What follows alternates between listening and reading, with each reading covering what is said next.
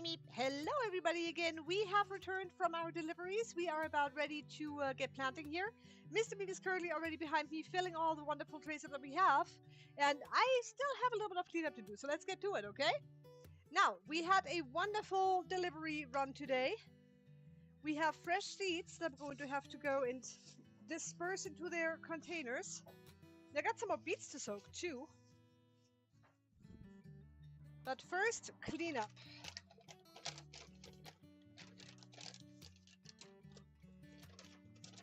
Welcome to the Grow Room on a Monday. What's going to happen in the next few hours is quite a bit, actually. We are going to go ahead and plant around 60 trays full of fresh goodness for the days to come.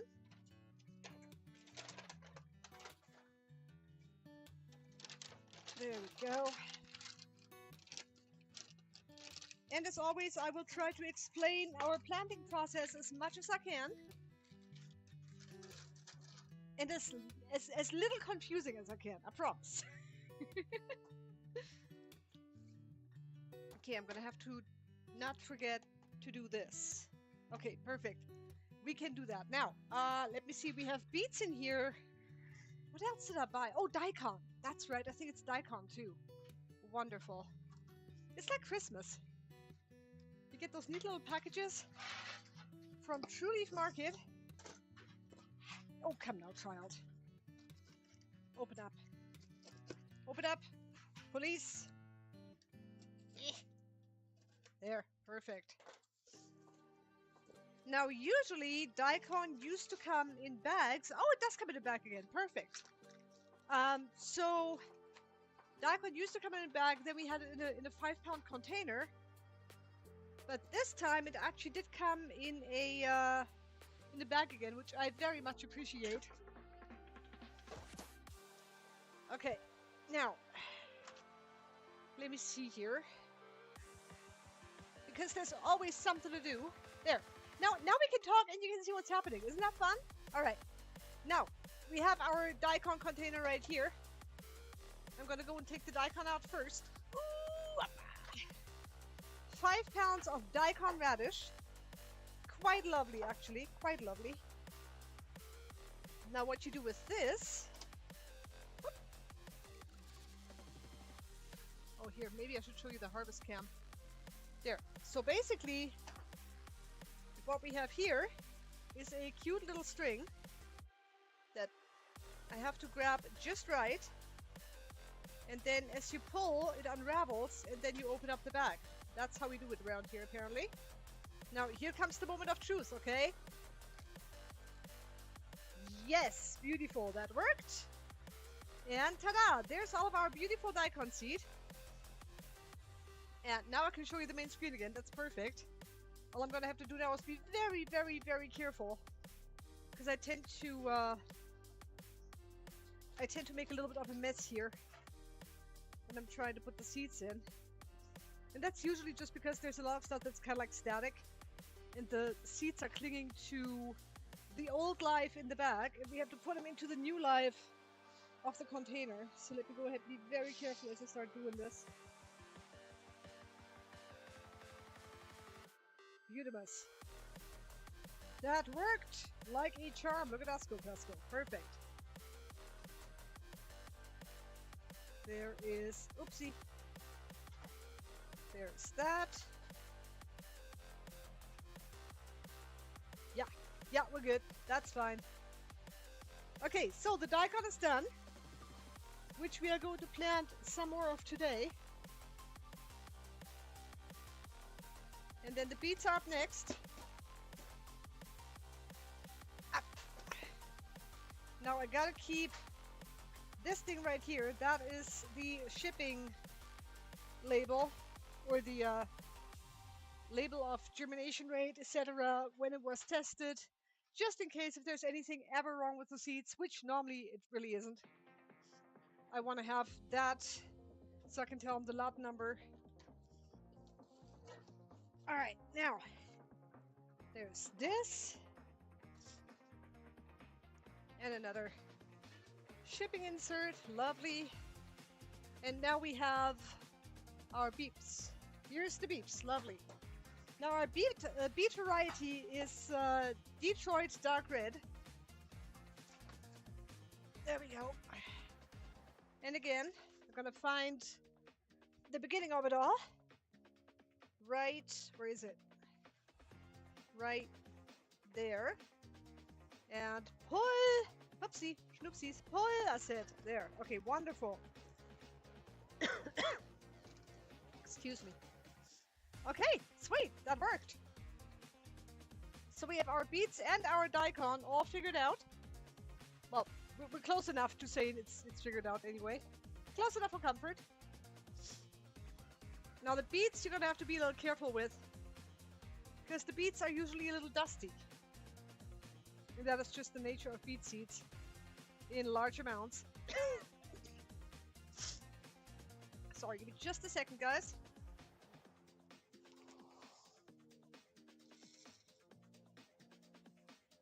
Ooh, that's so dusty. I don't know if you can see this, but there's literally a little cloud of dust coming out right now. There. That should be good. We can't fit the entire 5 pounds in here. That is completely fine. I'm gonna put the rest upstairs. Oh, I can't reach. Hold on. There we go. All right. Now we have our new beet seeds in here, which is pretty darn fantastic. Actually, I can leave those out right now. What I'm going to do next is I'm going to cut up this container. Then I'm going to take some beets and I'm going to put them into a net. And then I'm going to soak these so that they're ready for the afternoon planting. Beet seeds normally take about 4 to 6 hours to soak. Not a whole bunch. Not as long as sunnies, which we normally do for 8. Okay, give me just a second. I will be right back. I'm just going to use 20 seconds to put this back into the room where it belongs. Whoop.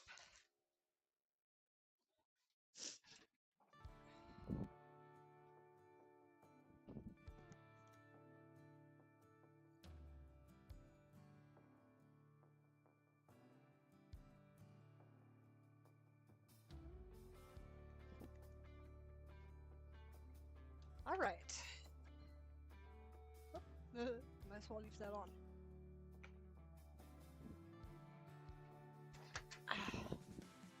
Alrighty. I'm gonna go grab the net, and I'll be right back.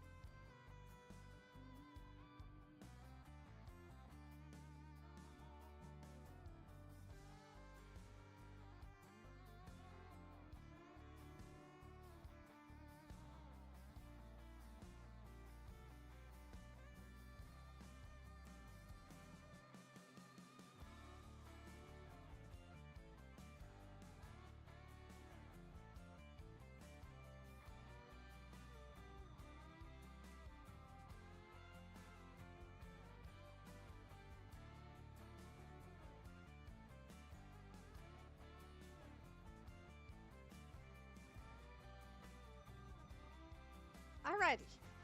So what we have here is a net that our beets are going to go into. Hey, Skills, how's it going? Well, you don't hear them just yet, but I promise you the beat is real, okay? The beat goes on. Well, maybe the beats. The beats go on. There we go. How's your day going? How's Panda? How's everybody?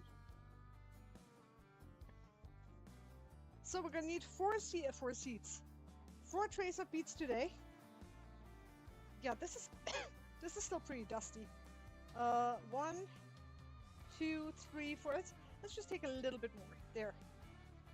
This is probably a little bit more than I should be, but 1, 2, 3, 4. Yeah, that should work. If not, we're gonna make it work. I have no trouble with that. Okay, let me go and put the beets away. And then I'm gonna have to go back into the house and soak them. Give me about 2 seconds. Okay, maybe about 50. I shall return in just about a minute.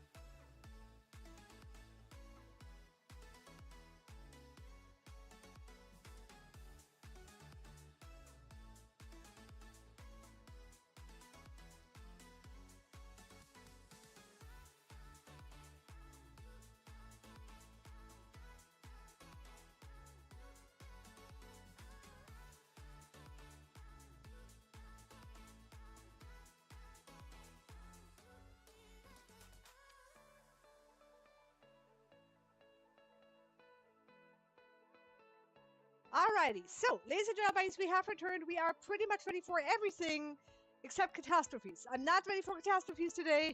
Please don't send any catastrophes my way. That would make me very sad. So we are going to go.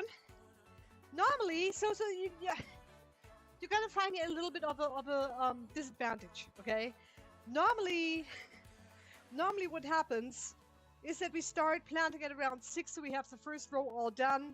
We don't have to worry about it. That did not happen today. This morning got a little derailed. So instead, we are going to start with 8 flats of broccoli, 4 flats of kale. That's the plan. Now, what we're gonna do,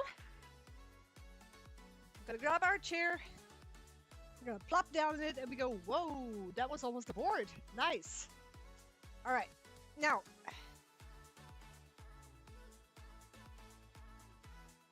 there we are.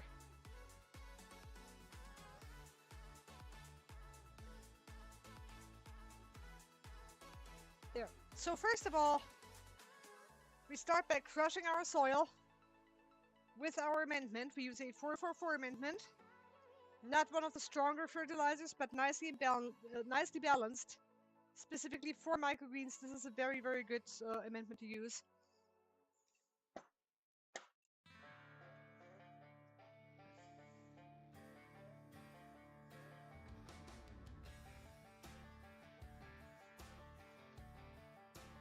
There we go. And I'm sorry if I'm not talking as much as usual. Lately the smoke has been pretty bad here. Yeah, and you're gonna hear me clear my throat a bit. So the thing is, for the past 5 days now, we had, well, actually 10 days now, I think. I think it started on the 17th, today's the 27th. Yeah, it's been just about 10 days now that we had a huge fire here. And not huge in the sense of tremendously catastrophic, but big enough for us up here in the county to pay attention to what's going on.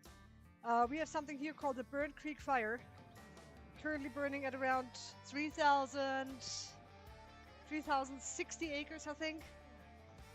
That was the latest number, I think, that came from the Oregon or Whitman Wallowa Forest Rangers today.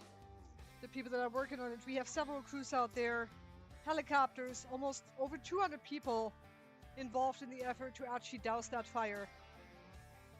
Containment is still at 0%, but I believe they have established a dozer line finally. I hope they have. That would be lovely news. The air quality was fairly crappy, let's just say, for the past few days. But yeah.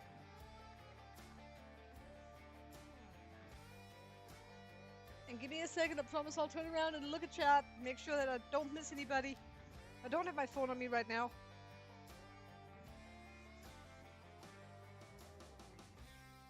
There.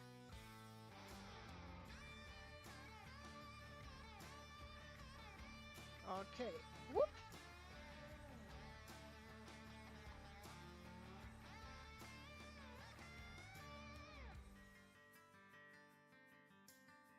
There we go. So we had successful deliveries today, 2 of them. Oopsie. There we go.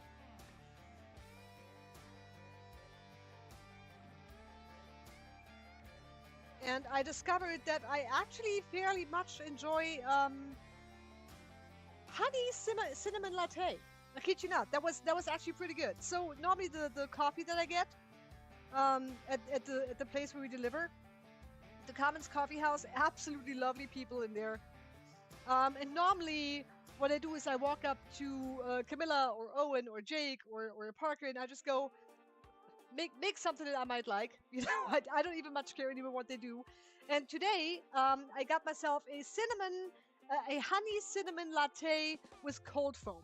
Now, if you've never had cold foam, I don't even exactly know what it is, but it is absolutely delicious, and I find myself delightfully addicted, actually, to that kind of stuff. So very, very happy to know that they are doing so good with their lattes. I'm definitely going to come for more on Thursday. Yes. So we deliver to them twice a week. Excuse me.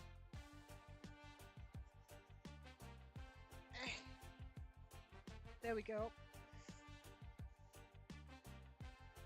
Now we are going to plant 60 trays today. The first 12 are already on the rise. On the rise, yeah. On the in the throw of it all.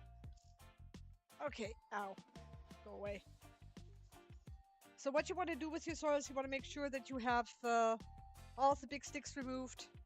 You don't want any big clumps in there, nothing that could hinder the root growth. And for microgreens, that's really important because the root growth is the basis of everything. You need a good foundation, right? So if you have a good surface, you're going to have a good surface. Yeah, surface. There we go. You're going to have good root situations. You're going to have healthy greens, which is, of course, the main objective for everything that we do. Good stuff. Quality that you guys want to support. Quality that we can be proud of. That we can be happy with. And that you can be happy with, of course. Ha, hold on. Just a second, Skills. I see ya. Just a moment. So also, a little update on our new grow room. We have not had the opportunity to work on it much, but today, not even 2 hours ago, after our deliveries, we snuck by in Joseph, and we actually bought ourselves some trim boards. And what we did, we bought 40 trim boards. Yeah, 40. Yeah, ain't that the truth? Plant tough trays. Make them happy. So we bought 40 trim boards, which I will later on, maybe not today, but soon, I will go ahead and paint them into a beautiful little silver, so we can build ourselves a little space station. And if you've ever seen our grow room, you see the mylar on the walls. That's basically what we're doing in the new grow room. 90% of it has mylar. We have a door that we still need to install, but the door has been cleaned and prepared. We are getting ready for the next step in the building of our new grow room, and I'm super happy about that. There's always something happening behind the scenes. Even when we're not streaming, there's still a lot of stuff happening. Never a dull moment in this house.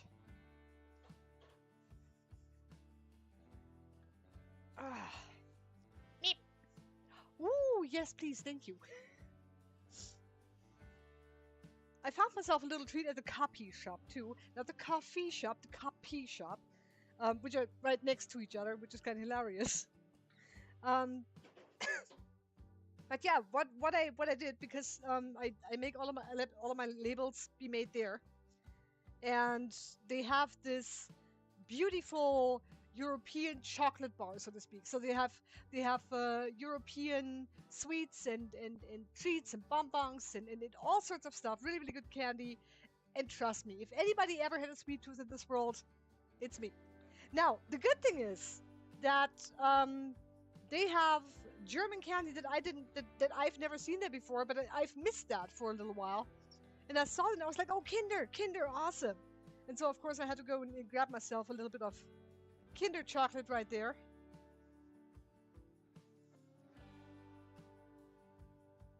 It's always good to have a little nostalgia from home, isn't it?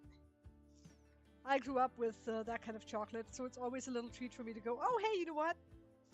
Let me go and have a snack that I grew up with. That's always nice. Oops. Okay, hold on. There we go. Okay, now let me go and make sure that I get this corner all figured out here.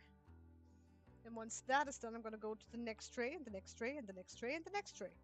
Until it's all done. And that's how we do it around here. Oh, hold on. I'm coming. In answer to your question, Ria, pandas good, bunnies are good, garden pond are good. Okay, so everything is wonderful in your life. That is so good to hear. What is the best thing that happened to you today? Now, don't tell it. No, do not tell me it's my streams, because honestly, you don't want to set the bar that low, okay?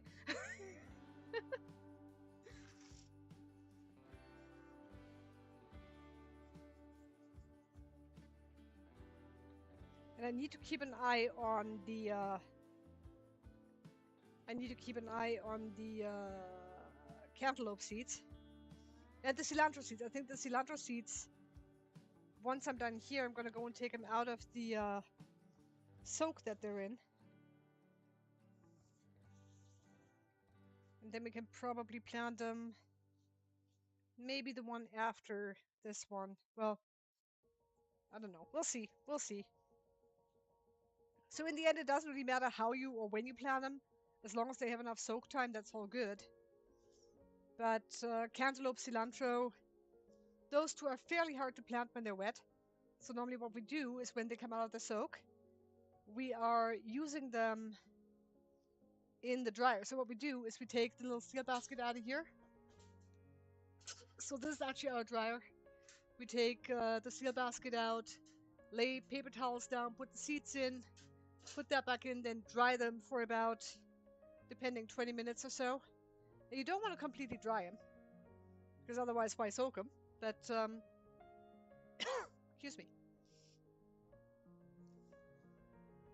But yeah, that is pretty much how we do it, because we want to make it easy on the plants, we want to make it easy on us as well.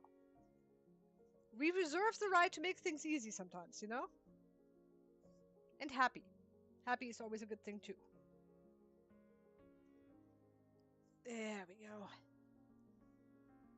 So Mr. Meep is currently hard at work taking all of the trim boards out of the car. Out of the Meep mobile.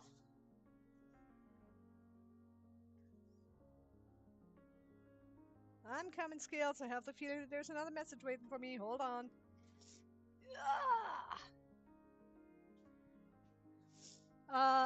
Well, if it can't be you stream, the only other thing I've done that was exciting is I wake up. Well, isn't that wonderful? First of all, you wake up, then you're able to take a breath, then you go vertical, and then you're able to walk and go about your day. Isn't that awesome? I love that kind of stuff. Ah, that is good enough for me. Waking up is always the best part of my day.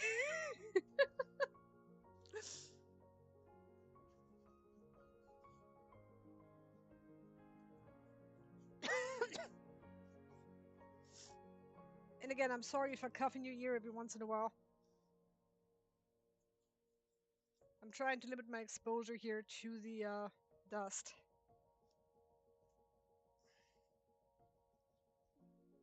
Now the good thing is that the smoke, well, no, that the grow room is actually very safe from the smoke, because it's a contained system with a vapor barrier, of course, which is why we have mylar on the walls. It also helps keep things away from our plants that we don't want there. We have an air filtration system. We have our beautiful Terraform 8 by AC Infinity. A wonderful company that is, I don't exactly know if they're completely just for microgreens, but they're doing a lot of wonderful stuff for microgreens related stuff. ACs, heating system, cooling system, anything you could imagine. And what we right now have is the Terraform 8, which is a dehumidifier, AC, warmer, and fan all in one. And so far it's been working wonders for us. It's been really lovely. There we go.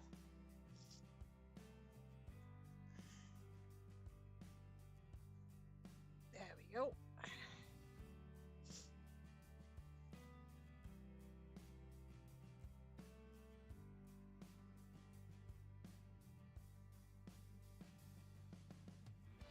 Get that corner out here.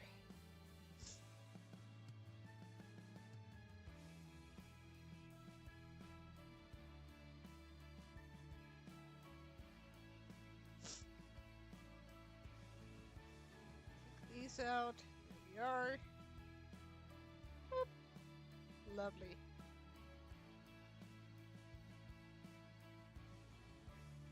There. Ah. I should probably really get my phone because I have to go back and forth to read everything, but that's completely fine. The cough isn't loud enough. Okay, good. I shall try harder to annoy you then.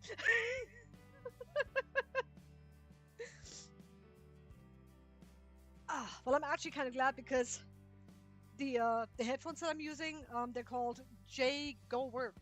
I think J Go Work USB, and they've been really, really good at actually keeping out noise. I bought them specifically in mind, of course, with stuff like fans, ACs, other sort of noises that might take place in the grow room.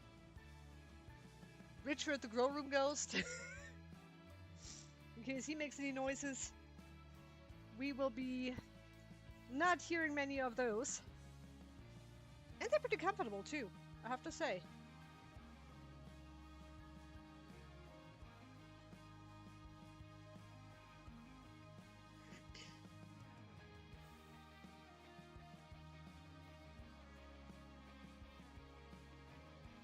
Okay, now hold on a second.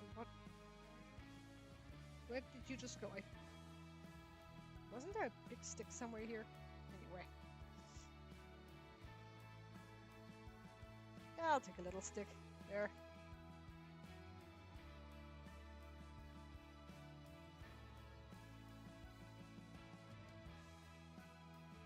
There we go. Oh, and so while I'm still talking about what transpired on the day throughout our deliveries, Ozzy. Ozzy is a very, very, very, very, very cute dog. He is a Aussie Shepherd, actually. Ozzy makes sense, right? But he is just so gorgeous. Oh my God, he's pretty. He's black, tan, and white, and he is about maybe 6 months old now. Perfect shop dog, absolutely lovely, so cute, very polite, very calm. Just, oh hi, how you doing? And coming up with a friendly tail wiggle, and it's just the sweetest little pup. And so I got to see him today, and of course I brought treats for everybody. That's always important. If you ever want to befriend a human, feed their dog cookies. But he is really such a sweetheart. So, it's those little things that really make my day. When I go into the shops that we frequent with our microgreens, if we go into the restaurants that that we just love to eat at and people know us, it is just the most beautiful thing in the world to know that you go into a place where you're known, where you're welcome, where you really enjoy the people that are there as well. It's just lovely. There's so many things about this county that I absolutely love. It is really, really cool. So every delivery day is not just me stressing out about orders and stuff. It's very much also, oh hey, I get to see my favorite people. It's really, really fun. So the Chief Joseph Rodeo days are over, or the Chief Joseph days, with the included Chief Joseph Rodeo, that way around. The tourists have mostly left the premises. Things are calming down for a little bit. We still have plenty of tourists, so that's good. But I do want to make sure that... Oopsie. Oh, come now. Where did you go? No, no, no, no, no. I know you're there. Where are you? I felt something. Anyway. But yeah, so Chief Joseph days are over. And while we can enjoy a little breath, it also means that in the next few weeks there's going to be, I mean, this is a while out, but it's going to be what? It's going to be Oktoberfest, or Alpenfest, actually, up in Joseph. And that is one of the funnest parts of the year for me. Because, of course, me as a German, I'm standing there. And normally I wear like a dirndl, and Mr. Meep wears lederhosen, and it is just the funnest thing ever. We had a fantastic time the last 2 times that we have been a part of this. I cannot wait to see more of that. That's always a lot of fun. It always gives me the opportunity to buy another dirndl, of course. Yeah, I really, really do enjoy that.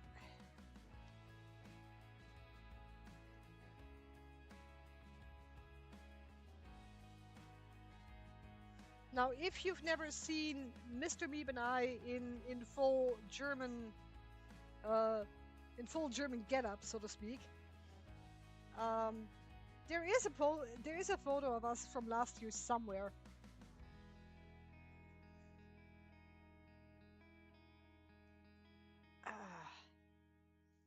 I might show you that at some point.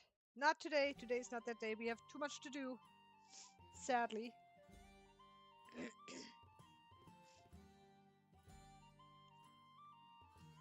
Okay. There we go. Alright, what else do we have? I still say you need a Meep after dark so we can see. Yes. Yes, very much. That is true. Like a what do you call it? Like a night vision camera or something. Yes. That would be fun. Woo-hoo-hoo-hoo. Hold on. I'm going too far. There.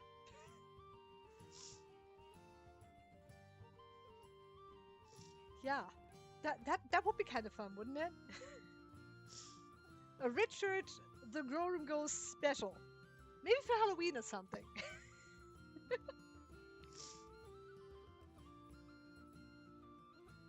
Oopsie.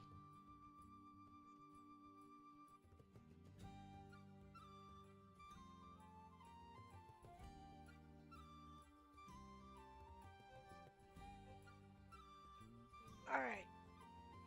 Give me just a minute here. Sorry.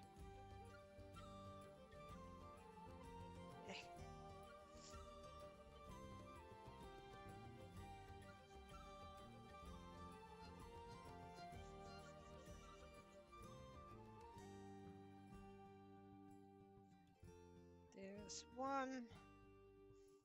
Okay, so we have the 8 ready for the broccoli. The next 4 are going to be for kale. And then we have so much more to plan. We have daikon, Rambo, Osaka mustard, wasabi mustard, cilantro, sunnies, cantaloupe, all of them, beets. So many more trays, guys. And like I said, we started a little bit late this morning. Normally I like to have this exact set done already at like 6 a.m. It just doesn't happen always. So now we get to contest with us being a little late in the day.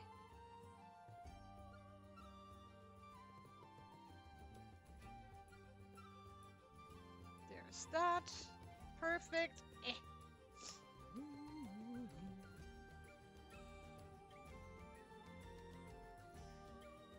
I'm gonna fix up this tray. Gotta check chat again, just to make sure that I don't miss anybody.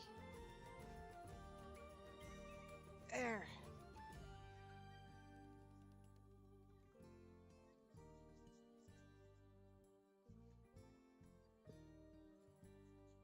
Yeah, and you can probably see that there's still quite a mess behind me over in the other edge of the grow room. I will take care of that. No worries. Like I said, this morning was just a little bit strange around the edges. Oh, come now. There. Out. You are exiled.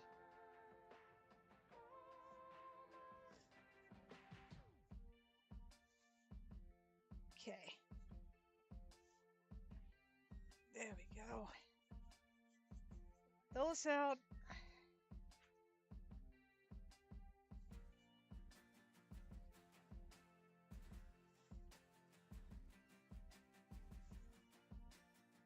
Oops.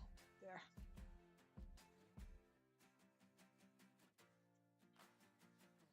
So now that we have all of this nice and easy, 2 more to go. And what Mr. Meep is doing right now is he's coming in right behind me and he is tamping down all of the trays for a nice even surface so that every seed in this block gets the best start to life as possible. Better starts for better seeds, for greater plants, for fantastic meals. And we wouldn't have it any other way.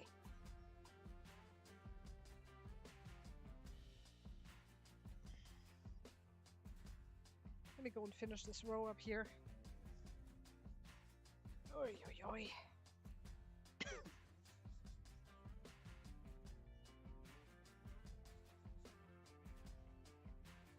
There.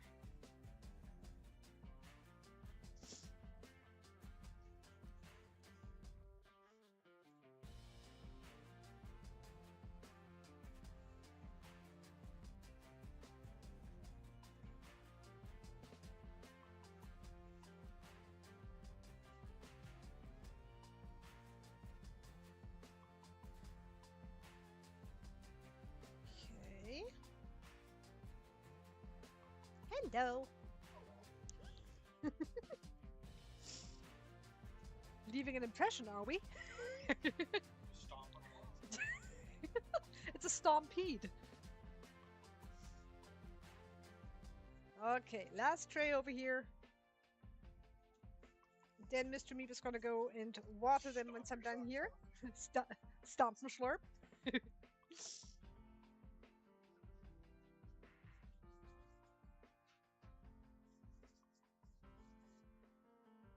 Okay, get this out.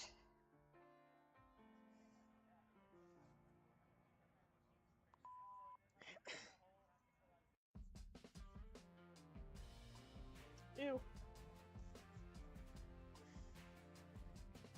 There. All right. We get these all figured out here. And then I'm basically ready to start planting the broccoli and the kale right away.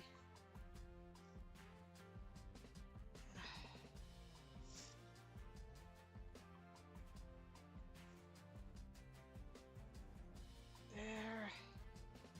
Get these all situated. Lovely.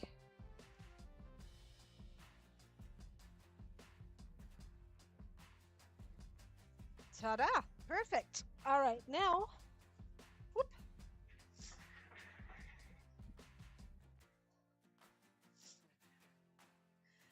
Yeah, going to a restaurant that uses your greens is a definite know where your food comes from. Very, very true skills. And honestly, you know, that's the best part about it. So, you know, it's really cool because we have several places where people ask about, well, what is this now?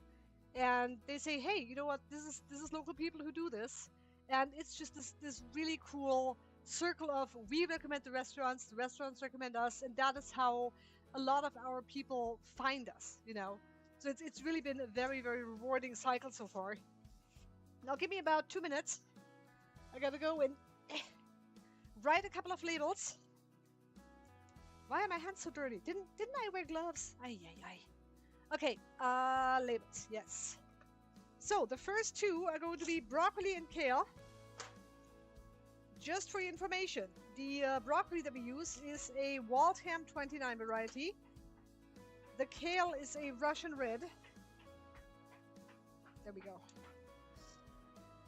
And today is 27th. Okay. Where did time go? I don't understand. Oh, I'm going to need one more broccoli label because we have 2 times 4. Hey, Sky! How is it going? Good to see you. Sky says, hi, Meep and Mr. Meep. He says, hello! How are you doing? It's good to have you, Sky. You go to a restaurant, go to the customers and be like, I grew that in my grow room. Well, I mean, sometimes it's actually funny because that happened a few months ago. We were eating at a place called the Dog Spot. Lovely people, and they had other people in the room eating there as well. And then suddenly, some of the people asked, "Well, what are those?" And the lady working there explained to them, "Well, it's microgreens. Oh, and by the way, the people who grow them are sitting 2 tables down." It was absolutely fun. It was really good. We had a wonderful conversation after that, and then that's how you get to meet fantastic people too. You know, people who are not only interested in what you do, but you meet people who go, hey, we can learn something from them as well. And that is, again, it's just a really rewarding cycle. Okay, so give me about 2 seconds. I gotta go and put the broccoli and the kale onto wherever they belong. Oh, there we go. Okay, so kale. Right there. 1, 2, 3, 4. Yes. Broccoli. 1, 2, 3, 4. Und Broccoli. Jawohl. Perfekt. 1, 2, 3, 4. That worked. Okay, so now, ooh, get my hands a little drier here. What I'm going to do is I'm going to take my box of broccoli. No, my box of broccoli seed. And then we're just going to start evenly distributing all of these lovely, lovely things. Sky, by the way, how are you feeling? How's your throat? How's life? How's everything? Did you go back to work today? I don't think so. The way that you felt the other day, it was like, yeah, I don't know.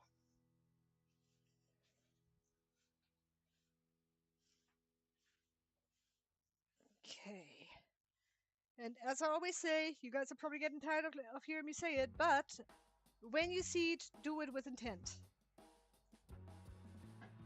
Don't let your seed go too close to each other. You don't want to have them on top of each other. You want to have them beside each other and just within shouting range. You want to have a little bit of air in between them so that air can come through. Oopsie.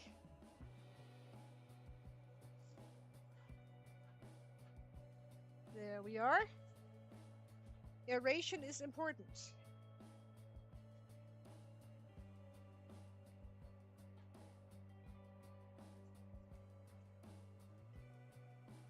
And we have 3 more, or 2 more after this one.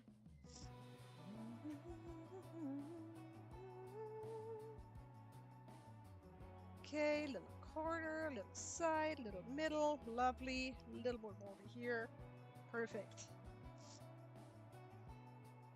Now there's microgreens grows, and again, you know, everybody has a different setup. Every setup is to be respected. Absolutely. There's some grows that measure everything. We did that for a very long time. Oh, my arm.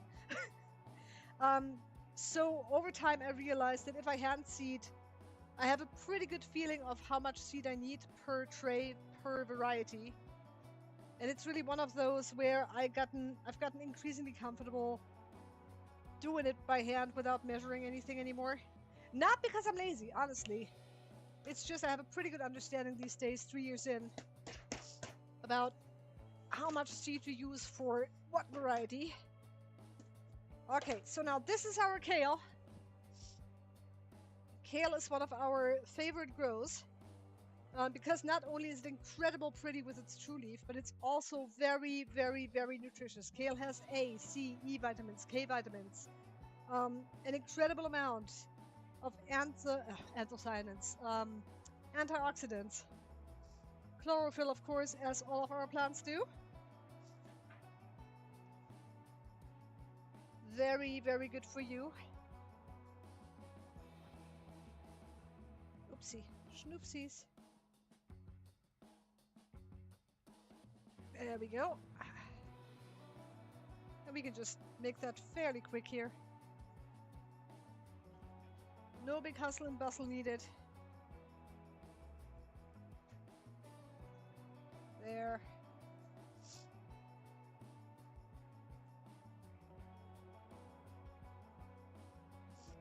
Okay, that should be good.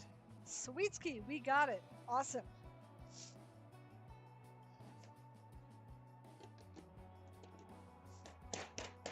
Alrighty, kale is officially done. Get my hands dry a little bit here. Oh, that goes up here. Oops, sorry. Thank you. Okay, so back at work, but only have 20 minutes left and I'm getting home for a nap. Yes, awesome, Sky. Good to hear. The throat thing was nasty. Spread to my ears and one eye too. Oh goodness. So it's throat, ears, and eyes. Oh goodness. I have dropped some pills in 2 more days before treatment is over. That's good. You know, take your meds. Get as much rest as you can. That's the important part. I've got kale in my garden.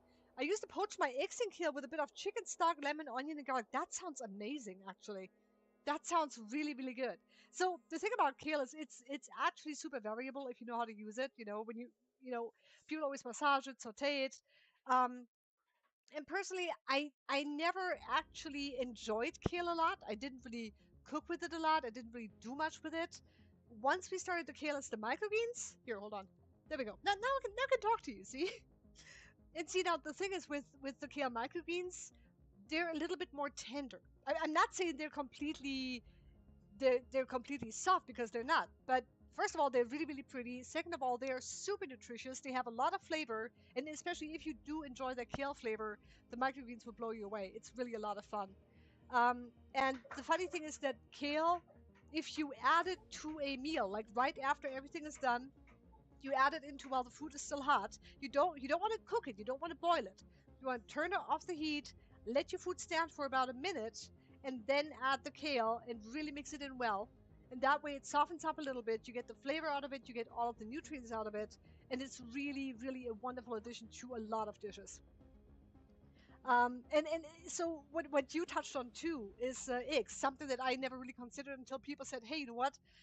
Knox mixed with eggs." So Knox is our ramble radish, kale, beets, and kohlrabi. And I hadn't even considered putting that into an omelet or scrambled eggs and something. People come up to me and go, "Hey, you know what? I tried this. I tried that. I put the kale into my smoothie." And I was like, "Oh, wait a second. That's probably a really good idea, actually." So that's always a really fun thing. Now, also give me about 5 minutes. I shall return shortly. Mr. Meep is prepping the next round of trays here, and I need to go and do a little thing in the grow room, in the house for a minute. I shall return. There we go. Okay, thank you guys. Meep, meep.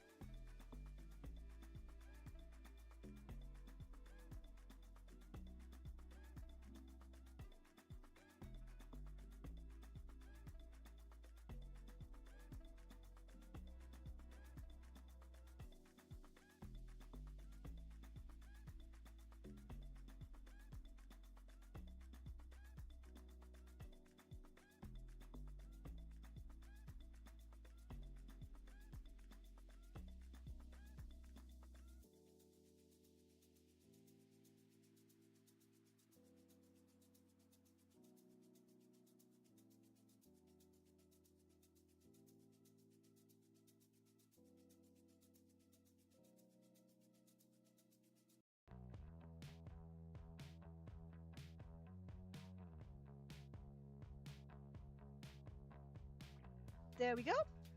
You can hear me. I think you can hear me. Fantastic. So, now Mr. Meep is going to go ahead and prepare the next set of trays. Let me go. There. Okay, perfect. That's much better. So, what we're going to do, Mr. Meep is going to set the next set of trays up. I tried growing kale for 2 years in a row. They didn't make it. Well, where are you growing it, Skills? In the basement? No. So I honestly, so here's the deal. I can tell you how to grow microgreens. I can tell you how to grow different microgreens. I can tell you the soak times. I can tell you anything about that. When it comes to a real garden, I don't have a garden. So all of my experience is mostly with microgreens. I don't know what kale usually needs as far as sun or water or shadow or shade or half shade or whatever is concerned there. But so it just didn't grow, or it just wilted, or what happened there? That's so sad. I mean, seriously, that can't be right. Okay, also, let me go ahead and make sure that I get all my stuff situated here, because I still have a little bit of cleanup to do today. There, might as well do that while I'm here. Now, tomorrow is Tuesday. No stream tomorrow, as per usual, but we will be working. Do not worry. I might, if I think of it, if I get to start painting the boards that we bought today, I will absolutely give you an update. I'll take pictures. I'll make sure that you guys know what's happening, because we don't really stand still, ever. There's always something happening behind the scenes, even if you can't see it. I promise you, there's always something happening. It got to microgreen stage, then died. Well, maybe it was trying to tell you that you should start growing microgreens. I mean, that's like 10 to 12 days or something, or maybe 2 weeks. Aw.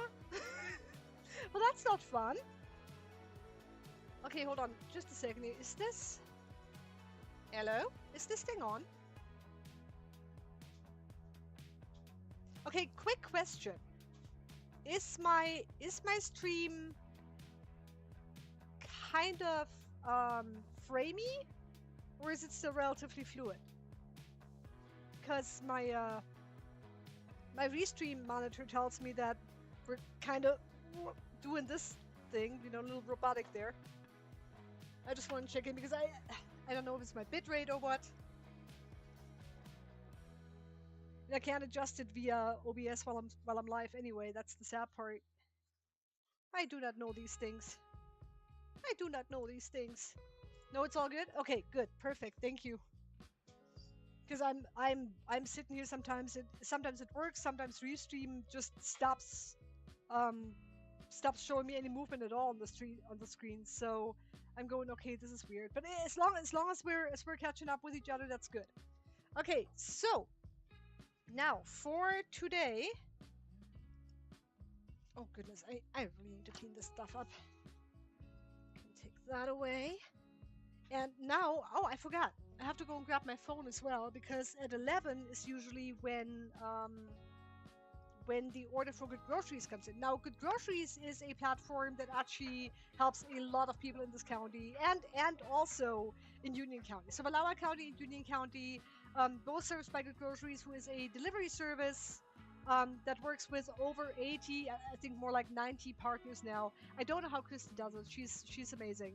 So let me go ahead and grab my phone. I shall return shortly. Meep.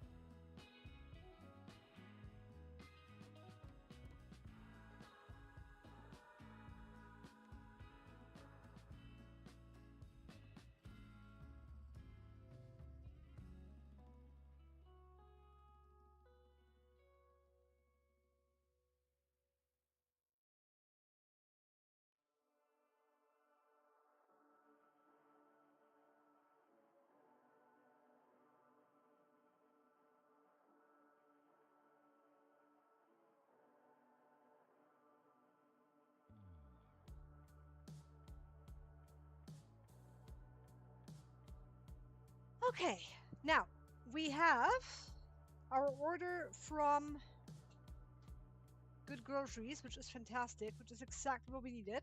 When I move to Florida, I'll try microgreens. Yeah, absolutely. Let's set up totally.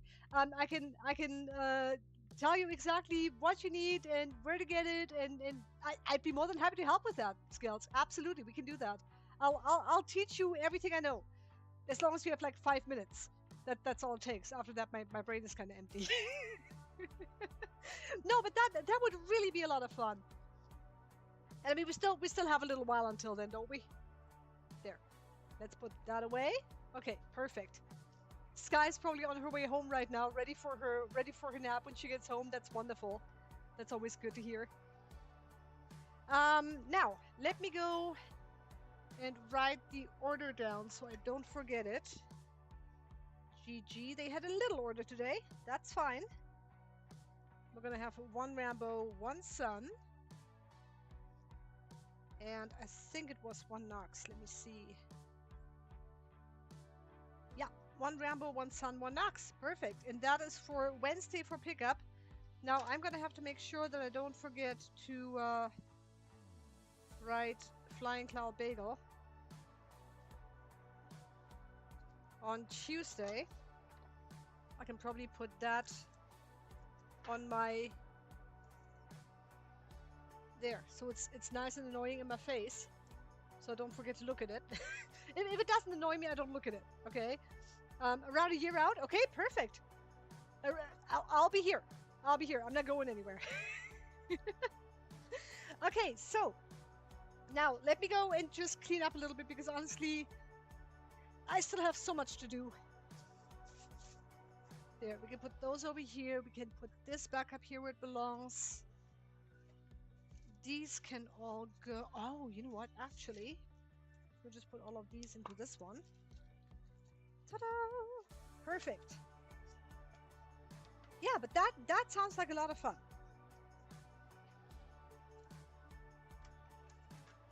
Okay. Oops. Okay, could you please just thank you. There. Okay. And let me go and get my station cleaned up a little bit as well.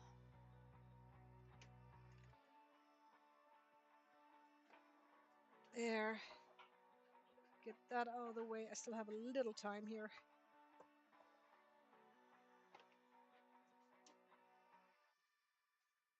Okay, don't disassemble the Stream Deck. So, you guys know what a Stream Deck is? I have the Stream Deck Max. And the other day I was trying to clean it. I held it by one piece and had forgot that it has a magnetic hole to it.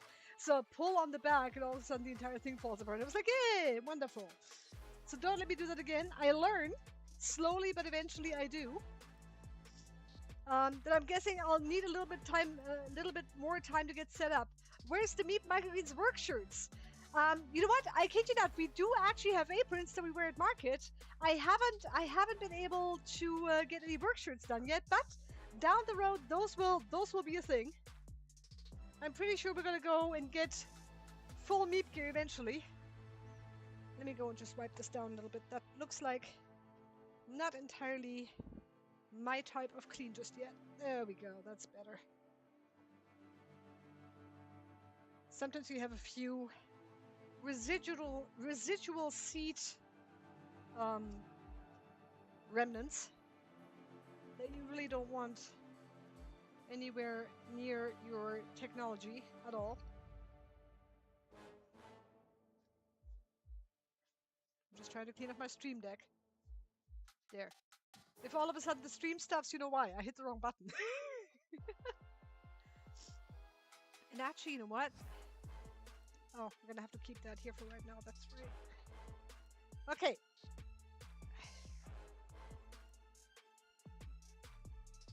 And I mean, and that's what I tell everybody all the time. The only thing, there we go.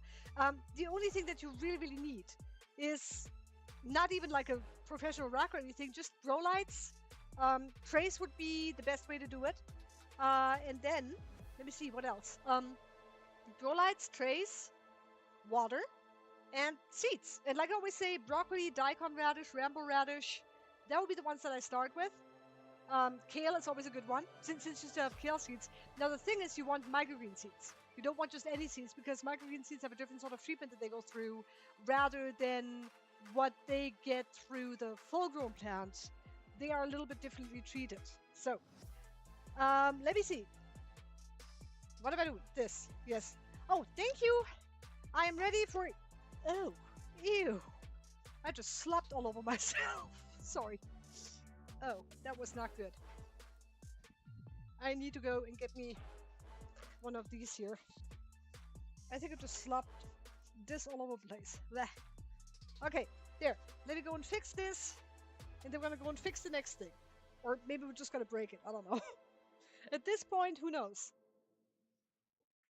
Mouse goes back here. This goes back there. Okay, perfect. We are ready for the next round of greens to happen here. Hold on. Let me go and take my phone with me.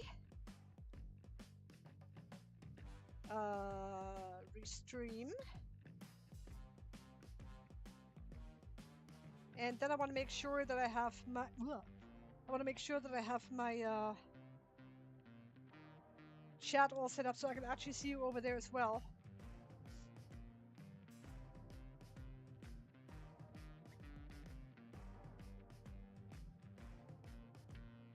Come on, there it is. Okay, perfect. All right.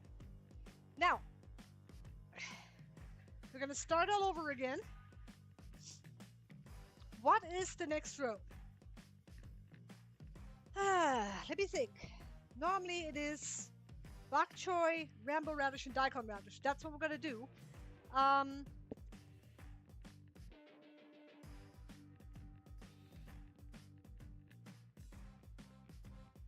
Let me think for just a minute. Okay, what I'm going to do is I'm going to prep these.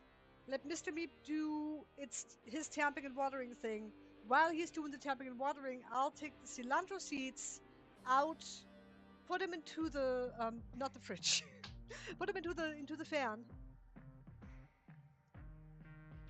Then I'm gonna finish the bok choy. Yeah, that should work. So what I'm thinking about right now is a little bit of timing. You have to have a little bit of logistic stuff. Basically, what I'm doing is when I'm trying to do the cilantro, I need a dry thing for this to keep it safe from stuff. Okay. Basically what I'm trying to do is I need to see how much time we have to dry the cilantro, because we need to dry the cilantro seeds. There we go. Ta-da!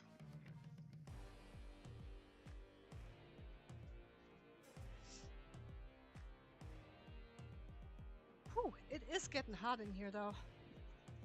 75, it's not even bad yet. I am a little warm today. It's not even get super hot today. It's gonna be around 82 degrees, maybe 86. So it's nothing like the 90-degree weather that we had in the past few days. But it's still enough to go, whew.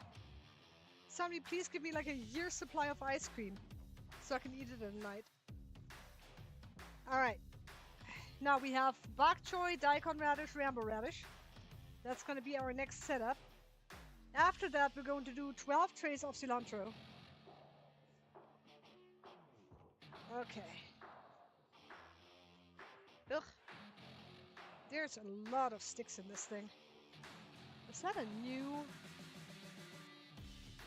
Did he put a new... Oh, I guess he did. I suppose Mr. Meep put a new bag of soil into this and I didn't even notice. He's fast.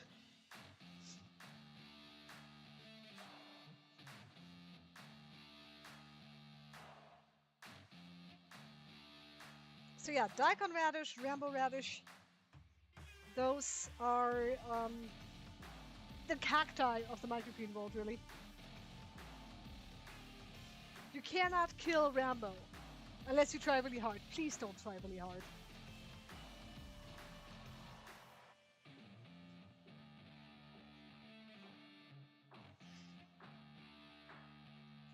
Oy, oy, oy.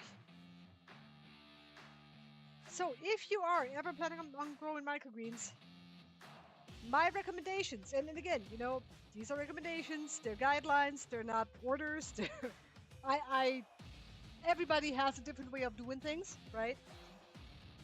I recommend that you have a fan to keep airflow, not on a constant high demanding pace. But I do want you to know that airflow is really, really important to prevent mold. If mold spores have the chance to cling something when there's no wind, they'll cling to it and they're going to grow and spread all over your tray. It is terrible. Do not do that. So definitely a fan. And what we are using actually, it's kind of funny because we're using computer fans.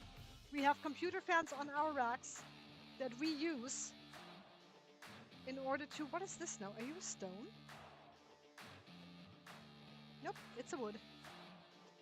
Sometimes you find little stones in here that are kind of cool actually. So you're gonna need lights. It doesn't even have to be LED full spectrum lights, that's just what we use. I do recommend those. I do recommend that you use actually LED grow lights. Full spectrum just because they work for every variety. Some varieties like more blue light, more red light, more green light. It all depends. So what we are using and what has worked for us is using full spectrum grow lights about 10 to 12 inches above the plants, above the trays. Oh, blast from the past, yoo-hoo. There we go.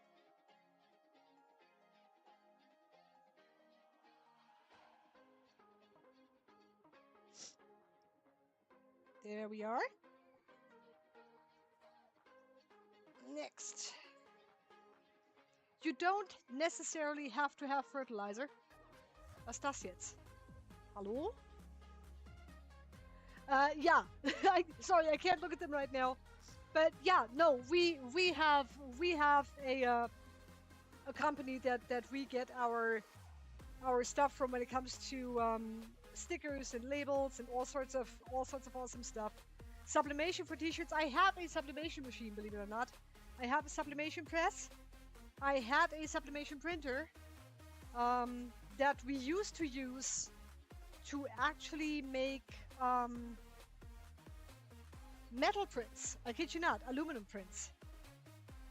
So while we were on the road, we used to take a whole bunch of pictures and then printed them on a aluminum plate. So when you see metal prints online, that's what we used to do. And then we found the house and started microgreens, and the sublimation press simply became a little unused.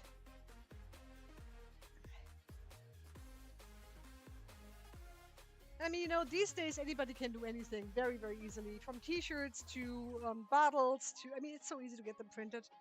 We even have a cup press still. If anybody ever received one of those Meep money cups that I used to make. Oh, you got one of those, didn't you, Skills? Yeah, we used to make all of those. We used to do a lot of interesting things, actually. We sold Christmas trees once upon a time for 1 year, and that was the most hilarious thing I ever did. We'd stand down in Portland, Oregon it is, not Portland, Maine. We'd stand down in Portland on close to the Cesar Chavez Boulevard, I think it was. Belmont and 19th is where we had our food court. And then on Cesar Chavez Boulevard, we used to sell Christmas trees. It was hilarious. It was the funnest thing I ever did. I have very fond memories of that. We used to have a food court with food vendors and food carts. It was lovely. It was so much fun. We tried a lot of stuff over the years. And now I think we found our groove. We really did. It's one of those where, you know, for the longest time you still don't know exactly what you want to do with life, and you kind of like bumble along here, bumble along there, try this, try that. And for me, it's always been really hard to you got one? It's my favorite. Aw, yay! I'm glad you still got it. One of mine actually broke. I only have one left and I don't use it anymore. I'm too scared now. But it's and it also skipped. I still have your bunny, by the way. All the bunnies that you sent me, the 3D printed ones, the really big one, I still have. I have the small one, even though it's just cut in half now. Did I go back to the grow room? I did. Wonderful. Um, but it's really one of those things where I'm like, okay, well, there's and again, there's so many things that you can do these days yourself. You don't even have to go to a big printer company if you have, the knowledge and maybe a friend who happens to own, I don't know, a press or a 3D printer or whatever. It's really fun, the things that you can do these days with yourself. Everybody has their own website. Everybody has their own business. Squarespace makes amazing things, of course. Um, it's one of those where technology changed a lot in the last 10 years, I think, really. And that's when companies like online shipping companies like Vistaprint and all that, they popped up, made things super easy to order for everybody. Just upload your stuff, right? And you don't always have to go with the biggest because they're the best, You can go with any company that might get you the same results. Vistaprint was just the one thing. I was like, well, it's a known company. I trust it already. I used to do a lot of stuff over there with them, from them. Okay, hold on just a second. Oh, I just got a whole bunch of dirt in my face. That didn't taste very good. I wasn't that hungry. It sounds like you need to host an event selling vendors, etc. called Meep. No. We're not quite that close to a fan base yet. MeepCon was like 5 people and maybe a couple of puppies. That would be fun, though. That would be a lot of fun. Man, and TwitchCon. Oh, man. Have you guys ever been to a TwitchCon? That was fun. I mean, I went to one several years ago, almost 8 years ago now. Jeez. Time really does fly, doesn't it? Maybe even longer. Maybe 10 years. I don't know. Anyway, it's really one of those things where you make a lot of different decisions throughout life, and you try to see what fits. You try to throw stuff at the wall and see if it sticks, right? I've never been the kind of person who said, okay, I grew up with the one thing that I wanted to be in life when it comes to working. I was like, well, I'm gonna try this and I'm gonna try that, and then so I went through life. I started out selling flowers over in Germany at a flower boutique called Flower 2000. And they were really, really wonderful people. That was a lot of fun. Then I quit working there. And what did I do next? Goodness. It's been a while. Sorry, I slept since then. Went about... Oh, that's right. I had a couple of years where I was working for an office. Did a little school on the side. Let's see what else. I saved up for almost going, but COVID, so I've never been to Twitch. Oh man, that's a shame, really. That is an absolute shame. It seems like a lot of fun, but I fully understand COVID hit and everything kind of changed, didn't it? Yeah. Well, COVID was kind of wild. I mean, honestly, it changed so many people's lives for a very long amount of time. And I mean, even today, I mean, what do? We work from home, right? Office days and work from home days and all of that good stuff. There's a whole bunch of things that have changed since then. It's again, we were in the trailer traveling when that happened. We were in Palm Desert when COVID hit, which kind of aligned with us coming up here, falling in love with Wallowa County. Oh man, it's so pretty up here.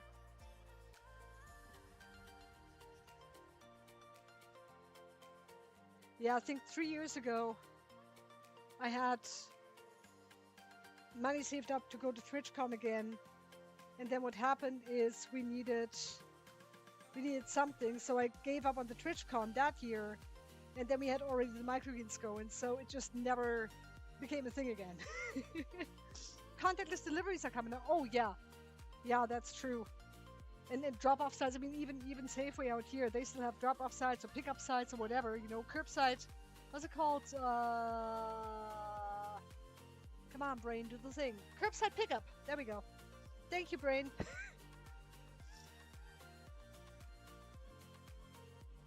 Oops.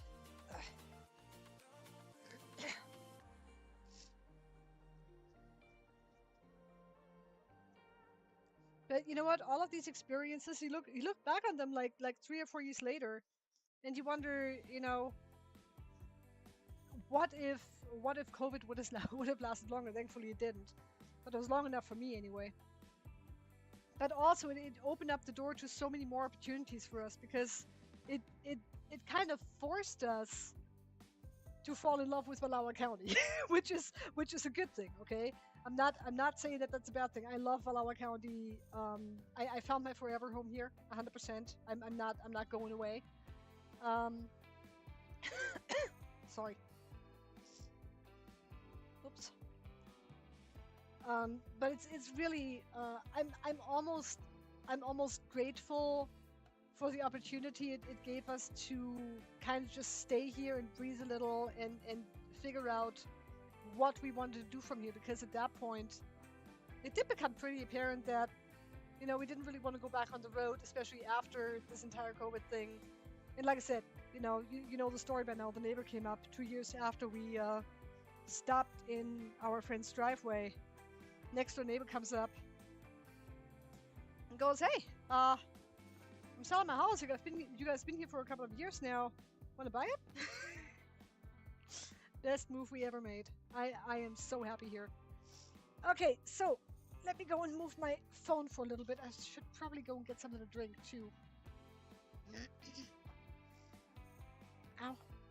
Stay.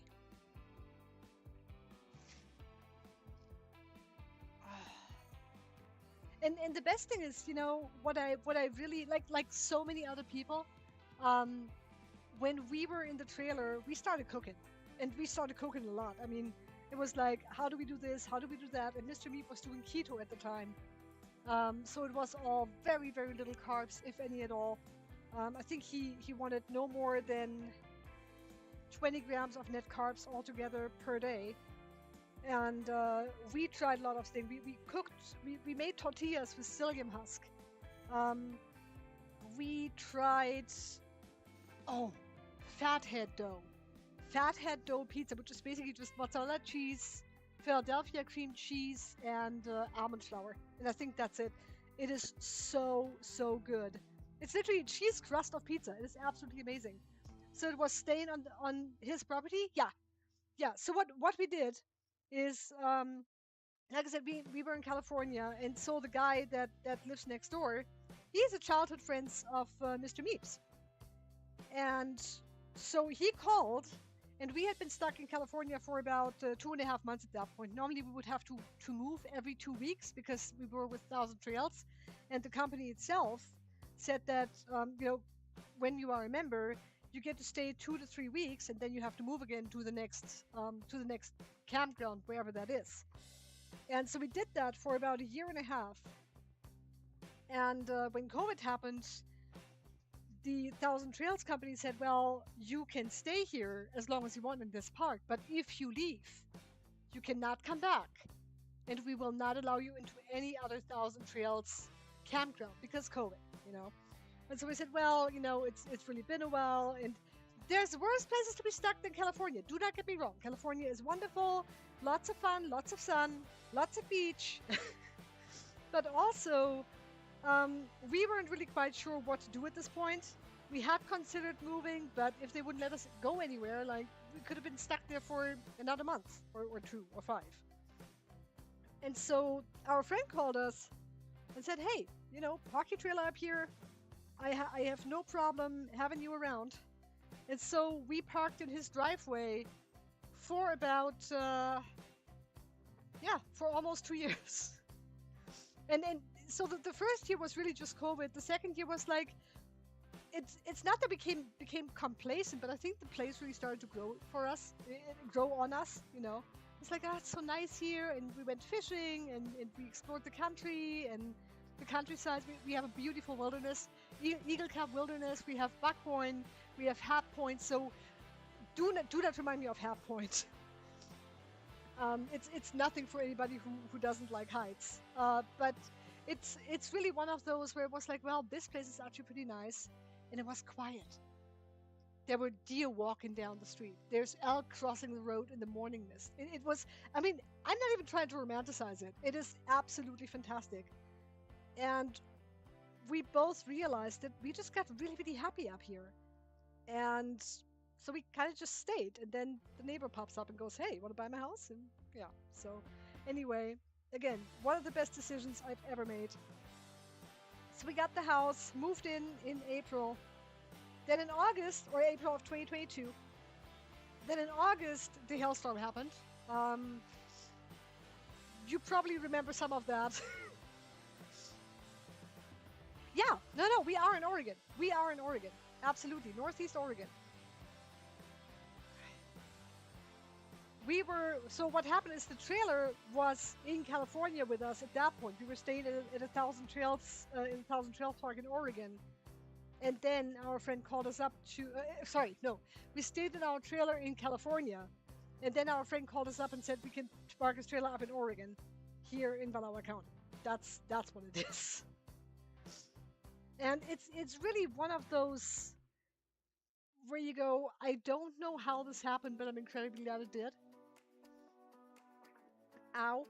That poked me. Don't poke me. Look at that. That was just born to annoy me. Ugh.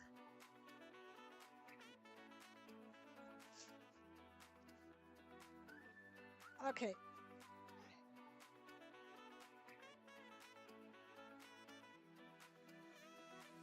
So now, Scales, let me ask you because, oh, sorry, dusty nose. But let me ask you, have you always been in the place that you live now? Where, I mean, I know you're gonna move to Florida, but have you always been happy about where you live? The Great Hailstorm, yeah. Yeah, that was wild. 4 years ago. Wait, hold on. It's 2026.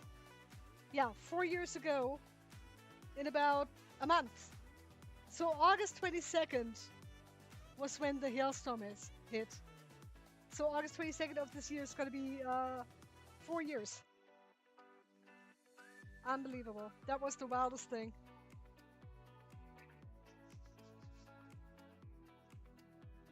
And the best part was that when we moved in, about a month before the hailstorm hit, maybe even 2 weeks before the hailstorm hit, we're like, oh, we're not going to travel. We can just take the insurance off the trailer now. Well, the trailer got absolutely destroyed. The vents crashed in. Everything was wet. We had water damage in there. So the trailer basically became unusable. And so, of course, with no insurance, we went to our brand new property insurance and said, hey, we had a trailer here that we needed to we need to repair. And she goes, yeah, here, have a little money. It was a ridiculous amount, but it is what it is. There's a lot of things that we got repaired, but it's really, I mean, who expects a hailstorm of biblical proportions in the middle of August in the mountains where there's never been anything like it? I still cannot believe that this actually really had happened. But yeah, so that was the thing that kind of like took the air out of our lungs for a little while, because we had already started flirting with the idea of microgreens. That set us back about a year.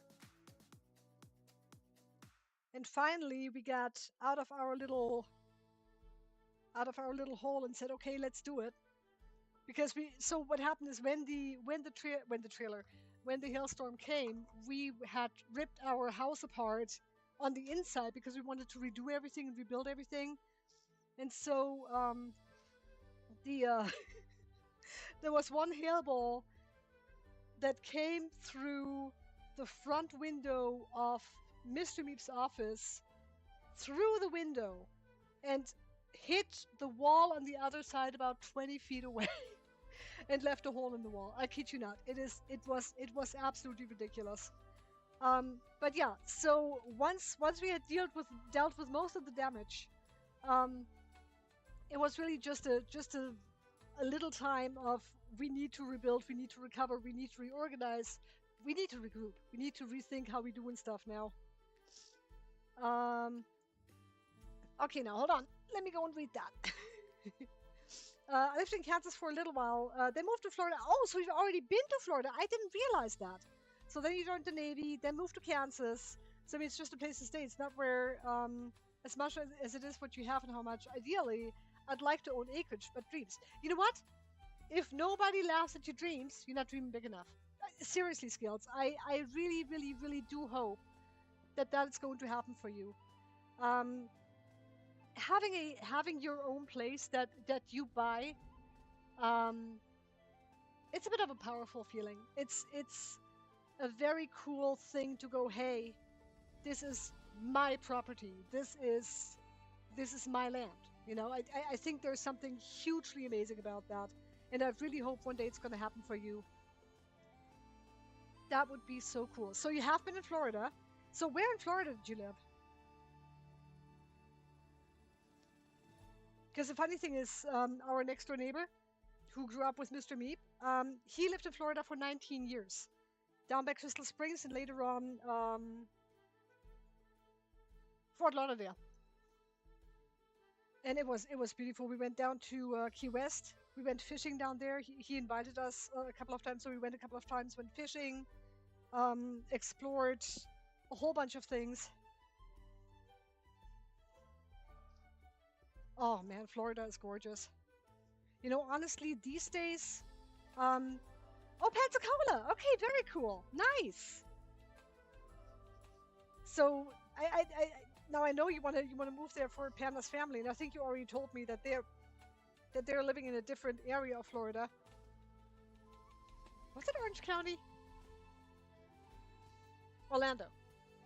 Orlando. Yes, that's what it was. I'm pretty sure anyway. My brain doesn't work as well as yesterday, but I think I remember that correctly. Okay, I'm gonna go and get this one done. Yeah, I should really go and get a bottle of water. I can feel my throat starting to act up a little bit. And again, with the smoke back here, it's just really not been one of my favorite times to be around with all that smoke. Okay, come now, there. But it is getting better a little bit, actually. Near Orlando. Okay, cool. I went to Kissimmee once. I stopped at Kissimmee in order to get to Disney World. Ah, that was fun. I took a Greyhound from Oregon all the way to Florida. Took me 3 days, 3 hours, but I made it. Oh, that was glorious. Okay, now, give me just a minute, my loves. I'm gonna need a tiny little break. Ooh, I will be right back. I do need to go and get myself a bottle of water before my throat dries out completely. It's my brother and his wife and his kids, so Panda's in-laws. Oh, right. Okay. There it is. Good. So let me not forget that. Okay, let me not forget that. That's pretty important. Give me about 2 minutes. I will be right back.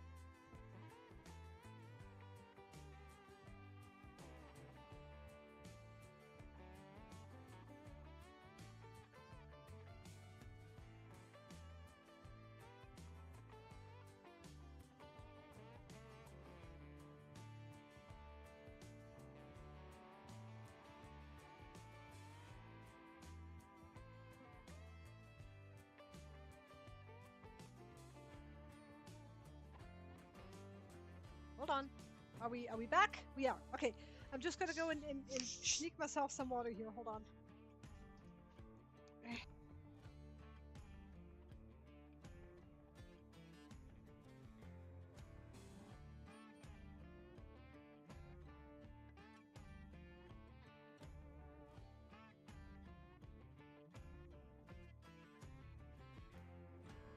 All right. We good? We are good. Okay. Wait. I need my gloves. 1, 2. Now, the gloves for this part of the show are not really just for safety of the dirt, because the soil, you can touch the soil, doesn't matter. So it's not like a food hygiene thing. The reasons I do that to simply protect my hands, because if you go through 60 trays by hand, that's a lot of soil. That's a lot of stuff you touch, a lot of coarse stuff that you touch. So to protect your hands, make sure that you don't unnecessarily hurt your hands when you don't need to. I'm a big fan of protecting myself from annoyances. There. Yeah, but Florida is lovely. Florida is lovely. You know, the sad thing is, like I said, these days, it would be too hot for me. It would be too humid. It's one of those. When I first came to the States, I was like, oh, one day I want to go to Florida. I want to live there. And over time, you realize that no, it's just too humid for me. It's just too hot. I can do 2 to 3 weeks, no problem. But at the same time, you know, as you go through life, you just don't tolerate certain things as much.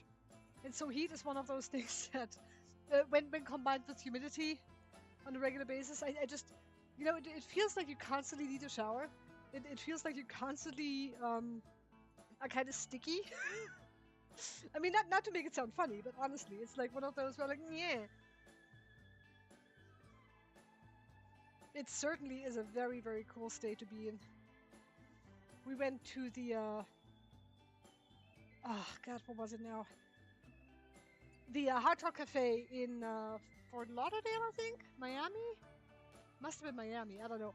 But we went to that Hard Rock Cafe that was like there, and it was beautiful.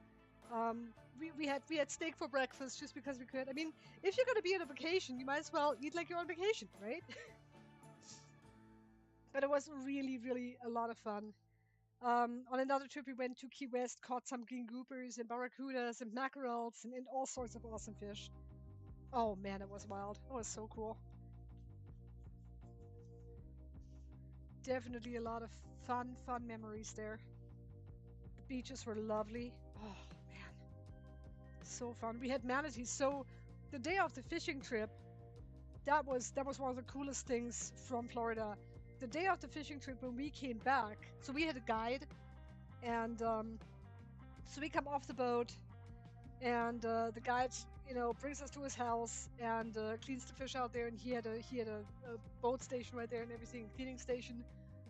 And so I'm looking around, and all of a sudden I'm hearing this snorting sound. I'm going, huh, what's that? So I go to the edge of the water by the pier, or by the little boat ramp or whatever it was. And so what happened is the guide had a spigot out there, and he had the water running just a little bit. And he goes, hey, watch this. And so we going over to the edge of the water, and I kid you not, there's a manatee poking out his head and just enjoying the water that's dripping out of the spigot and being all cute and cuddly. It was gorgeous. I mean, manatees are absolutely beautiful animals, and I had never seen one. I I don't even think I knew that they existed. I was just looking and I was like, is that a walrus? What? It was beautiful. It was amazing. That was so cool. But yeah, and again, you know, there's a certain magic that you can make in those moments. There's a certain amount of memories that nothing ever will replace. But at the same time, long term is just a different thing. You know, you'd have to work there, you'd have to live there, you'd have to shop there, you'd have to do a whole. It's just a different environment to be in for a long time. At that time, where did we live? I don't even know. No, you just don't go outside. Well, I hardly leave this place too. You just don't go outside. Yeah, I'll just sit on my hiney all day under an AC and hope the sky don't fall. That's right. I love the attitude. Um, it's better than Dubai. Lots of things are better than Dubai. Well, I mean, Dubai, the weather must be insane. Dubai must be a whole. You mean Saudi Arabia, right? Ugh. Oh, schnoopsies! Ow! Hold on. Let me go and fix the thing here. There we go. All right. Let me see. I prefer it because there's virtually no winter. Oh, skills, you'd hate it here.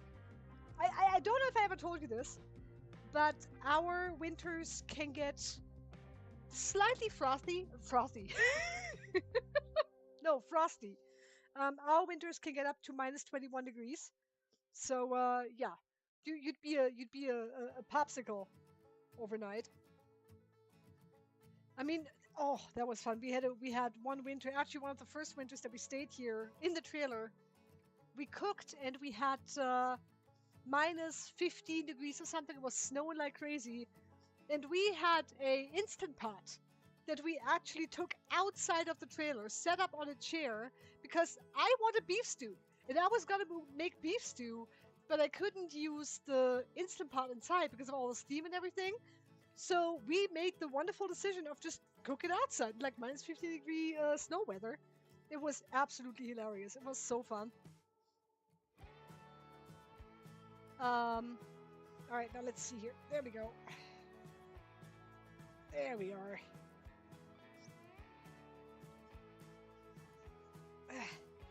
Yeah, so the last two winters weren't really terrible. I mean, they kind of were, but in a different direction because it just didn't really get cold. We didn't really have a lot of snow at all, which is always kind of sad for me because I happen to like White Christmas. I like my four seasons. You know, I need the eternal change of colors. I need the eternal change of the seasons moving around us. It's in the mountains. It's just a necessity for me. It's beautiful. Um, but like I said, I'm really hoping that this winter we're gonna get a real winter. That we're gonna get some more snow this time. I don't need to be buried under white stuff for weeks and months at a time, but I do appreciate a good snowfall. You know, every once in a while, where the snow just sticks and you can play with it. And yeah, I'm playing in the snow. I don't care. Dubia, hold on. Uh, you get wet after a minute, even if you're in the shade, and you have to wear long-sleeved shirts because you are sunburned in a minute in direct sunlight. Oh, Dubai and Saudi Arabia. Oh man. So how did you get there? Was that through the Navy too? Man, I can't even imagine. It must be beautiful over there. I mean, some of the things that they got there as far as like architecture is concerned. Okay, so it's through the Navy. Dang. That's gotta be wild. Okay, so what are your most fun memories of Dubai then? If I may ask. No is always a good answer in this place. Cause Dubai, boy, that's gonna be a whole different experience.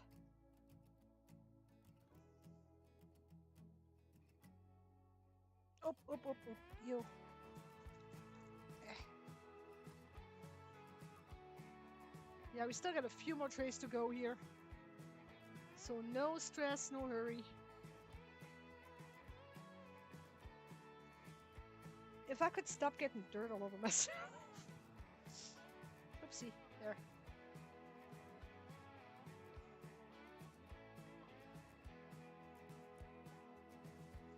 And thank you guys for being here today. Honestly, you know what?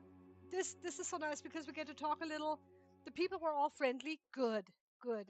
You know, and that's something. You know, hospitality is so. I wanted to say rampant. No, it's so much a part of life over there. You know, it's beautiful. Growing up in Germany, that's another thing. You know, we had a lot of people from other countries, and I was friends with a lot of people from other countries that had moved to Germany. And every time that we'd go anywhere, they the first thing, would you like tea? Do you want food? Are you tired? Do you want to take a nap? Here's my bed. It's really amazing, the hospitality that you're being brought into. That's beautiful. That's gorgeous. Ow, ow, ow, ow, ow. Don't poke me. Don't do that.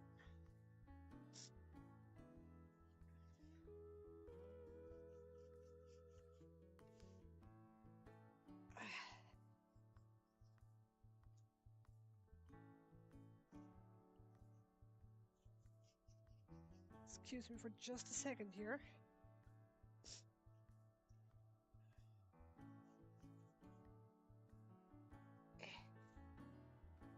There.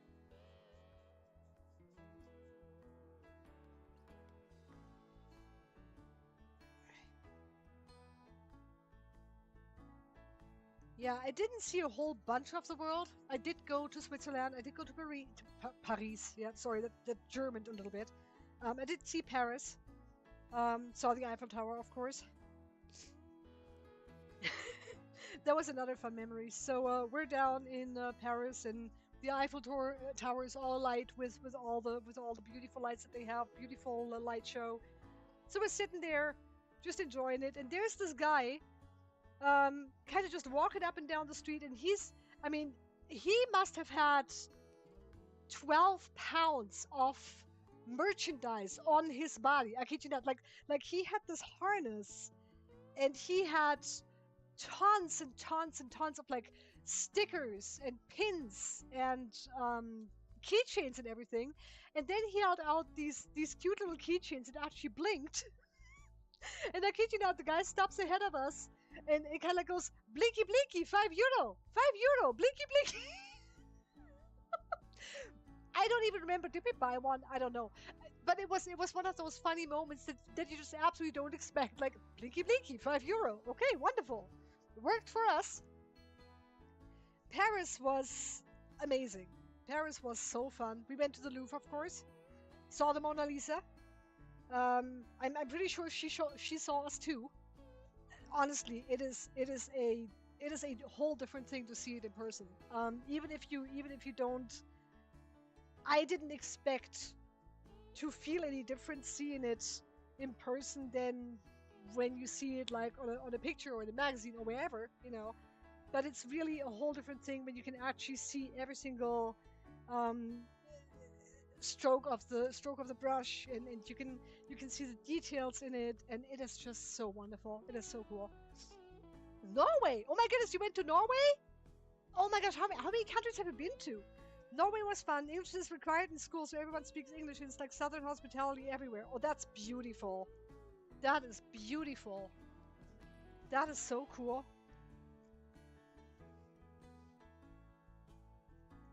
And I think any country that has required English in school, that's always a good thing. Not just for you know Americans or English people going somewhere, but it's a world language. So communication is fantastic. Excuse me, goodness. Hold on a second, guys. Ah, I just gotta go blow my nose for just a heartbeat. Hold on.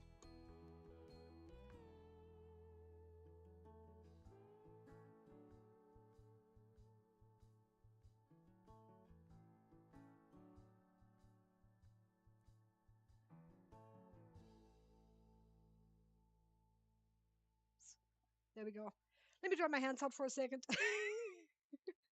So we still have 3 trays to go. No problem. Um, but yeah, you know what, Skills? You're making a real good point, because you've seen some of the world that many people never get to see. You've seen many many countries, and I think that teaches you a lot about people too.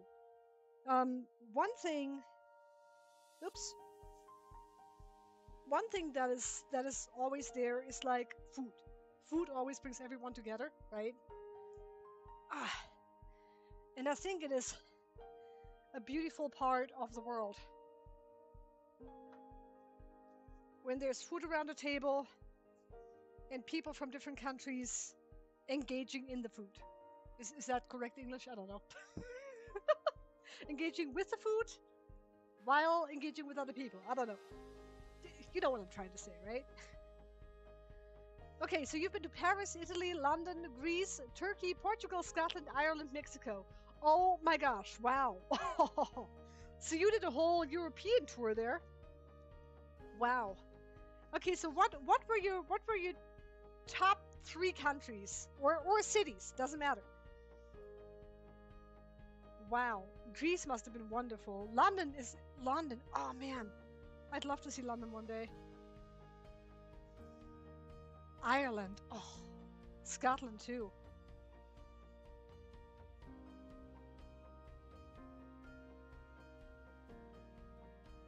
Okay, we get this one situated here, and then I got 2 more trays, so still a lot of time. No hurry here. If I could just keep the dirt out of my face, that'd be great today. The soil. Forgive me. Yes. The soil. There.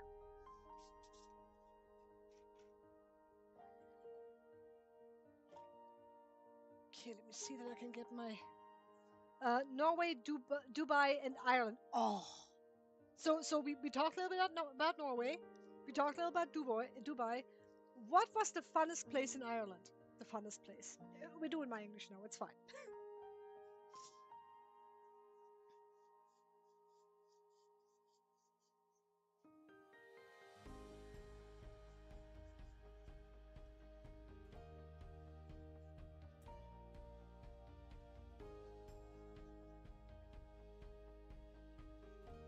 And do you ever want to go back? Do you ever want to just go travel for fun? I mean, not that you're not busy doing what you're doing already, but you know, if the chance were to present itself, say you were going to win a trip to Europe for 4 people, however many you need, and you could just choose wherever you want to go. Where would you go again? What would you like to see? Because Ireland absolutely would be one of my favorites. Scotland, England, New Zealand would be kind of fun too. Australia, yeah, probably not so much. Australia is like, I don't want to insult any Australians, but there's too many spiders and not enough kangaroos to keep them all down. I mean, Australia really sounds like a fantastic place. You know, Aborigines and all of that, of course. I'd love to experience that kind of thing. New Zealand is another one. I mean, not just because Lord of the Rings and all of that, but really because it's just a stunning place. The world is too big for me, really. And you know, honestly, I don't. Okay, here's the deal. I don't like to fly at all. Flying is really not my thing. Um, but I think if I were to win a trip anywhere, I think Ireland might make it. England is definitely one of those. Scotland, that whole thing. The rolling fields and the mountains in Ireland are cool. I'd love to go to Australia and New Zealand. Yes, exactly. Now Australia, that would be kind of cool. New Zealand and the Kiwis. Oh man, I'd love to see the Kiwis, little birdies. Alrighty, now I'm on my last tray here. Getting that started right now. Oopsie, ow. Sorry. There. I had to rearrange my phone here for a minute.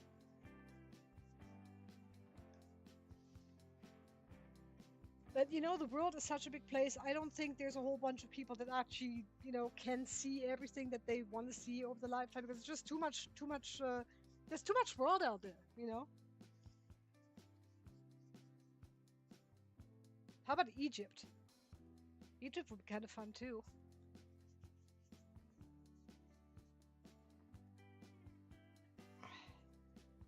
Oopsie.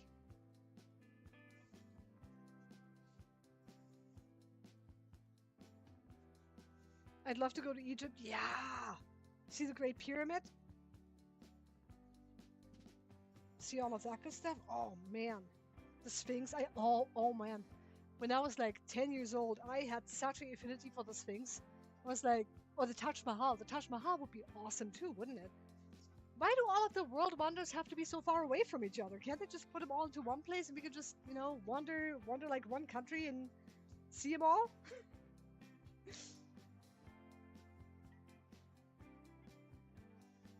Okay, Mr. Meep has returned for the great, what we call stump and slurp.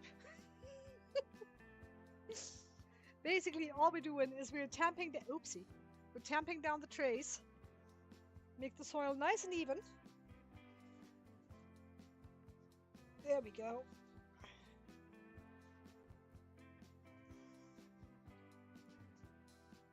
Ow.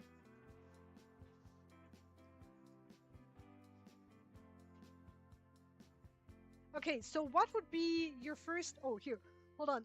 Well, most of them are in Europe, so it's your fault you're in the USA. Okay, well, fair point.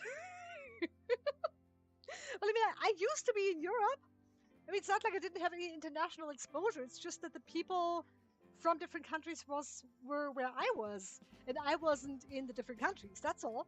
I got plenty of international exposure, just not in the different countries. And honestly, I'm kind of happy here. Kind of really, really happy, actually.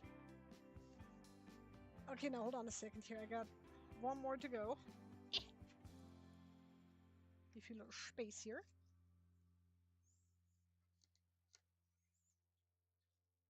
There we are.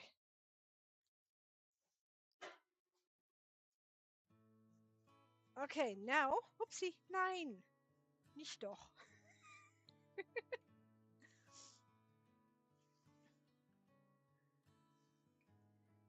Okay, now Mr. Meep is gonna go and get all of these trays tamped down and watered. I'm gonna have to go and save my phone while I still can.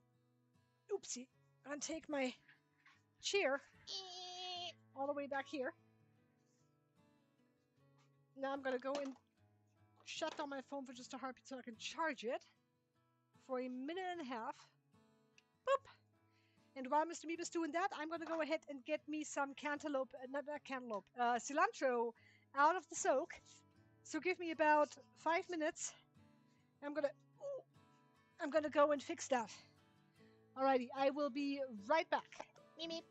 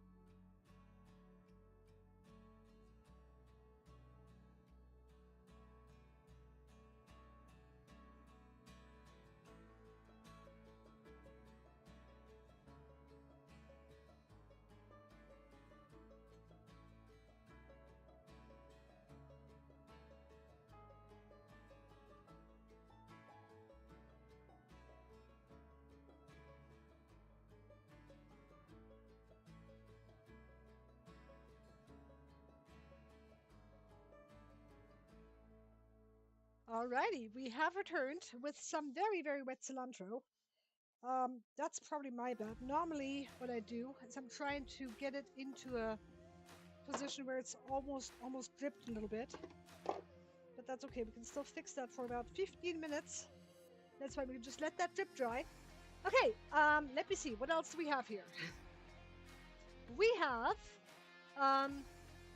the USA. We travel more than in any other country. To travel the same distance, most of to travel into another country. You know what, Skills? That is one of the things that I keep telling everybody, because in Germany, it's kind of funny because in Germany, you travel for like, I don't know, 3-4 hours, and you can be in a different country. In America, you travel for about 3 to 4 hours, and you're still in the same state. I mean, it is really wild if you think about the scale, of countries versus other countries, continents versus other continents. There's a whole big difference there. So that is actually a very, very true analogy. Let me see. What are we doing? Oh, our best, right? So, let me show you real quick. Hi guys, how's it going? Let me really quickly show you what we're going to do next, because we have a method for our madness over here. So we're gonna take 3. Yes. What did I say? Rambo radish, daikon radish, and bok choy. Yes, that's it. So that's going to be our next 3 varieties that we're going to grow.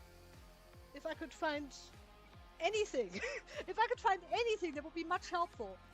There. Okay, found it. Thank you. Okay, so now we have bok, dye, and ram. Perfect. Dye, bok, ram. And today is 7/27. Of course, we are going to need our dates on that, so we know when it was planted, so we can actually have a good judgment on if it needs to come out of germination, which Thursday usually is when it happens anyway. Okay, so now let's see here. Ow. There. Now, what we have here are our beautiful trays that we have with a 444 amendment. You know what, let me start with the bok choy. And then 1, 2, 3, 4. We get the daikon. 1, 2, 3, 4. And we have our Rambo. Yes, perfect. Now the seeding part is the easy part. Until we get to the cilantro, but I'll get to that later. Let me go and grab the bok choy first. Put this over here. And I'm really sorry that you can't see exactly what I'm doing here. I'd love to have a cam here eventually to go and follow me around as I do my seeding, so you guys can actually get a closer look at what I'm doing here. We are working on different things. As you know, right now our second grow room is the priority.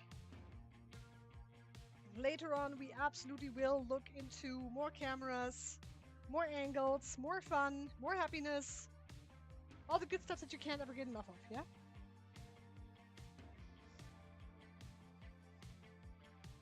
And I have to say, when it comes to traveling, when I first came to the States, I was so enamored. I was so enamored with the fact that I actually really was here. And I was like, well, I went to Washington D.C. and when we traveled, we went to the Golden Gate Bridge. We went to Yellowstone, Yosemite, the Grand Canyon. We did all of the tourist things. Okay, all of them. And I was so happy to have done all of that.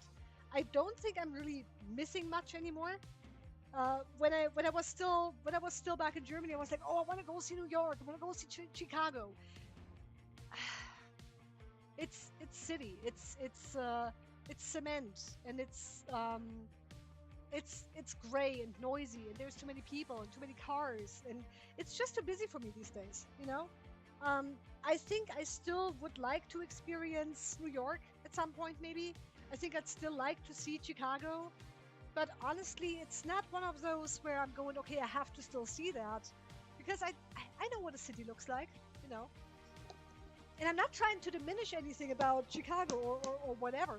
I'm just saying I don't feel like it's going to feel as special for me anymore as it would have been, I don't know, 20 years ago, because I've done so much, you know. Like I said, San Diego, we went to San Diego for TwitchCon. We went to California a whole bunch. I've seen Disney World, I've seen Disneyland. All the big things that I really wanted to do, I've done. And I'm incredibly grateful for that. But at the same point, it's also, ooh, that was heavy. I'm glad I didn't drop that. Hold on. I'm really grateful that I was able to do all of that, and it's gotten me to the realization that it's fun to see all of those things, but I don't necessarily want to live there anymore. And then again, you know, as you go through life, things change. Um, I have I have become so complacent here, and happily complacent. I'm not using that with a bad connotation at all. I'm just saying I'm so happy here where I am right now. I don't feel the need to go anywhere else, you know? I love my little piece that I have up here. I love my seasons. I love the fact that I can wake up at 4:30 in the morning and there's a billion stars in the sky. Eh? Hello. I was like, huh, it's not the grow room ghost. It's not it's not Richard.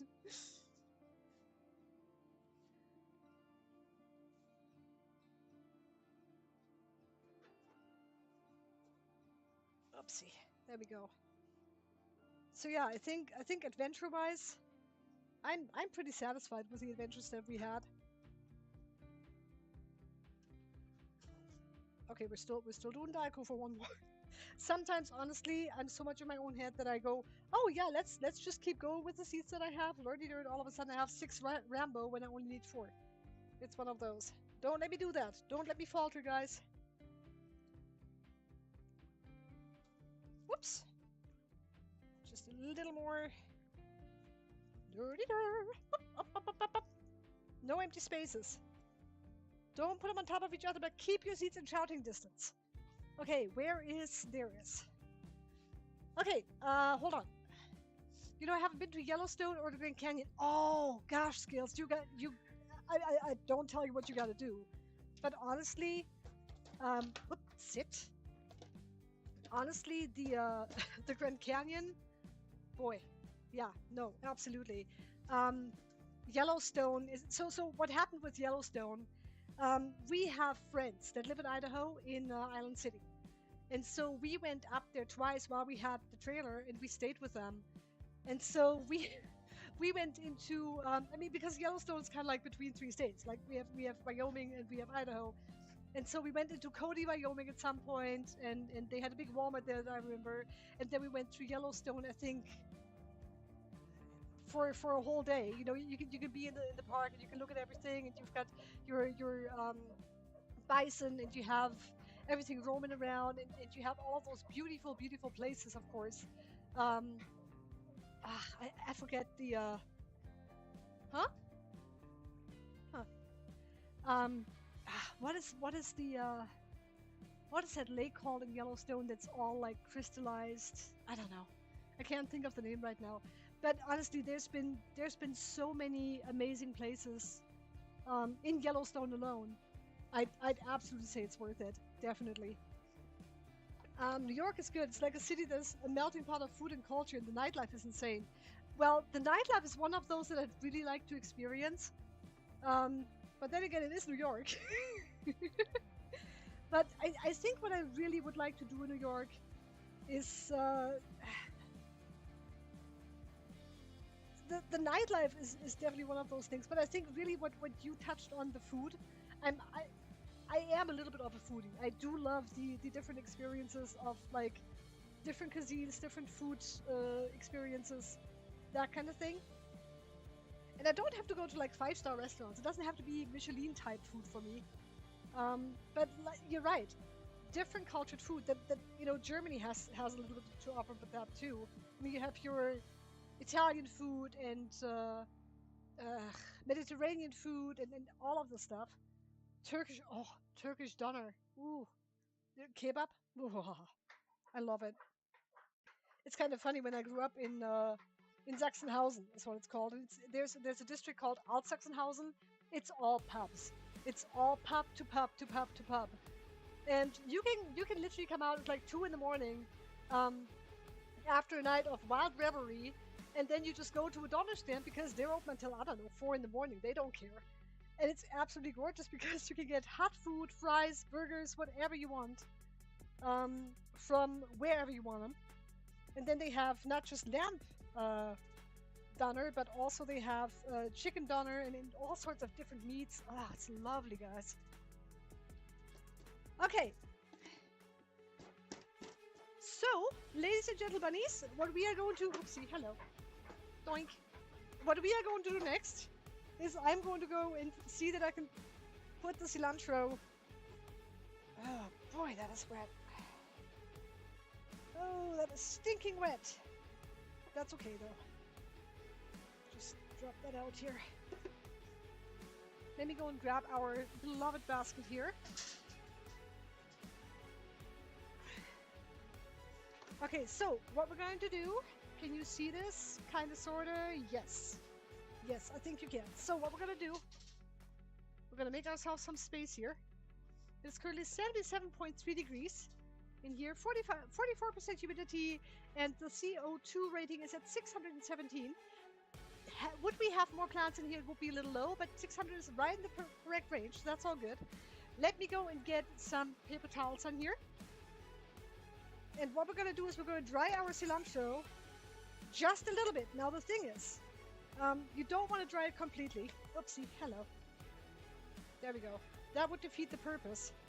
But you do want to dry it to the point where it's easier to seed. Paper towels. Boop. Okay, so now that is some cilantro. Okay, so I'm going to open that up. Oh, come on. It does not want to do the thing today. Come on now. There it is. Okay, open it up. Turn it around. Oy, oy, oy. And then we're going to wiggle all the seed downwards. Try to get as much of the seed down as we can so nothing sticks to the bag itself. Just like that. And then we're just going to go in a slow little line. Lurdy-dur. All over the place. Get that seed in there. Ooh.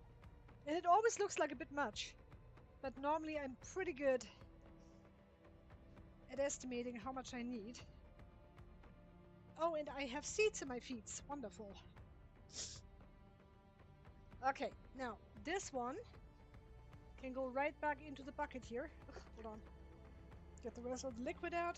Perfect. Now, we're going to take our seeds, disperse them evenly over the paper towel, if at all possible, because right now it's trying to fight me. Like I said, this is very, very wet seed right now. Wetter than I'm usually liking it, but that's okay. We're going to dry it all out. There we go. Whoop! Okay.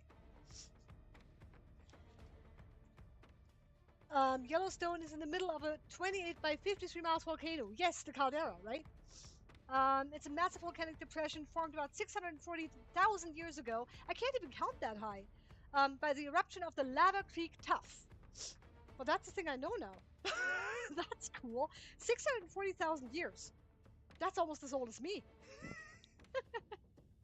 Okay, so now let me show you real quick. These are our cilantro seeds currently going into the dryer. Hooah.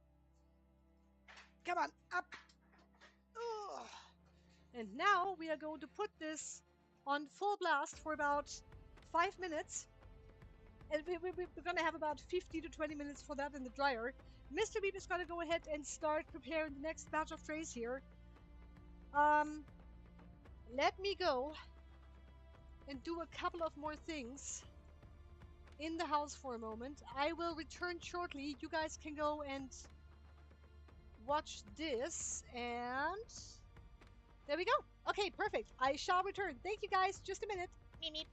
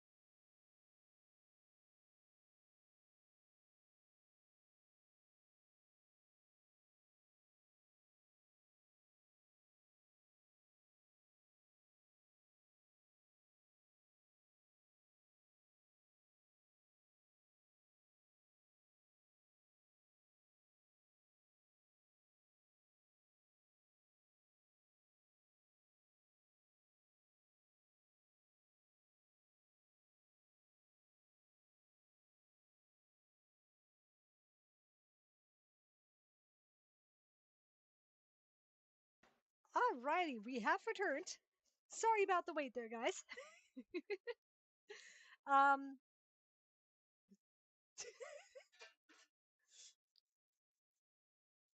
where? Okay, that is actually a really good question. Hold on, let me go and there is no button for that, sadly. But at some point, I might have to set up my stream deck just for a little mischief. Nothing terrible, nothing wild, but maybe just the occasional bunny popping out and going meep meep or something, just for the heck of it, you know. Um, but yeah, so we were talking about Yellowstone, Yosemite. Yosemite was kind of cool too. So for me, when I travel, especially when it comes to nature, and again, Yellowstone, Yosemite, that's all amazing, incredible kind of stuff. Grand Canyon, don't even get me started. Oh my God, Horseshoe, the is it Horseshoe Lake? I think it's called Horseshoe Lake. But honestly, that is where my focus is, like looking at nature and how incredibly big it is. It makes you feel so tiny, right? Um, so we have something here called Hat Point. I will not I will not go back up there. Um, but it was really worth actually driving up there once to go and see the sun up and do all of that. Um, it makes you feel really a sense of humility because it again, you realize how tiny of a thing you are in the face of the big wild world. Um, Same feeling I still get when, like I say, I get up in the morning at 4 a.m. or whatever. I look up and there's like billions of stars and the moon is shining. It's just amazing. Just a second, let me go and get a drinky drew here.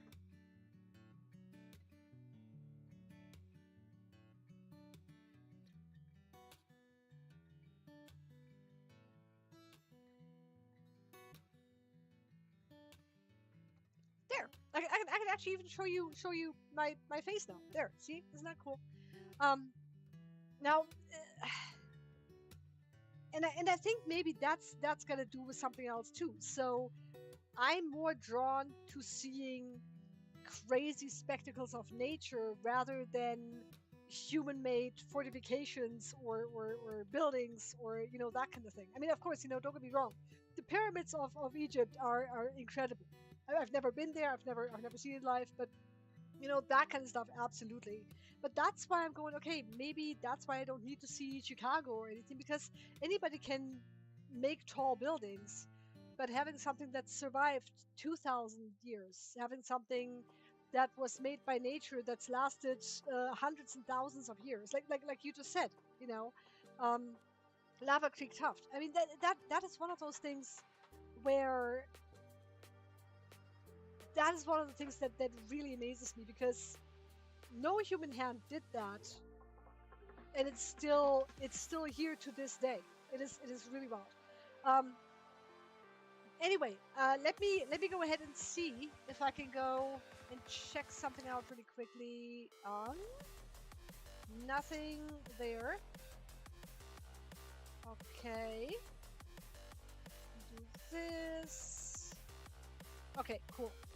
There. I just want to make sure that everything is still working the way it's supposed to.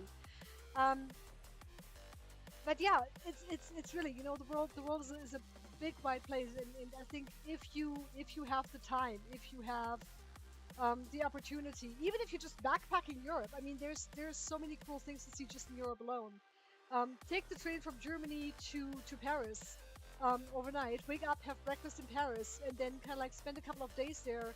Go back to, or go to the next place. Even you don't have to go back to Germany. You can just go to wherever. I mean, it's a very easy train ride from France and Switzerland and Italy and going through all of that. I mean, that would be kind of fun too.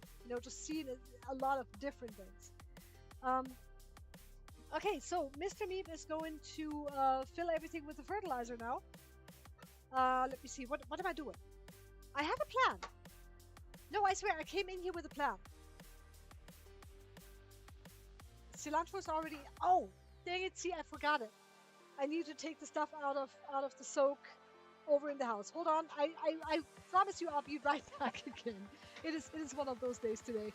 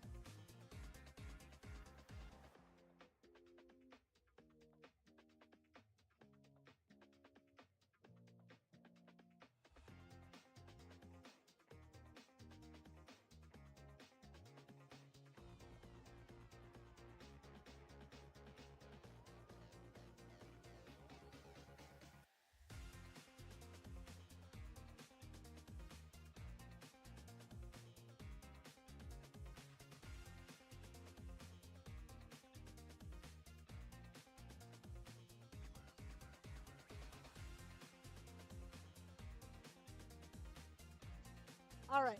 Now, there we go. Oh, perfect. Awesome. So I just got our sunflowers out of the soak. We have our cantaloupe, and we have our beets. I'm gonna actually, you know what? Let me put those up here so you have a chance to drip dry. This I'm gonna go and clip. There we go. All right.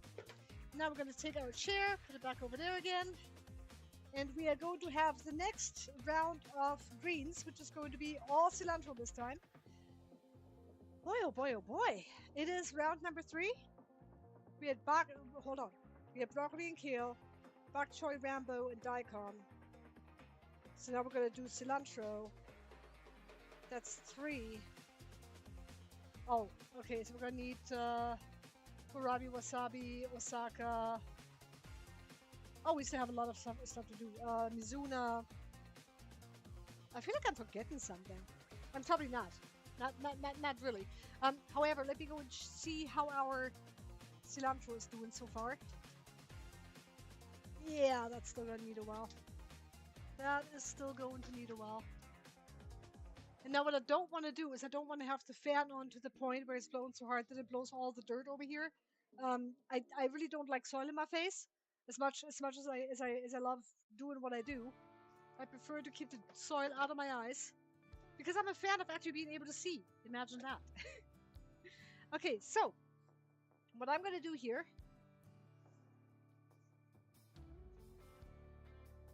Oh, come now, child.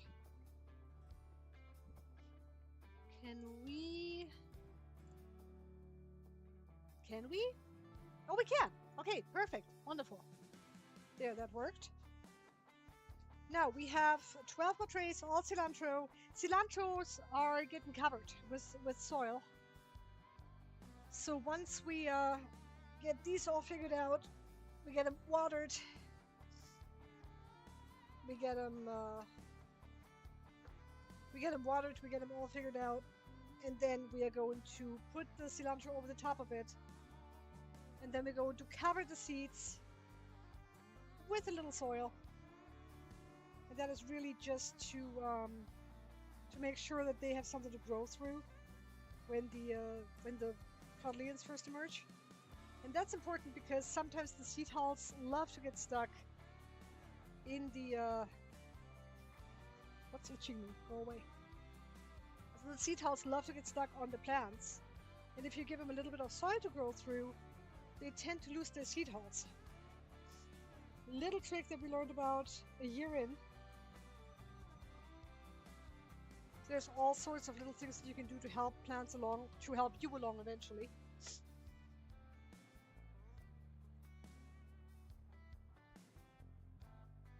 Oh boy.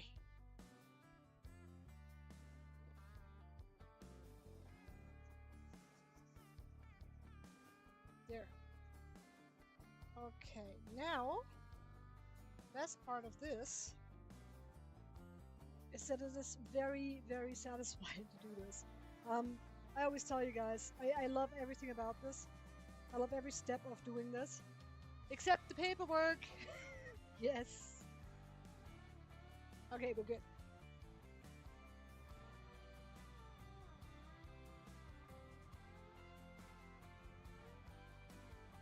There we go.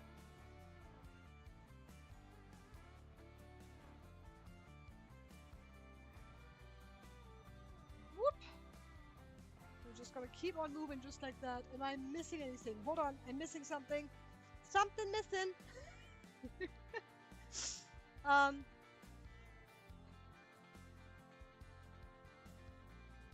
Sorry, I can't open that link right now. Hold on, let me at least go grab my phone though. I have not been in I have not been on Discord in like, I don't know, a very, very long time. Hold on a sec. What am I doing? This. Okay, am I doing this? Am I doing this right? That is the question. Does this try? Yes. Perfect.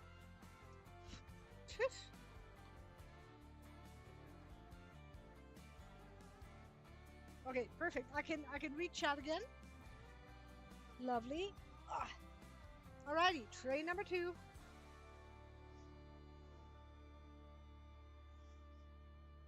So normally we're done just around 4 p.m. with this.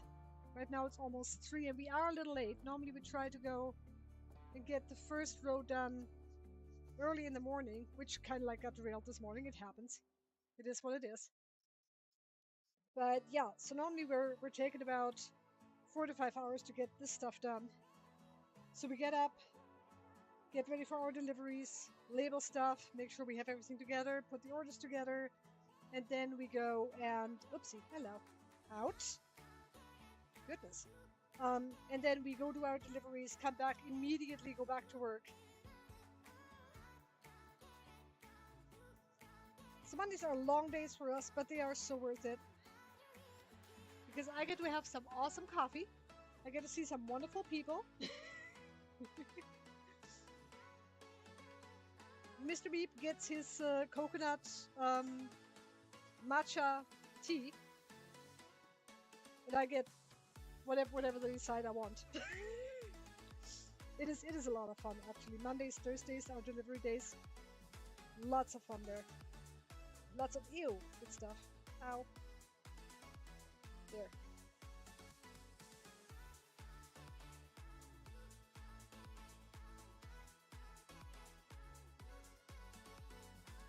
Alrighty, now, oops.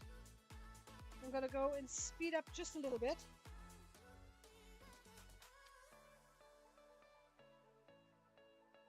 I'm actually gonna hush up here for a minute, I think.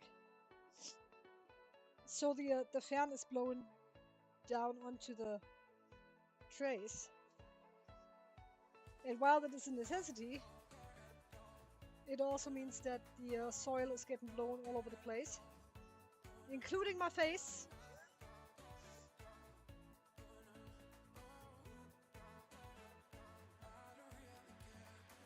Hold on.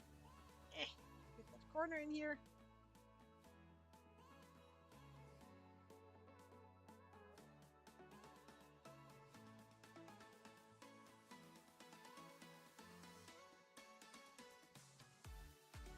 Okay, now what is all on your list to do for today? If you have anything else to do, what is it?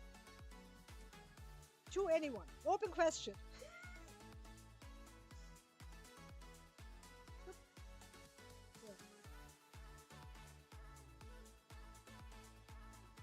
Do you have anything to do today? Any goals that you would like to hit? Could be work, could be just finishing a book, who knows? Any goal is a good goal.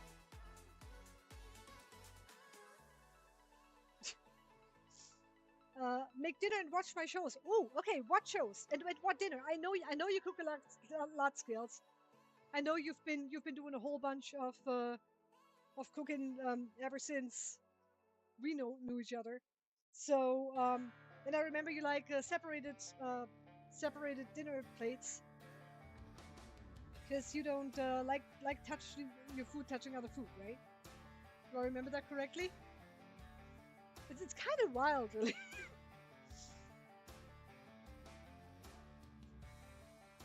Or partition dinner plates. I don't know how you call them.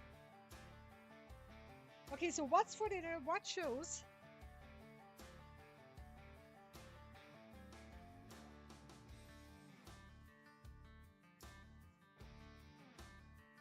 Oops. Get those out. Chicken and stuffing. Ooh, a Big Brother. Oh, a Big Brother watcher. Okay. I watched, I think, the very first Big Brother, but the German version of it, which is also called Big Brother, and then it spread out into like Big Brother with like stars, and Big Brother with like certain types of people, and so I have not watched a single thing like that in a very, very long time. But what is happening in general in Big Brother? Is it just people talking to each other, eventually getting mad at each other or something? Or is it I don't know. I know there's like I think 8 people all in like one, what they call it, a container. Do they need to be contained? Is that what it is? See, I couldn't ever take part of that.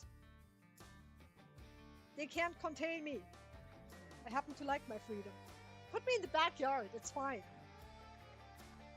Instead of a Big Brother, we're gonna have like a little sister or something. I don't know.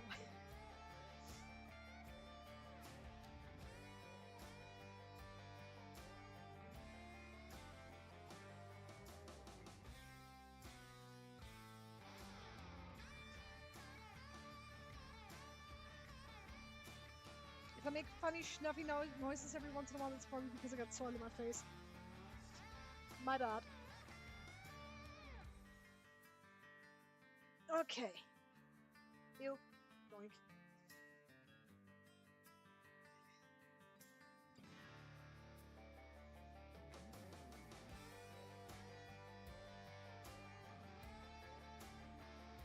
And now also be patient with me because when I talk about TV shows, I have not had a TV in a very long time. I have not watched a single episode of anything like whatever's out there. You know, Big Brother or anything reality TV related. I just have it's just not in my orbit. I do remember the general format of it all, but I'm absolutely not up to date. So if I do get my facts wrong, do forgive me. So they get nominated for eviction and last one standing in house with $500,000 pretty much. Okay, last one standing. That sounds like they're gonna punch each other in the face or something. So they get nominated for eviction. Now, do they still have to do like challenges and stuff like that? Is that still a thing? Because I remember they had like not entirely team building exercises, but one against the other, and then the viewers got to vote them out or something like that. That was the German version. I don't know how that's handled in challenges. Okay, cool, very nice. Do you have a favorite at the moment? Do you have like a person that you'd really want to win? Or is it just whichever?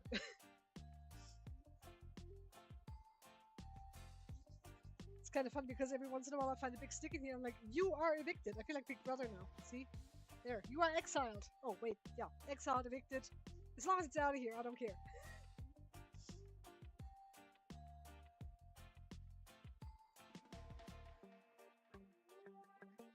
I mean, honestly, all I have to do is just stay here and keep the cameras running. I have my own Big Brother show, except nobody's getting evicted. Except the plants, maybe. The plants are probably going to be the eternal evicted things in here. Every Friday. Dee and Devon's from Survivor in the season, rooting for them. Okay. So Survivor is that like a jungle camp, or is that like where they're all on an island, everybody's on their own, and or they're all together in a little group, but they all have to kind of like do different challenges, like filter water and maybe eat some bugs or something. I'd rather not take part in that kind of thing. I mean, bugs give you a lot of protein, but they also give me the chills. So please don't make me eat grasshoppers. You know, the poor things, they don't deserve that.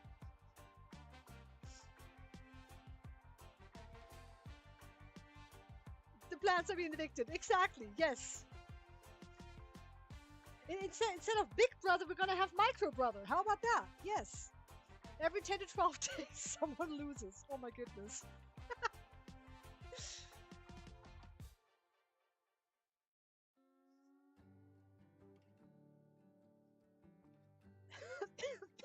Sorry, guys. My bad.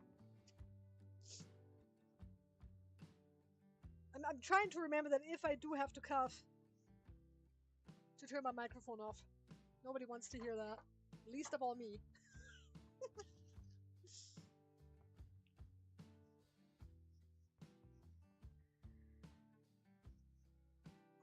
Oh my goodness, look at that. That's a heck of a stick. Give me 2 more of those and we can put the tree back together, yes? Boop, there it goes. Perfect. Survivor is like Big Brother, but instead of the players staying in a house, they stay outside and bushcraft it. Okay, so it's more like Bushwhacker than Survivor.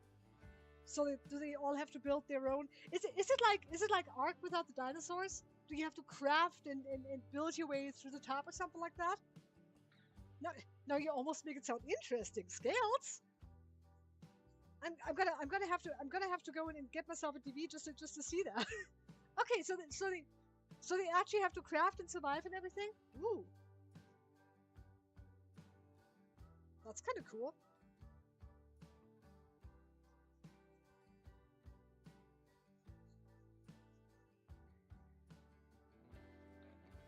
Okay, now hold on a second. And I think there was one show. I don't even know when that was, but I think there were. I don't know if they were trying to make the conditions like it would be on another planet, or there was another show where it got really wild, like the apocalypse. I don't know. So they had to find their own foods and had to raid stores, like stores that they build. You know, the crew or whatever, the TV people. It's kind of wild what humans come up with.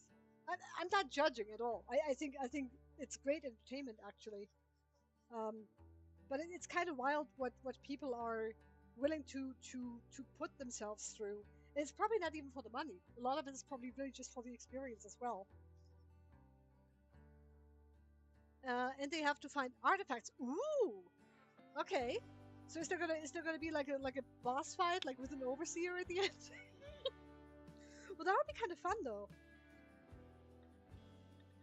And find artifacts. I mean, it's not like they just put little tiny trinkets in plain sight, right? They probably have to go and go through a whole bunch of different things in order to find those artifacts. Probably with plenty of puzzles involved and team building activities. So they build the team just so they can evict people, or not let them win anyway.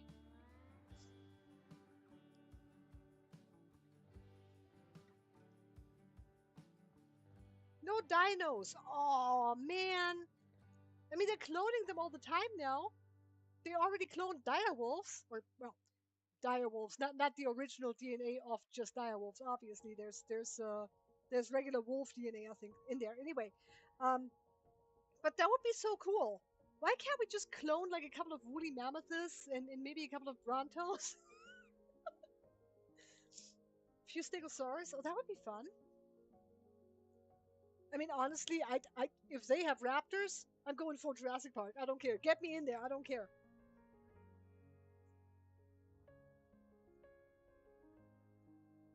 Thylacoleos? Ooh. Well, now we're talking. It's. I'm still playing Ark, by the way. I haven't gotten rid of that at all. Even though the newer version is. I mean, it is what it is. But honestly, it would be. So here's another thing. Okay, what if they really were to try and clone a triceratops or an iguanodon or something small, something like an herbivore that's not like super dangerous. I would I don't know if it's the right thing to do, but my human curiosity would absolutely love to see it. But then again, the poor animals, right? They are in a world all of a sudden that they do not understand. But then again, when they're born into captivity, um, maybe they just don't ever know anything else, and maybe they become tame. I'd take a couple of compies home with me as pets.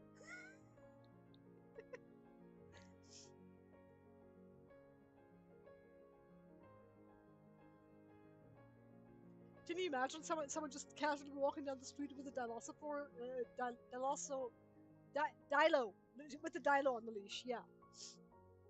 Triceratops, I want one. I want one too. And if they got raptors, I'm buying the. If they got raptors, I'm buying the treehouse. That sounds good. That sounds good. Until I come up with my Thylacoleo and I just run up the tree to say hi. If they cloned a Bronto, I want one. Where are you gonna park that thing though? I mean, if you're gonna have a tall dino, at least make sure you have the acreage to accompany it. Okay, it's like buying a horse and having like a 10 feet backyard. It doesn't work like that, man. But a Bronto would be kind of cool. You could start your own you could start your own demolition company, like the Flintstones, right? Oh, you want that building demolished? Here, couple of tail whacks and make your Bronto happy, and ta-da, you're done. Building demolished. That's a great way to make bank, actually. But then again, a Bronto probably eats a whole bunch of stuff. So yeah. Um, I had a Combi army once in Ark. Took down the boss with my 100+ Combi army. How did you get 100 Compis in there when only 20 dinos are allowed? I mean, I understand the thing about drag weight and all of that, but I mean, Compis are way under that. But that must have been some really tricked out Compis. 10,000 health and 600% damage or something? 800 maybe?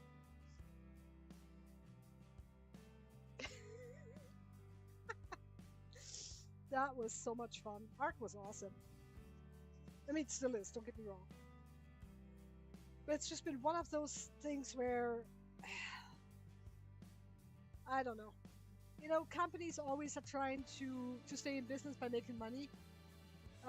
They're trying to make money to stay in business, and sometimes they're trying to make money just to make more money. Which is the point where I think Ark is currently headed.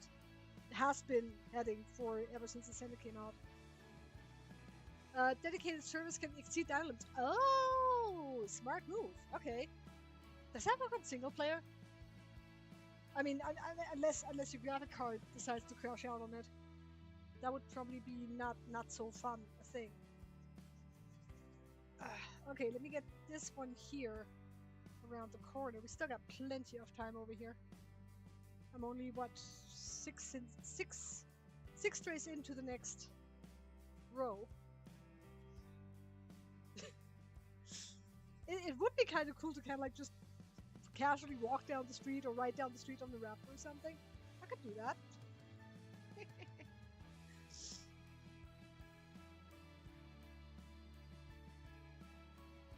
Okay, now hold on a second here.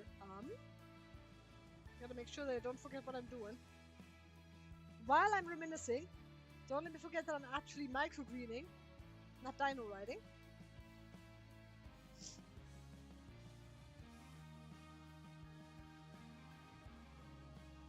There we go.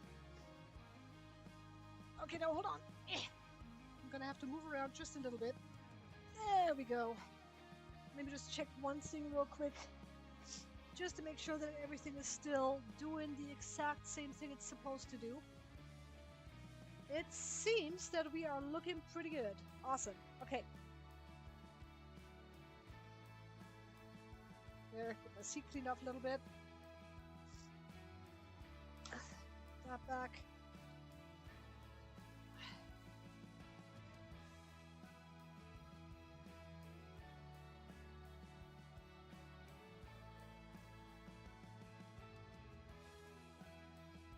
And another one.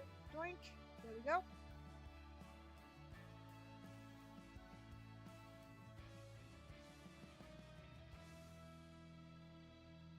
Man, we covered some ground today. From traveling, to a little food, to more traveling, to TV shows. Goodness. This is cool. Haven't done this in a while. I had an Xbox that is that its only job was to run my Arc server. That was before Nitro was mainstream server provider. Oh, cool. Okay. That's actually a really great idea. Ugh.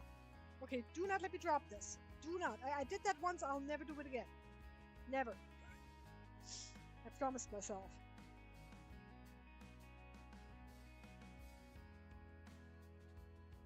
There we go. Yeah, and Nitrado is really Nitrado, whatever. I don't exactly know all of the circumstances, but I know that when Ascendant came out, they kind of like began to work with Arc in a very strange way. Many people were against it. I don't remember the specifics about it, and that's why I'm kind of glad that I always did single player, because then you don't have to worry about servers and lags and all that kind of stuff. You can just do single player all day long. Get a few mods in there, quality of life improvements, that kind of thing. Oh, lovely, lovely times. The monopolized Arc. Yep. Okay. So is that still a thing today? Do they still do that, or have they given up some land, so to speak, there? Because I kind of disconnected from the community a whole bunch, as you know, and I just stopped paying attention to it because it just ceased to matter because I was doing other things at that point with the microgreens business. So I just kind of stopped following that. And this is, it's not because I'm mad at Arc or whatever. I'm just doing other things these days. But I'm glad you're catching me up right now. That's kind of cool. So Genesis 1 just dropped too, didn't it? Oh, and don't get me started on the Fantastic Tames and the what is the new C DLC? Oh my goodness. It's all really just, I mean, everybody who loves Arc that much and they want all of those DLCs, please buy it. Absolutely. I will never say a bad thing about people enjoying what they enjoy. But I can see where they're trying to make as much money as they can out of Arc while it's still a thing. Is Arc 2 still in the works at all? Is there any news at all? I mean, it's been about a year and a half now since I last checked. And if Arc 2 ever comes out, I don't think I'll buy it. I just, from what I heard so far, it's just really not my Arc that I'm used to, And I'm a creature of comfort. If I don't know something, if it feels like I don't align with it, I don't want any of it. It might be a pretty narrow mindset, but for gaming, I'm specific about my games. I like my pretty games. I like my easy games, my open world games. My sandbox games where I can do whatever I want. There's no story involved. I don't want to have to follow a storyline. Yeah, no other server providers can't host in New York. Oh, I'll be darned. None. No other server providers at all. Wow. Well, there's their DLCs are light. I've seen YouTube videos say that Arc 2 is ASA, and they're not telling us. Well, I mean, that would be a stretch, because we have the same maps and the same dinos and the same gaming experience. Why is this different? I mean, just because they throw a few different DLCs out? I don't know. Okay, give me just 1 second here. I gotta go and check something real quick.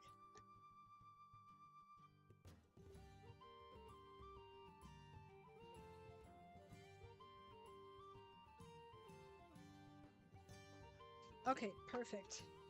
That works. Okay, we're gonna keep that door closed. 79 degrees in the grow room. Oops, oops, oops, oops, oops. Ah! Help me! There. I don't wanna drift here. Um, and you know what? There's again, I wouldn't ever fault anyone if they decided that they said, hey, you know what? I love Ark. I'm gonna buy Ark 2 or whatever comes out. I'm not gonna fault anyone for that. But at the same time, I'm also really not happy about the fact that, I feel like people are forced to update DLCs that they don't even own. So when Fantastic Tames came out, I think it was, you had to have a certain amount of space to download the content of the game, even though you weren't even buying it. Even though you had no interest in it, they made you download all the stuff, and it made you waste all the space. And that was one of the things that I really just disagreed with. I don't ever think that greed is a good thing. I do not think that they're really trying to make a bad game and sell it to anybody because it's Ark and everybody loves Ark. But I do think that quality control has suffered.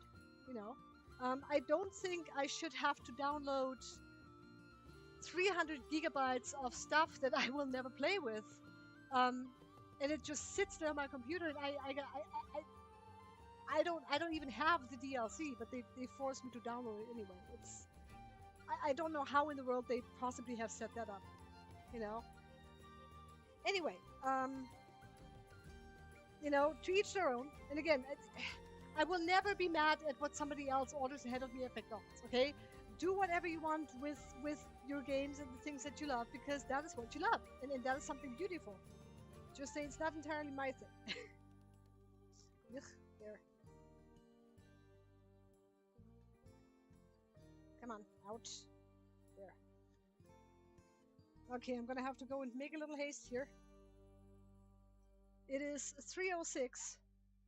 You're probably not gonna get done here until 5 now, which is fine. I don't have a problem with that.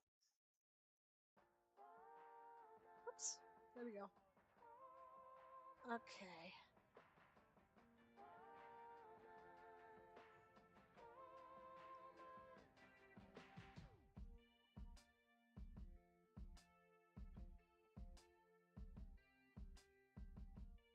All right. Sorry. Yeah, I should probably go ahead and drink a little bit of water here. But here's my thing: if you're releasing a new game in pieces, it shouldn't have the same bugs that the original had. Exactly. And that's a huge point too.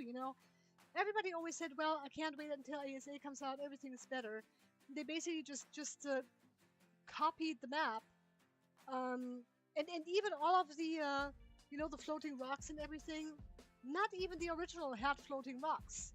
So you can't tell me that you work on something for 2.5 years, and the most basic components of the game, like floating rocks that shouldn't be floating,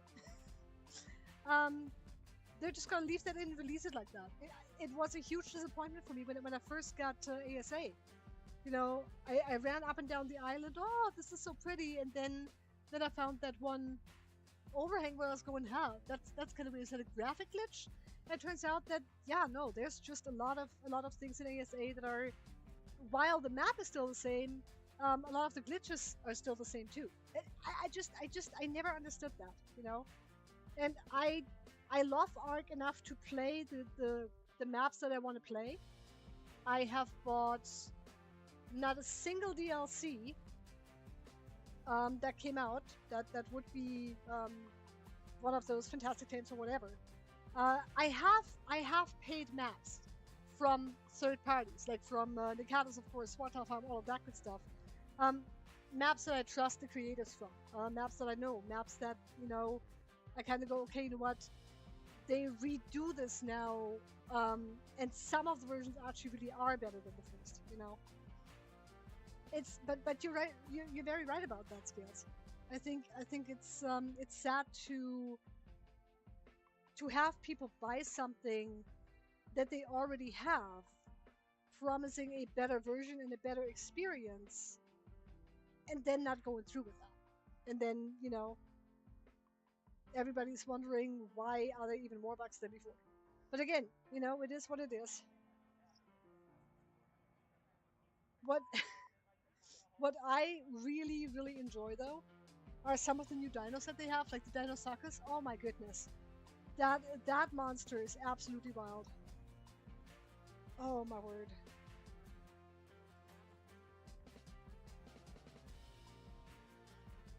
Save on Xbox and continued overheating the console, causing dashboard into home screen or shutting the console. Oh man.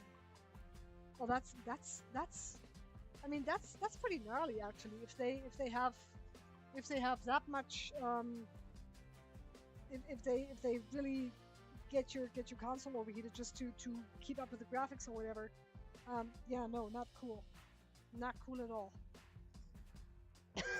Excuse me.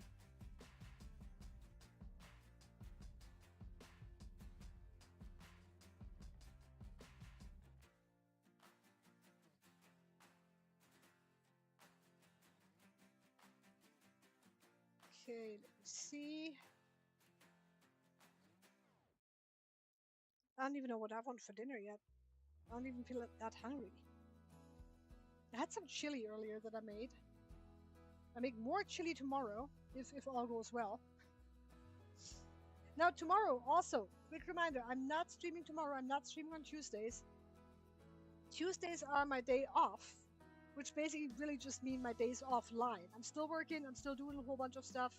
I'm hoping to get a lot of those trim boards that we. Oh, goodness! Did I just break my chair? I hope not. Nope, we're good. I'm just really trying to get stuff done behind the scenes. So we, like I said, we bought the trim boards for the new grow room today, this morning. So it's going to be one of those that we're gonna. I'm gonna try to paint those, get those all done. The cross-platform mods, yes. That's and okay. Here they did something right.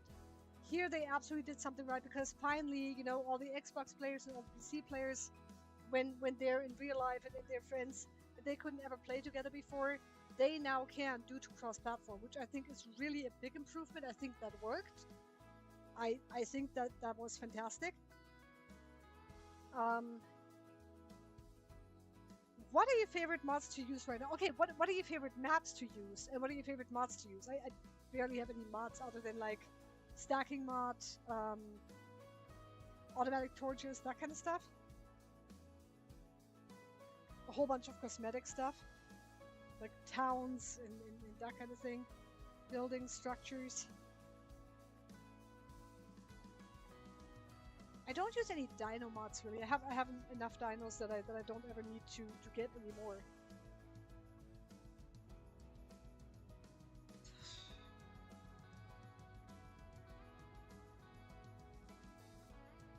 Still got plenty of trays here. Oops. Long stick.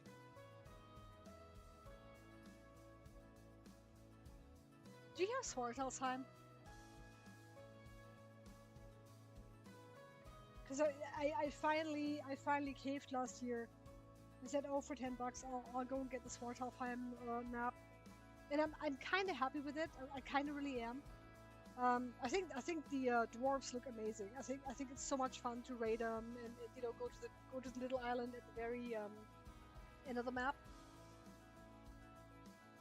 NPCs and dinos are my only two I like. Okay. Oh, you've got the NPCs too. Cool. Yeah. No, I have the NPC mod too, and I don't have it anymore in there because I start over with my maps a whole bunch. And so I don't want to have raiding NPCs and everything. I don't want to change the settings every time in the INI. But it's really one of those where I was like, you know what? If you need a little bit more action in your game, especially as a single player, those kind of mods are probably really the right thing to do because it gives you stuff that raids you, it gives you stuff that attacks you. You don't have to mess with other players. You don't have to have a server. You can play it in single player, etc.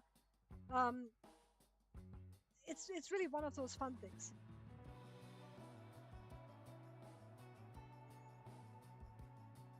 And I messed with the ini at first with the execution, not with the execution file, but with the mod file. And of course, at some point, I had no idea what I was doing. Hey, so I think I took the spawn rate of the NPCs that I wanted to spawn. I think I took them up to like 500 or so, not knowing what I was doing, of course. And yeah, I did not survive that for long. Maps, so many cool maps. I want to make a map someday.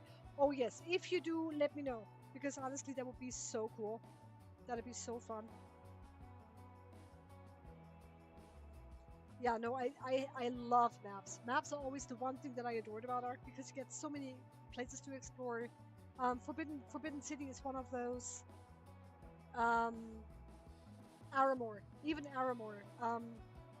Even though Aramore is actually for a server, for role players and all of that, Aramore is so cool. Even though no dino spawn, so you're gonna have to make your own dino spawns and stuff. But there's so many awesome maps out there. Let's see what else. I really do like Valguero now with all the castles. Oh my word. Valguero was a huge success for me. Um, Stacks. I got, but I still want a little bit of a challenge. So my stack size is I think 5,000. And yes, 90% weight reduction. I use the HG stacks. Wait, you made the primate stack? Oh, okay. I didn't realize that. I didn't even know you were actually. So, did you actually make a mod then? I didn't know you were modding at all. That's cool.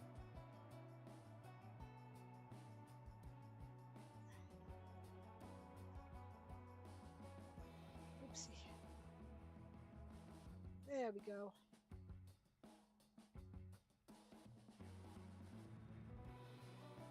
Made my own dinosaurs. Completely different from the original map. Oh, nice. See, that is something that I would really like to do.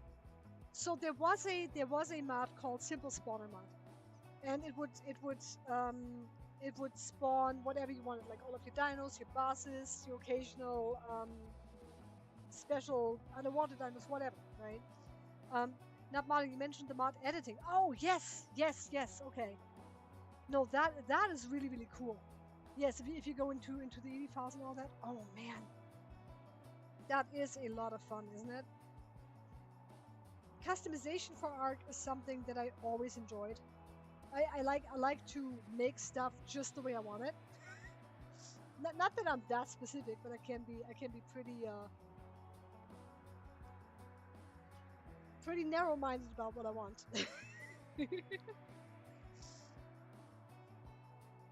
Okay, I have one more, and then we can finally put our cilantro out of the dryer.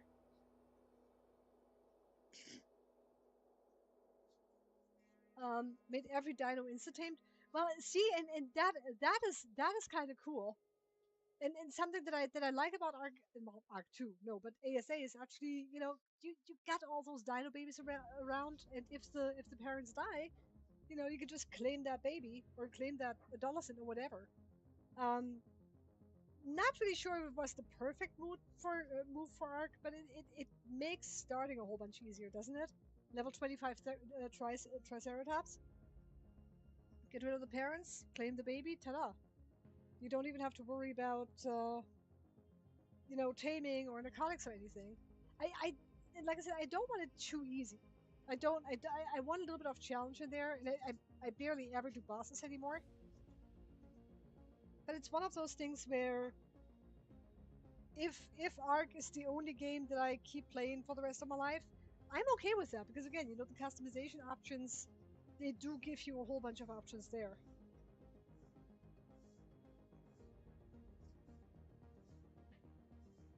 Alrighty, let me go and get rid of the rest of this good stuff.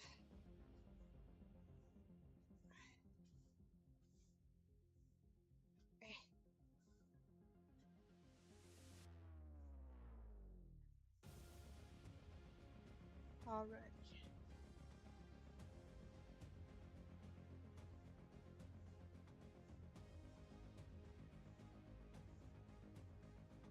There we go.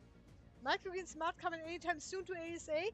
Why not? I mean, if you can already farm, right? You can already farm in Arc. Might as well do microgreen trays. Why not? It gives you nutrition. It gives you a health boost, right?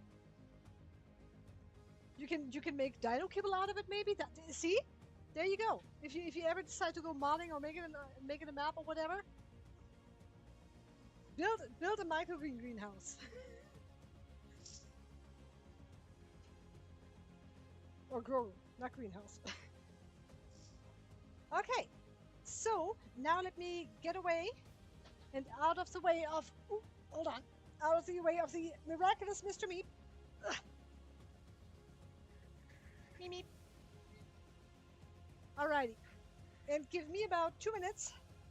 It's always never. It's never a bad thing for me to just go and sneak away for a couple of minutes while Mr. Meep is doing his thing. I shall return shortly. My hands are sweaty. You. Okay, I will be right back.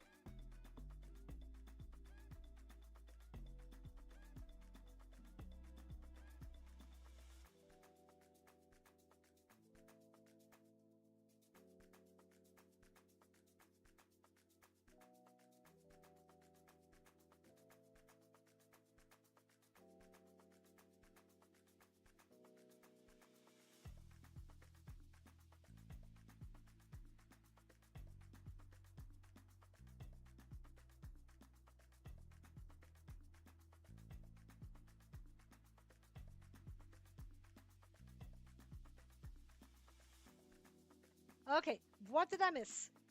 Nothing is a good answer. Hold on. Okay, so we have finally done our drying. Just a second. Okay, we have finally done with our drying off the seeds, or so I hope. Let us see what our cilantro. Yeah, cilantro looks like. Yeah, fair enough. Okay, so now you can see, I think, that some of these seeds are a little darker, some of them are a little lighter. What's happening is basically just the fact that they have dried partially exactly the way we wanted to.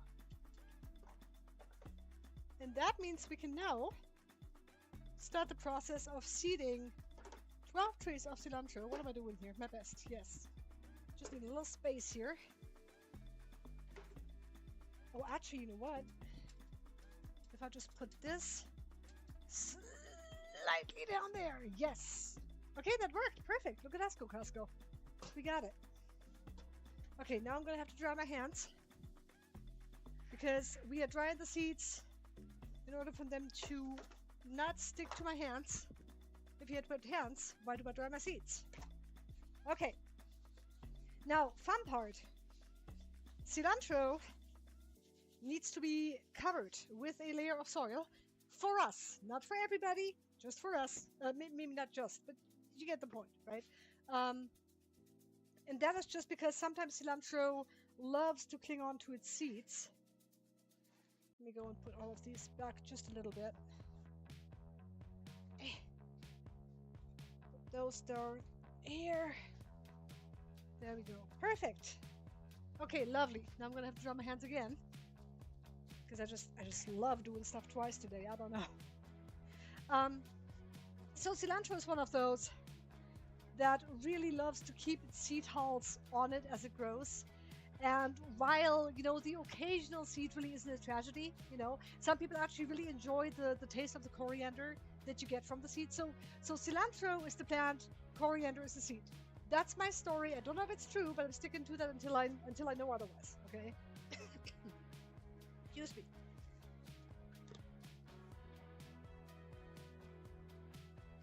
Goodness, guys. I think it's partially also the smoke that's get to me. Even though the smoke wasn't really terrible the last 3 hours here, this morning was actually pretty nice. Okay, now we're going to layer our cilantro fairly easily. Forgive me. My lungs have been through a lot lately. The air quality finally has improved up here, which is nice. But the last few days were not as fun as usual. Oh, goodness. Okay. There we go. Take all of our cilantro over here. And this way at least I get my steps in, see? And the dryness of them is very, very nice right now. Easily spreadable. Not completely dry. Not super, super wet anymore. Just like that. That is beautiful. I love it. Okay, let's see here. I'm sorry, I don't have my phone with me right now. I can't read any comments, but in just a heartbeat. Hold on, I will get it.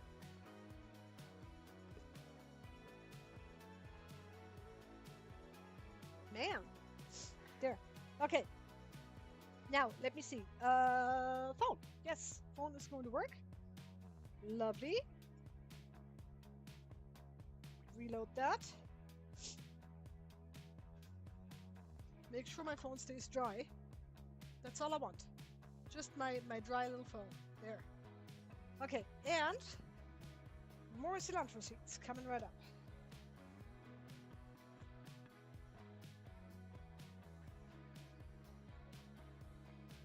A little bit over here. So normally what I do is I do one handful per tray and then I go over it again and fill all of the gaps that I'm leaving. And that way I can make sure that every tray gets cilantro on it. And then whatever is left over I can distribute as need be. Oopsie, hello.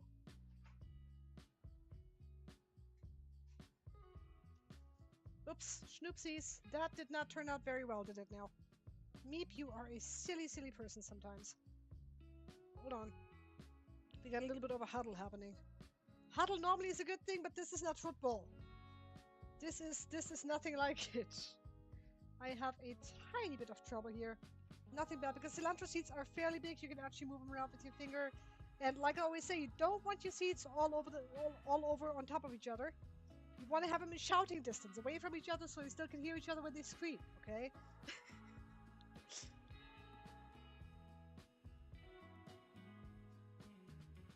There. Okay, that's a bit better. We're gonna go over every single tray one more time later on. No trouble there. Let me go and move my phone. Come on. Oh, come now. There. Okay. I have seeds in my feet. No nice.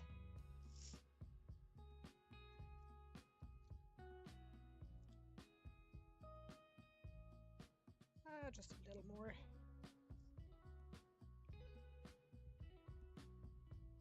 Alrighty. Now, cilantro, I don't know where you guys fall on the scale. Do you love cilantro? Do you hate cilantro? Are you in the middle? Everybody always says there is no middle for cilantro. I've learned that I can actually have a little cilantro here and there as long as it's mixed into something else, like a cilantro crema or something like that. I can do that. I'm not really not the biggest cilantro fan in the world, but a little bit every once in a while, when placed correctly, inserted into the right foods, it can absolutely enhance a dish. Oopsie. Okay.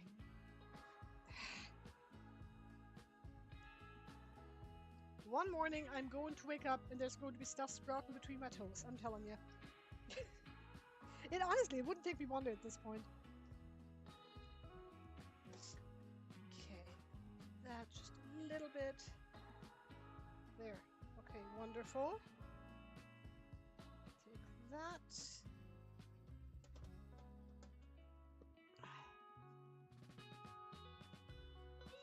Oopsie. Okay. I may have gotten a little overzealous with this one, but that's okay. I love it. I wish I could grow it successfully, but it never gets past the microgreen stage. So it's doing the kale thing with you. Okay. So kale and cilantro, none of those want to grow for you. Huh. That is interesting. Now, you don't have a greenhouse, right? You just have a garden skills. Because I mean, I honestly, I have no idea how stuff grows in Kansas. I don't know what the hardiness zone is. I have no idea. Maybe they're just trying to annoy you. It's like, hey, look at that. We're not growing for that one. I'm telling you, some plants, you're gonna have to coax them a little bit. Okay, so now we are gonna go over. Whoopsie, hold on. I gotta take my phone with me. Correct. Okay. Yeah, I honestly don't know skills. And like I said, I don't really have a garden. This is my garden. Welcome to my parlor. I mean, the only honest advice, which is gonna sound silly, okay? Honestly, the only honest advice that I can give you is go watch YouTube videos. Like that is how we got started. That is how we finally figured out how to grow cilantro. Cilantro was one of the absolute so cilantro is a little bit better to grow in cooler areas. So not exactly 73 to 75. Maybe try 68 degrees if you get a chance, you know, that kind of thing. But again, you know, if you have a garden, no greenhouse, or if you can't get it that cool in the area where you grow your kale or your cilantro, kale, broccoli, those are normally winter hardy greens. So they actually might germinate better at a cooler temperature. I just remembered broccoli is more of a green that actually prefers cooler climates, you know. That could be one of those things. Okay. There we go. Get those done. Yeah, that looks pretty good right here. Oops. No climbing on top of each other. This is no nice. Okay, I got a few more over here that we can do. There. I plan on getting a climate control grower in Florida. So yeah, no, absolutely. That would be so cool. I mean, if you really want to grow stuff in Florida, unless you want to grow, I don't know, bananas or something that grows their oranges, you know, that kind of thing. I really think a grower would be very, very well advised. That would probably be the best way to go. But we have a year.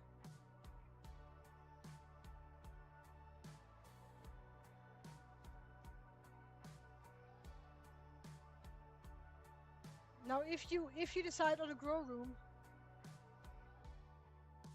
I will tell you whatever questions you have. I mean, I know you're probably not gonna go microgreens like directly, but I will if you want anything like recommendations for good AC or whatever. Let me know. I'm more than happy to help. Excuse me, guys. Oh, I'm for sure having fruit trees like oranges and stuff. Oh, nice. That would be fun. That would be fun.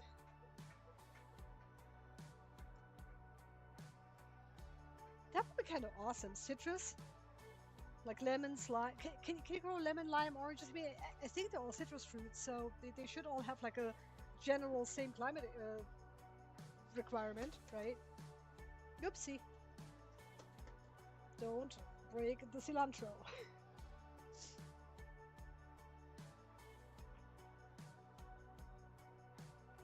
Oops. Okay. And I think, although microgreens for sure, they look good. You know what? I think that would be a very, very interesting thing to do because I know you already like to grow stuff. Um, I think microgreens are going to surprise you. And again, it takes 10 to 12 days for them to grow. So really, in the span of time compared to a farmer, it's nothing. Excuse me.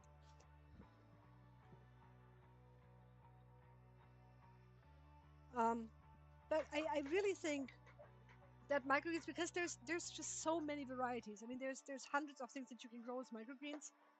It's really one of those where you go, well, if one doesn't work, you can always go for another. If one doesn't work and you decide you're kind of like done with it and just go bored with it, it's really not a bad idea to go, hey, what else can I grow? Like from cauliflower to kale to kohlrabi to beets to, I mean, you've heard what I grow. So,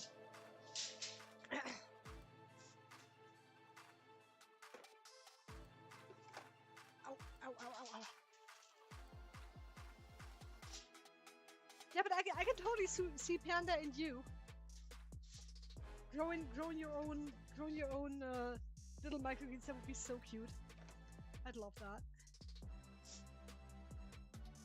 And I mean, you're gonna be closer to your family that way too. Once you're over there, that's gonna be good.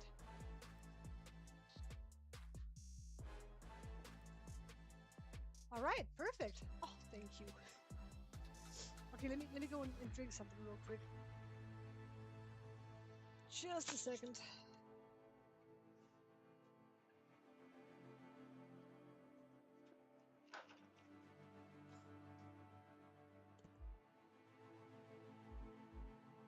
Okay. Let me see. Oh, come on. Silly phone. There.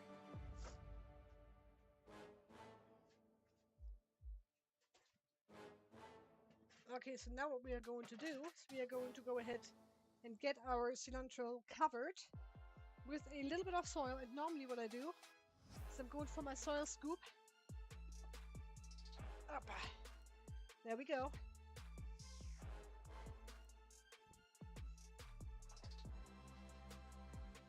Thank you. Meep. And we're doing 1 scoop per tray. That's usually enough. Famous last words.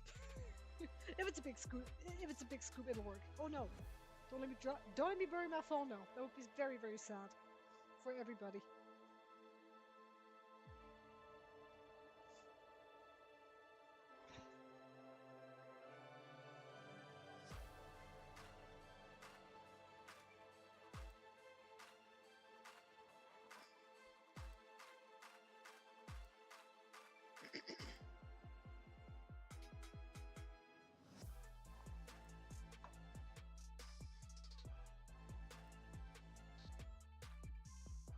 There we go. A few more of those. And I'll be right back. I'm just gonna move this thing around and finish up over here. Goodness.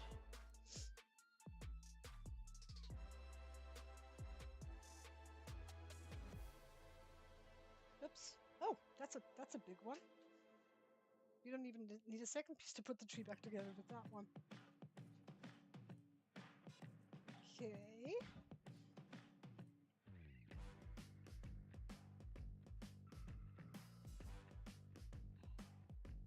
Alrighty.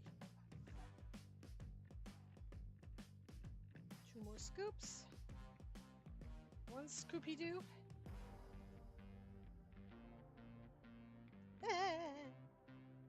2 Scooby Doo. See? Wonderful. 1 for me and 1 for you. Alright. Pull it back to where it belongs. Alrighty, just a sec here. Okay, there we are. Okay, I think I got everything done. Let me go and put the lid back on top here. Ta-da. Oops.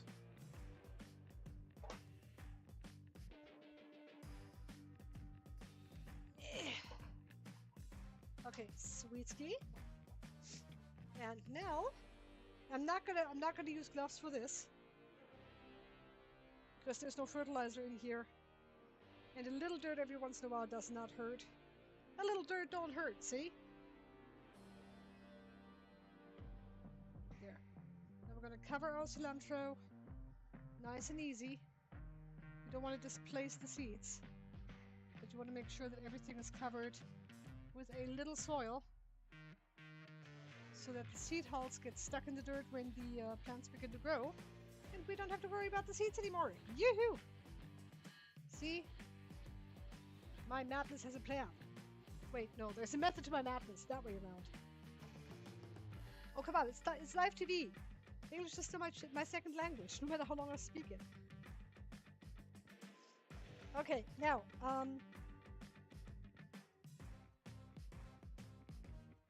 let's see. Oh, that's fine. There's that.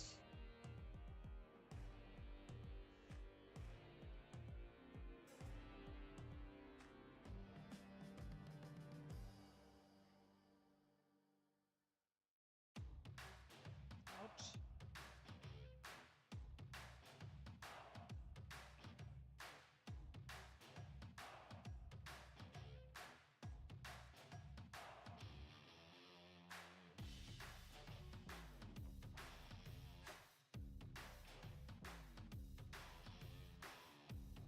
Alrighty, now. Oh, by the way, I forgot to ask. I wanted to ask earlier. Did I ask you? Do you still have your 3D printer? I think I asked you that the other day and then probably forgot the answer. Totally my bad. I have a very little brain cell. It's just rattling around out there.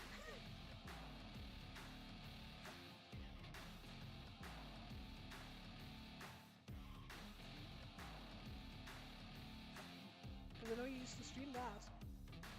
And I have to say, 3D printer streams are one of those where I can sit there and I can just watch something being built. Now remember when you got yours at first, you had a little bit of an issue with it, but you made some incredible stuff. Oopsie. Not on my feet, please. Thank you.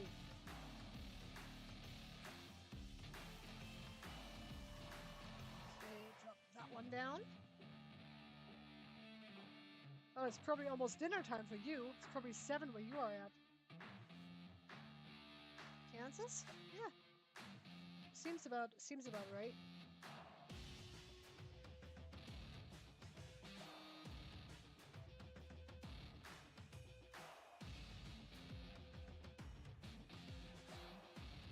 Okay, now hold on a second here.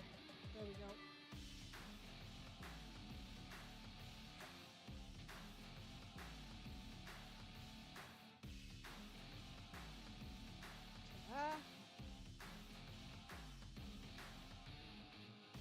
Okay.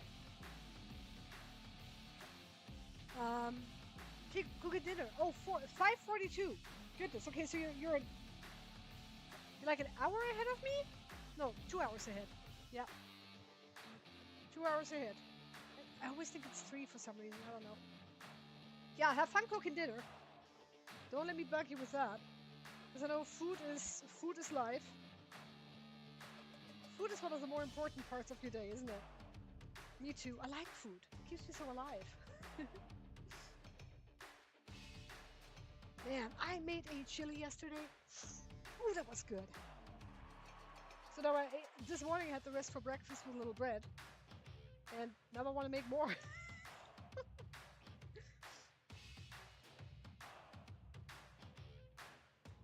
And I don't cook a lot anymore. For me, it's like I'm not doing the TV dinner thing either. But mostly I just have a lot of cold foods, especially in the summer anyway. Mostly I just go for bread and cheese, or like, oh, tzatziki. I still have tzatziki in my fridge. I need to eat that today too. I can add avocado to my tzatziki, actually. That sounds good.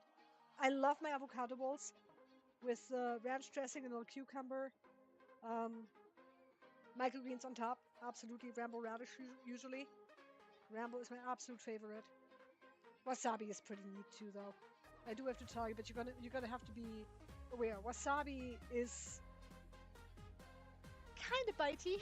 I mean, so is Osaka mustard. Don't get me wrong, but wasabi is a bit more in your face than Osaka mustard. Osaka mustard is a creeper. It takes its time.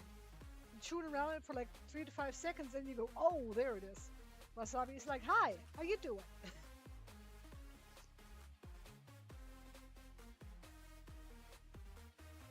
Okay, now the thing is, I keep getting soil in my face. Not cool. Now the thing is with cilantro, once it's covered, we're gonna go ahead and tamp it down one more time, just to make sure that the dirt is all even and nicely pressed up on the seeds. There we go.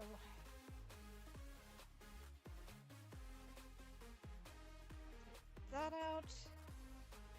Now with the top layer of soil for cilantro, it doesn't really matter much if there's like a whole bunch of clumps in there, or, I mean, the really big sticks, you don't want those. But a few smaller sticks or whatever, not a problem. Now, if you have big sticks on top of it, that's probably not a good idea, because big sticks, bigger pieces of material, they very much still have, um, the thing where they basically lay there, you water, things get wet, mold spores get to cling onto it. It's a big surface, you know. Anything with a big surface is normally not a good thing if you have plants and water and heat in the same space. So you want to keep an eye on that.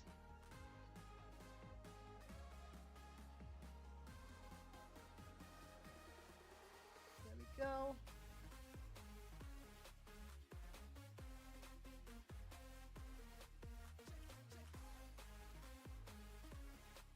Those one over here. Hold on now.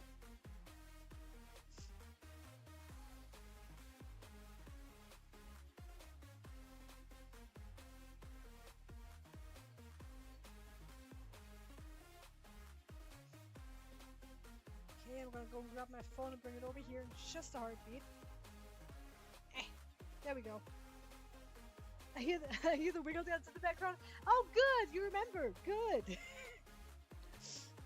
That was fun, wasn't it? Yeah, I'm still using the same music provider I used before. Epidemic Sound, by the way. If you want that song, Epidemic Sound's got it.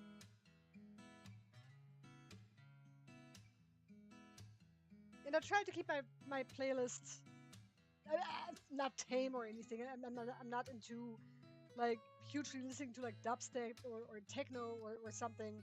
Certainly not on stream.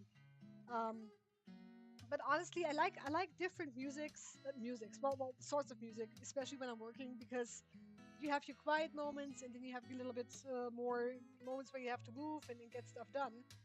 And I have a couple of playlists actually, even for when I'm not streaming, that I listen to, and depending on what I feel like, I can just go and adjust my tempo to the music, so to speak. Kind of cool. It just keeps up the energy too. Okay, let me see here. Ew.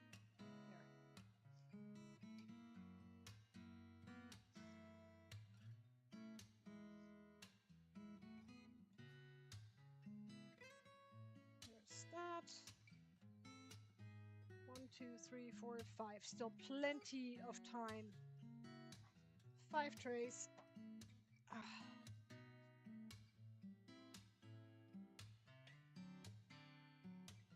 Ow. Don't poke me. That wasn't nice. That just reminded me to keep myself on my toes.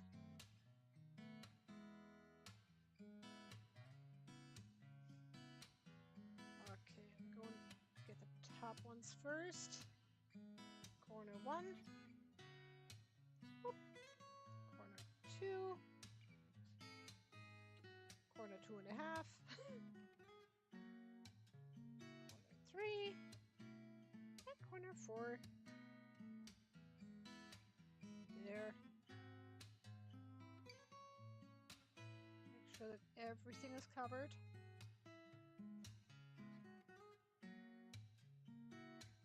There.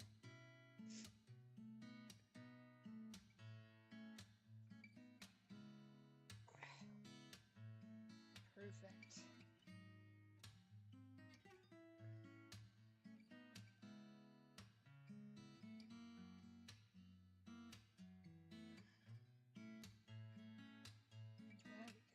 Perfect.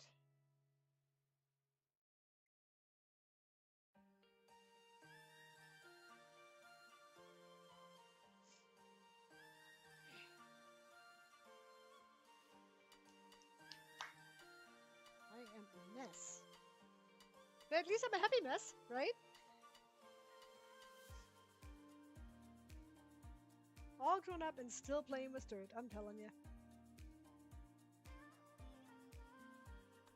Okay. That looks good. Plenty more to go. No rush. Oops.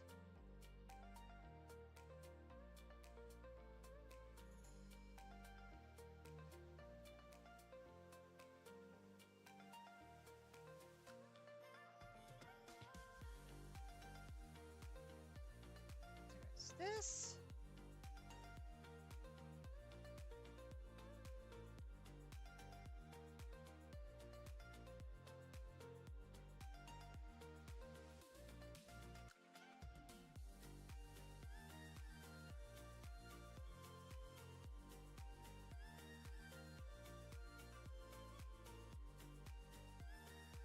There's that.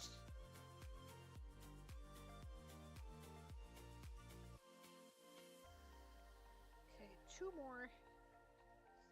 And then we are all done. With the cilantro, we still have, I think, 2 more rows to go. Sunny's cantaloupe beets, that's 1 row. And then kohlrabi, Osaka mustard, Mizuna mustard, and wasabi. That's the last row. Oh, I gotta dry the cantaloupe too. Schnoopsies, I forgot. No, the cantaloupe. It's gonna be so sad. It feels so neglected, I'm pretty sure.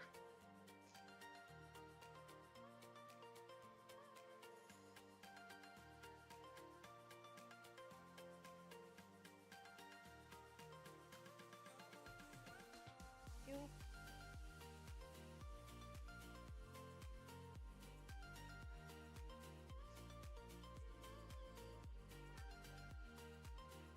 A wild Mr. Meep appeared.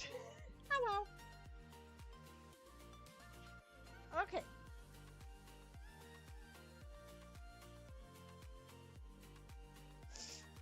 Ew. I'm sorry, guys. My nose is just not happy right now. Just a moment here.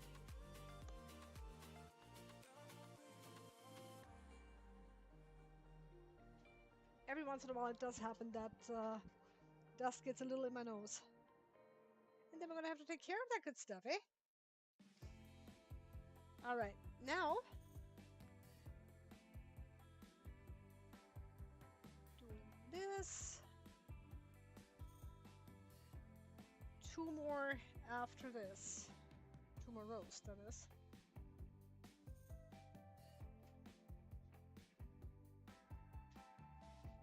And I think at this point, what I'm gonna do, while Mr. Meep is prepping these and getting them stacked, packed, and racked, I might actually have to go and take a quick little break to eat myself. Because all the talking about food got me hungry. Okay, there we are. Perfect. Ladies and gentlemen, I will return in a little while. I do have to go and eat something before I fall off my little bones here. That would not be cool. So until then, I'm going to go ahead and, whoopsie, hello, how are you? There we go, perfect. I'm going to go ahead and take a quick food break. Thank you guys so much. Meep.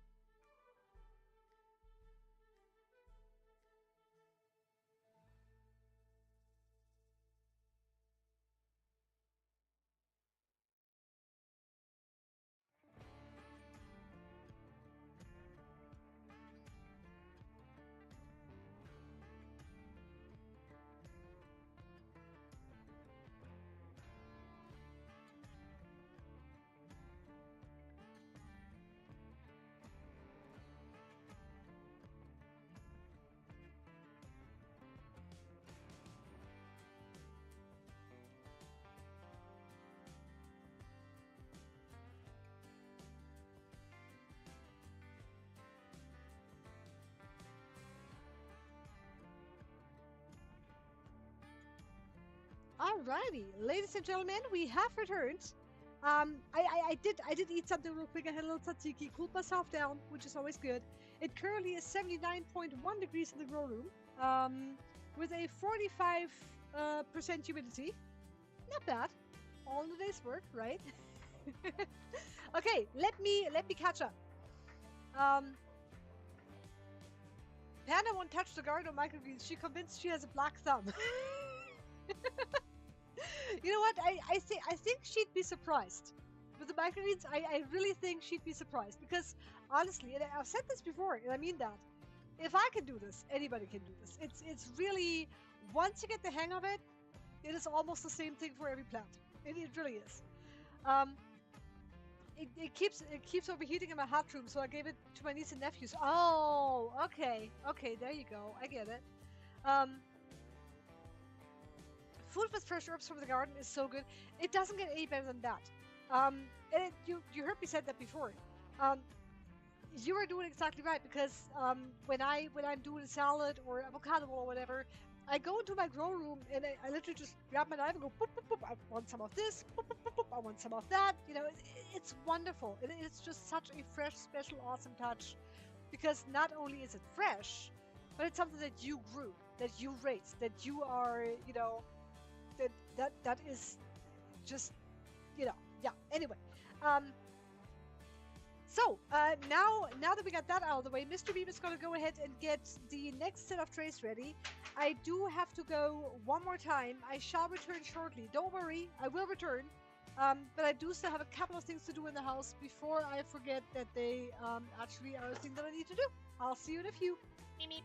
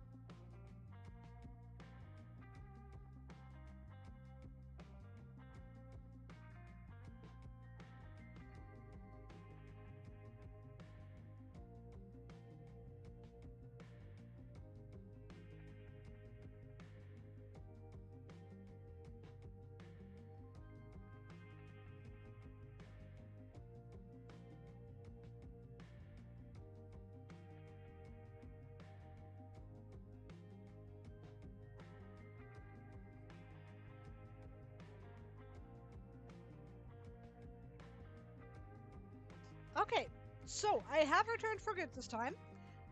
The next step, what we are going to do is we are going to do the same thing with the cantaloupe that we did with the cilantro. So, what we are doing is we're going to take 3 paper towels right here.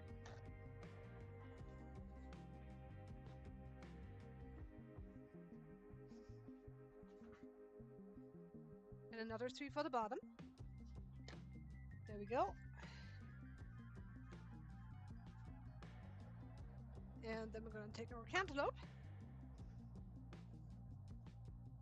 Oh, that dripped a little bit. That's good. Yeah, it's still pretty wet, but it'll be fine. And then we take our cantaloupe. Oops. Don't be afraid of a few drops of water. I'm gonna try to lay these out on the paper. Oopsie, paper towel here. There we go. I'm gonna go and move these around in one nice little line. Not a thick layer, just a little layer. Oops. I gotta engage my other hand with that. Hold on. There we go. There's this. Now we soak some of our seeds, not all of them. I think about 4 that we soak. We have beets, we have cilantro, we have cantaloupe, and we have sunflowers. Yes, thank you. I couldn't think of it for a second. Those are the only ones that we soak usually.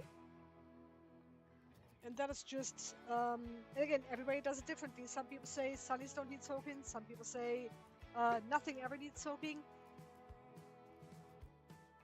But basically, what's happening when you soak stuff, and I'm going to show you what that looks like right here. So these are our cantaloupe that are currently in our stainless steel basket. We are going to put those on the fan in a minute. But the thing is, when you have seeds and you soak them, what's happening is that the seed hull loosens up, and that makes it, first of all, easier for the plant to escape the seed hull. It kickstarts germination that way, and on top of that, when you have the seeds that are actually breaking open easier, it's also going to give us a better chance of getting rid of the seeds once the plants actually develop. And we're going to put that right up here. Going to put that on 2, I believe. That should be good. And then I'm going to go and grab my gloves. And then we're going to go ahead and start over. Thank you. All the way back to the top. And then we have one more after this. It is 4:16 right now. We've been at this for about 4 hours. Whoop! And the good thing is, I mean, I'm literally just having fun sitting down and playing with dirt. That's all I'm doing. Okay? Like I always say, it's not that it's hard work. It's just a lot of work. Now I'm going to try and keep an eye on all of the on all of my chats here in case people come up and say something. But I don't have my phone on me currently, so we're gonna have to do this blind. Oopsie.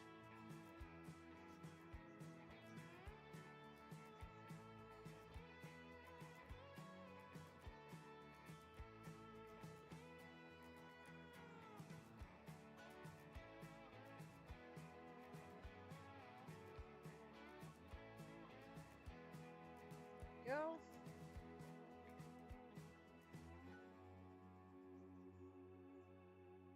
Oop. Oh, big stick. Out.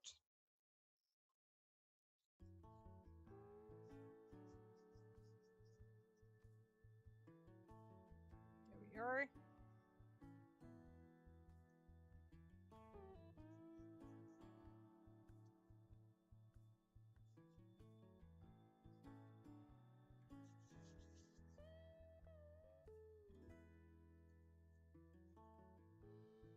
There we go.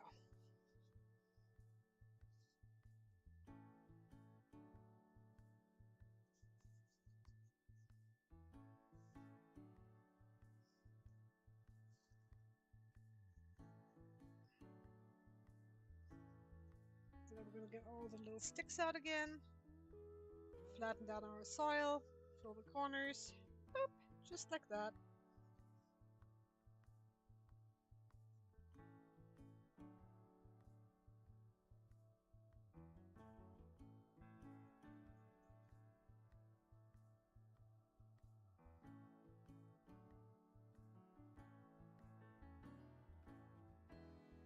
I keep telling myself one of these days I'm going to get a little Zen rake or something. And just Zen rake one of these trays just for the heck of it.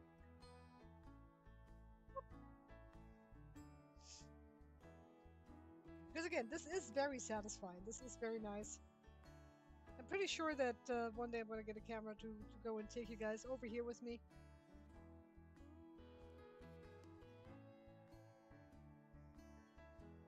Oi, oi, oi.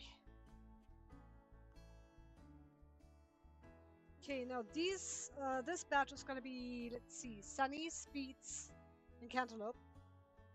4 sunnies, 4 beets, 4 cantaloupe. Oops, ow.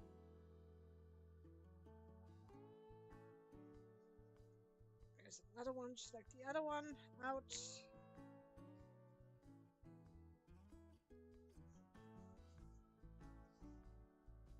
Okay, I had a little late lunch, which is good. I do feel much better now. And I just had some tzatziki. With hot weather, I don't do a whole bunch of hot food.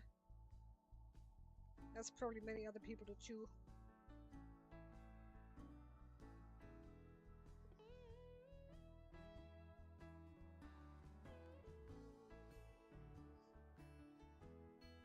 There's that.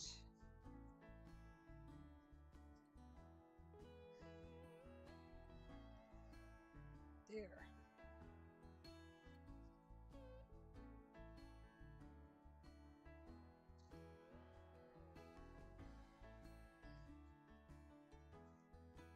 Keep those under control here.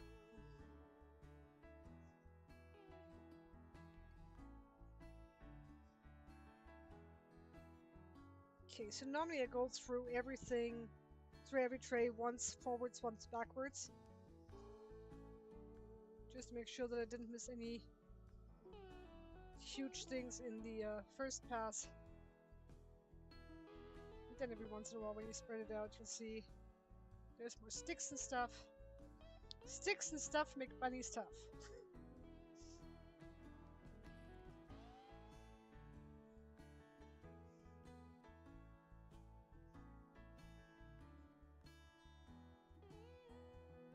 Okay, there's that. And then we move on to tray number 3. And then we're going to keep doing that until we're all the way done. Cool, huh? Okay, just a minute. Wait, who's this there? Okay, perfect. I didn't miss anything. That's a good thing. Yeppa!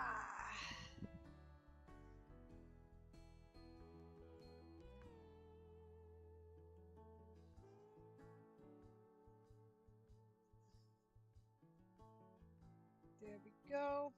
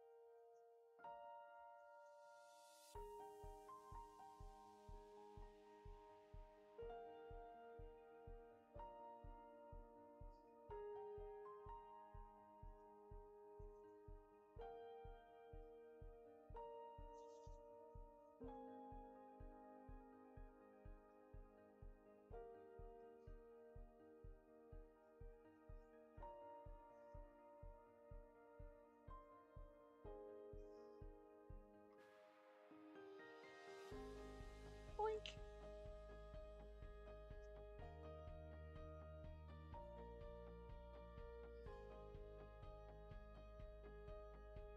Okay.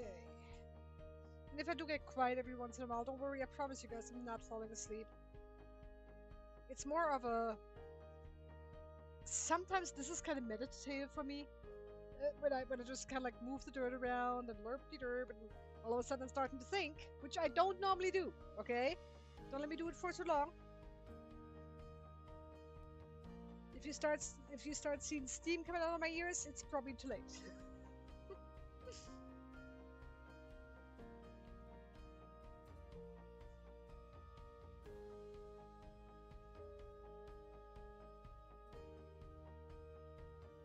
It is really relaxing doing this. I'm not gonna lie. This is one of the favorite things of mine to do when it comes to my job.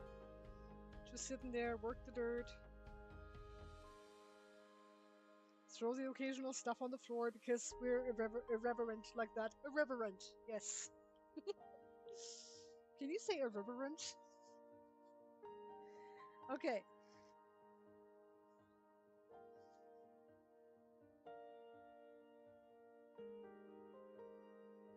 Now let me see. Okay, now I have another reason to be quiet. Because the fan is kind of right above me. Well, not yet, but enough to blow some soil my way. And as much as I enjoy my fingers in the soil, I don't like the soil in my nose.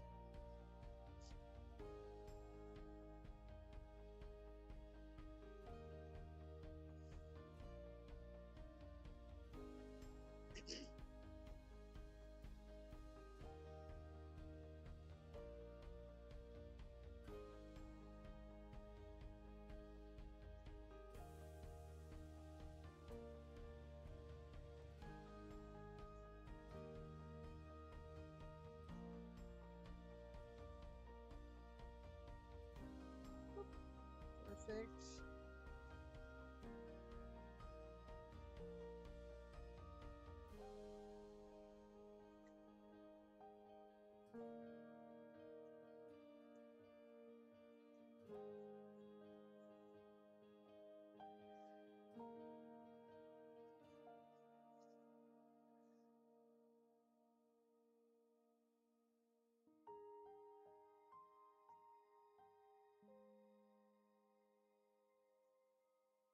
Alrighty, there we go.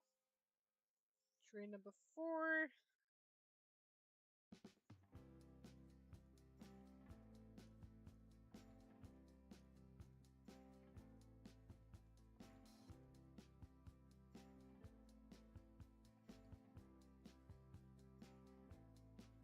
Is done.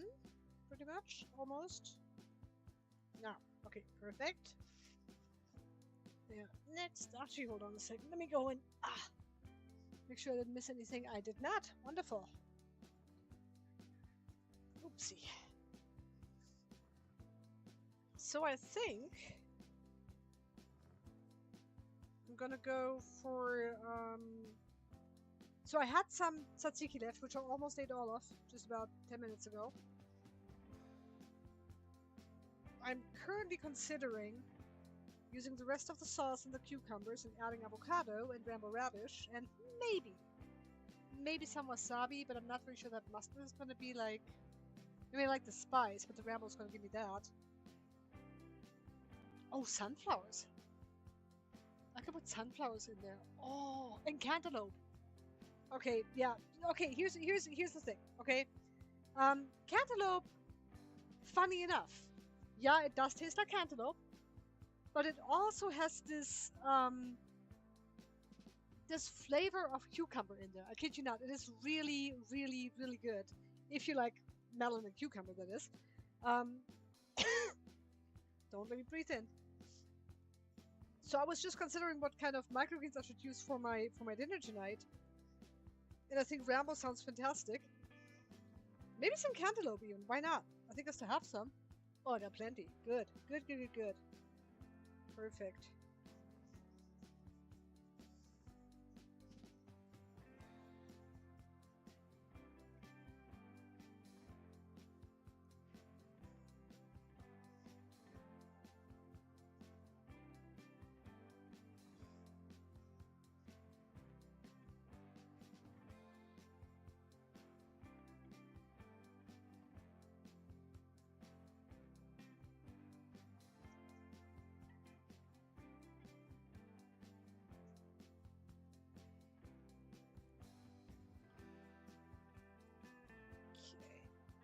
these out of here. Oops.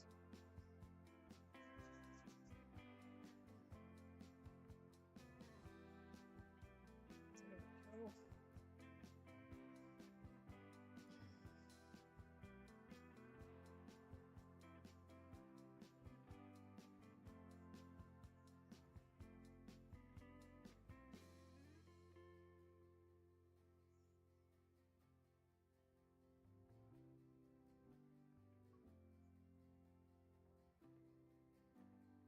There.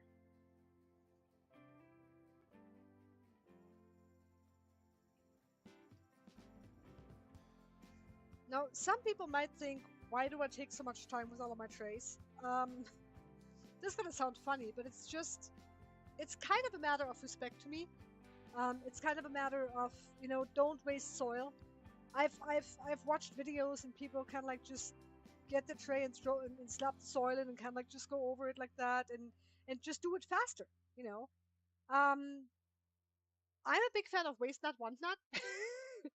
But also, I believe that it's a really, really good thing to be deliberate about certain things. I believe that intention is huge for everything you do in life. And again, it's gonna sound funny, but if you're going to sit here and grow something, I want to have the best foundation possible every single time, and that is something that I am really a big fan of. Um, Doing it with intention, taking your time, not just randomly spraying seeds and stuff everywhere. Of course, there's times when we have a little seed left over, or a little water left in the bucket, we just drop it on the floor. But I mean, that is one of those things. It's water, it dries. But again, it comes down to the respect of the work. I think it sounds a little lofty. I get that. But honestly, I think it's just good to have people know that what you do is right and that you have the knowledge that you did everything you could in order to make the people around you happy with what you do. Um, I said this before. Everything that happens to me is a side effect of what I create. Right? That is something that I deeply believe in. And so if I create something, I might as well do it right. You know, that's it. Okay, now, boy, I'm gonna have to hold on. I'm gonna have to turn down the fan. This is a bit too much for me here. Actually, you know what? Let me see here. How are we doing on these? Because if they're already dry enough, I don't even need the fan. Oh yeah, yeah, I think that's fine. Well, you know what? I'm gonna go and put them back in on the first level.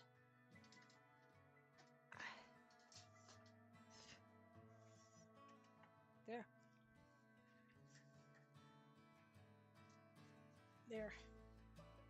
So we still got a little bit of air going. I can be under here without taking issue with something else. It's also just trying to do its job.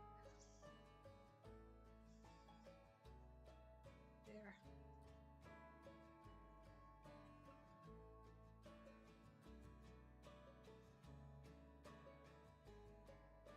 Okay. Oops. Ouch. There.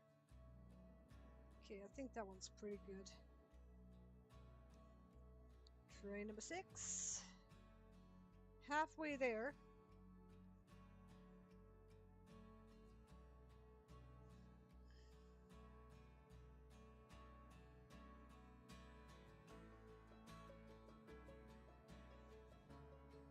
Go. Ow.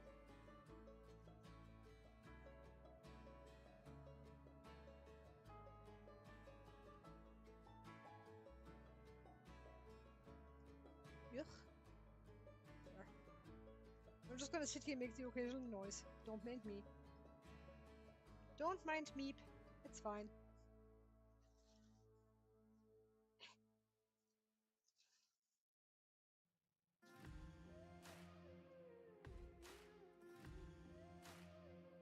Okay.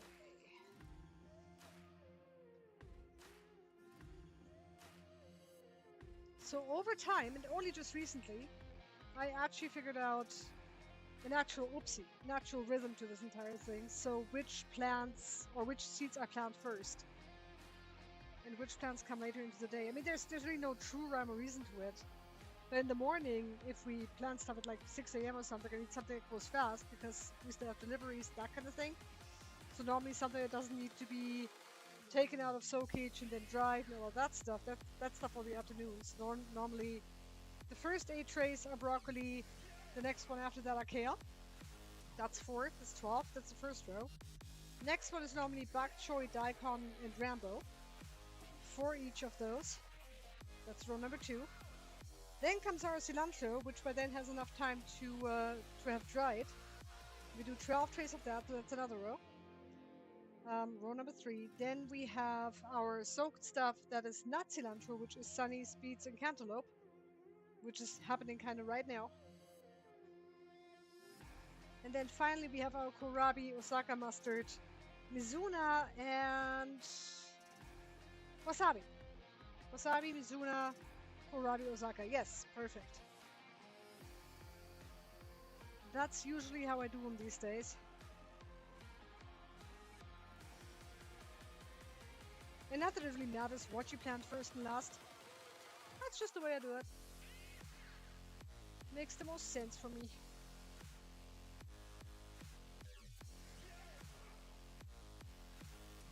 Oh, scales, hold on. Ugh, hold on just a minute. I didn't get my phone back up on the table here. I'll be right there, I'll check. Ugh.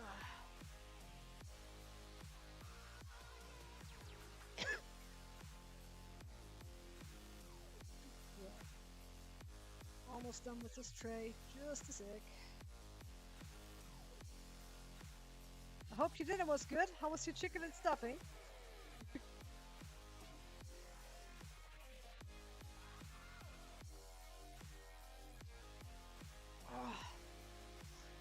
Alrighty, what do we got?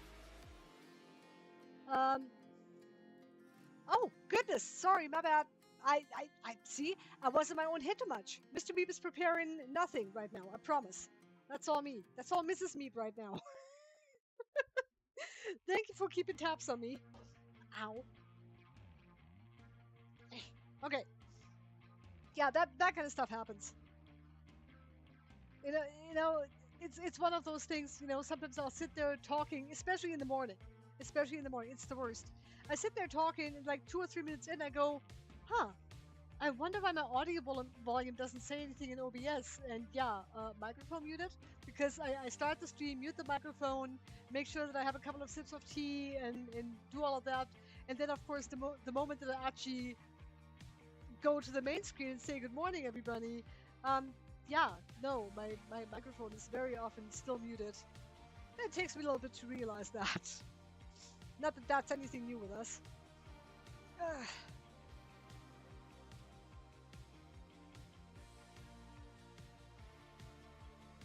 That's still better than hot micing itself, right? Okay. Let me go and get these out of the way here. Okay, now, what is your favorite... Let me see. What is your favorite theme park?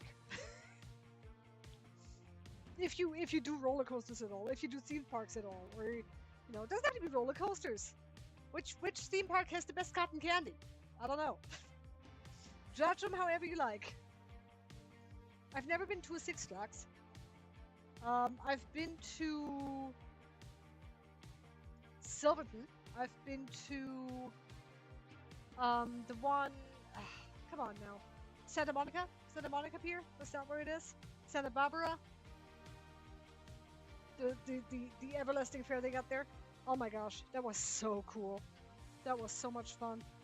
I went up on the carousel and oh, it was glorious. It was so cool. That was a lot of fun. Like I said, Disney World, Disneyland did that. I mean, Germany, there was Phantasialand.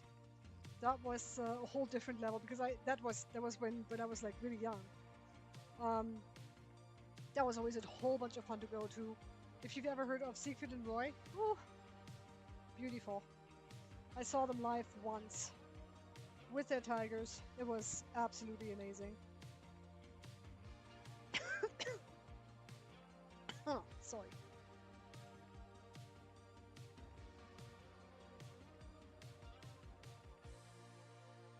Okay.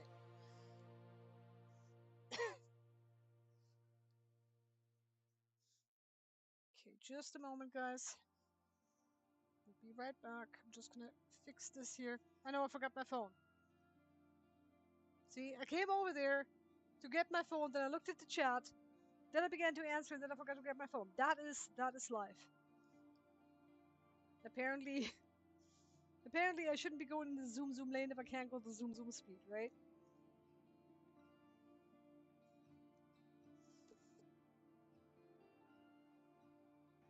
Excuse me. There.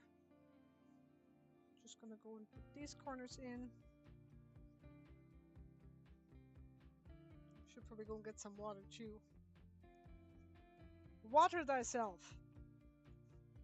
Very, very important. Alrighty. Now, honestly, I've enjoyed national parks in the outdoors more than theme parks with the coasters and rides and stuff. That is completely valid. That is completely fair. Absolutely, I get that. I get that, Skills. It doesn't always have to be stuff that flings you around through the air, right? Wait, hold on. First of all, I need this, and then I said I was going to drink some water. Don't let me dehydrate, please. That would be good. Thank you. Hold on. Just a second.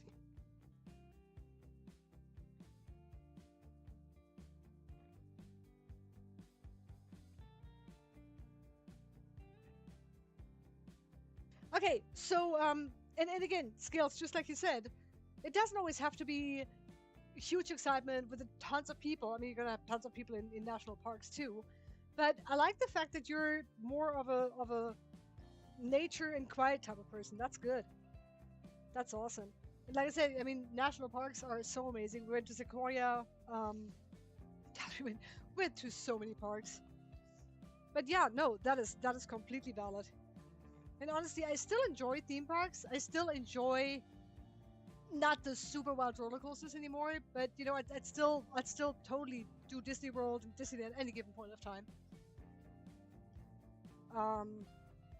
The one with the wooden roller coaster. Where was that? I don't know. I forgot my phone, didn't I? Ugh. Having a brain like mine is tough, guys. I'm sorry.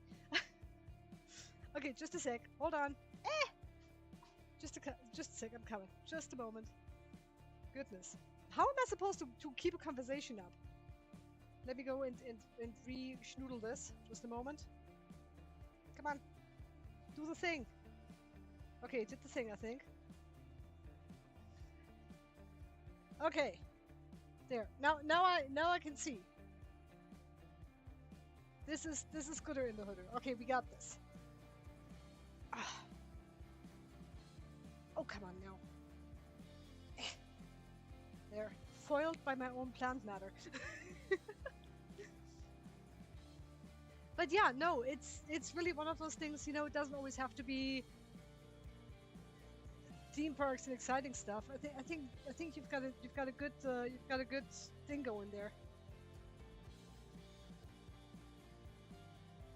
Oops. And I think what would draw me even more would be national parks that are kind of like a hidden secret, you know. I mean, we're not a hidden secret up here, but you know, once fall comes, and the tourists all kind of leave, it's still really, really beautiful up here, and it's just quiet. You know, there's even if you go down Lostine River or whatever, it's one of those when you find the right time, it's going to be nice and quiet, and it's going to be really enjoyable, and you know, it's nature that isn't constantly surrounded by people, which I think is very cool. I mean, yeah, we have people living there, obviously, at our lake, but excuse me, guys. This whole breathing in soil thing just doesn't help me today. Oops.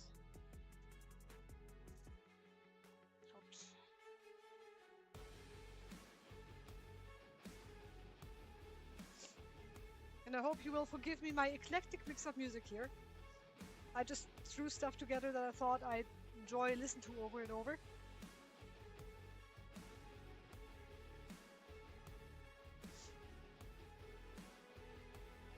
There we go. Okay, and the next tray is done.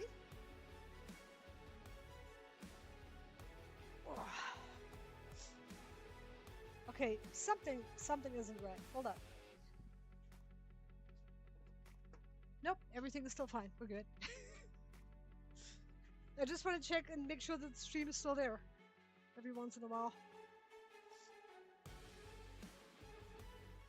And I'm not new to streaming. That would be wrong, but I'm new to using Restream and streaming with 3 channels at once. So I gotta keep an eye on the bitrate and everything. Keep an eye on the computer. It's 80 degrees in here right now, so while computers don't really have a problem with 80 degrees, at 95 it would be a different thing. But still, too much heat for a computer is also not good. So if the weather gets way too hot outside, like it goes into the 90s, 100s, sometimes I will preventatively shut the stream down, just to make sure that we protect both components, human and electronic. Oopsie. Okay. Outlaw Coaster and Dragon Coaster in Adventureland in Iowa. Oh my goodness, a friend of mine is in Iowa right now. That's cool. Was the most coasters I've done. Okay, both of those sound pretty pretty rare, pretty active. Were they wild? I mean, the Dragon Coaster kind of sounds like it could be up my alley, but also maybe not. I mean, like I said, I used to love roller coasters until I passed out on one. That was not cool. And ever since then, I mean, yeah, like I said, I'm still doing roller coasters, but nothing super like thrill rides. That's what it's called. I'm never doing that again. Not cool, people.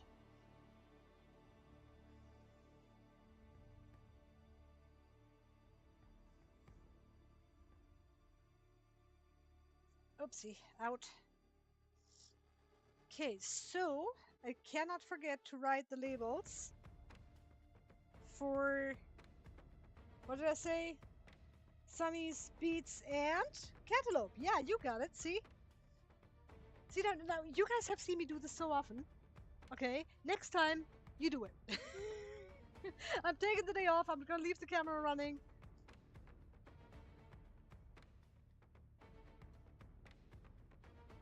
Alrighty. Now we got 2 more trays here that I need to go through. Oopsie. Still got a few minutes. Oh.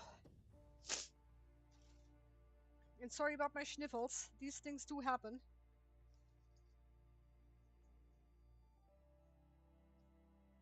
Alrighty. No, that was where was it? I keep forgetting the name. Silverton? I think it's Silverton. The Silverton in Idaho. The amusement park there. Yeah, I'm never gonna do that again. And I know you've probably heard me tell the story before, but this one I have like 6 memories, and they all take turns. Okay. No, but really. So we were at the Silverton theme park, and at that point, you know, I love theme parks in general, and I look at everything, and I'm like, oh, here. And so I went on a couple of rides already, and then I looked at the what's it called, the aftershock it was. Oh man. So I'm going, oh yeah, that kind of looks fun. Maybe not. And then I was like, I almost pulled out. I almost made the sensitive decision, and then I kind of didn't. But so anyway, I ended up on the roller coaster. We're strapped in, and now this is one of the rides that doesn't have tracks underneath. It has the tracks on top, so you have your legs free, and all you have to do is this harness, and you're like, okay. Now what they do is they don't get you up like that at a nice little slow angle.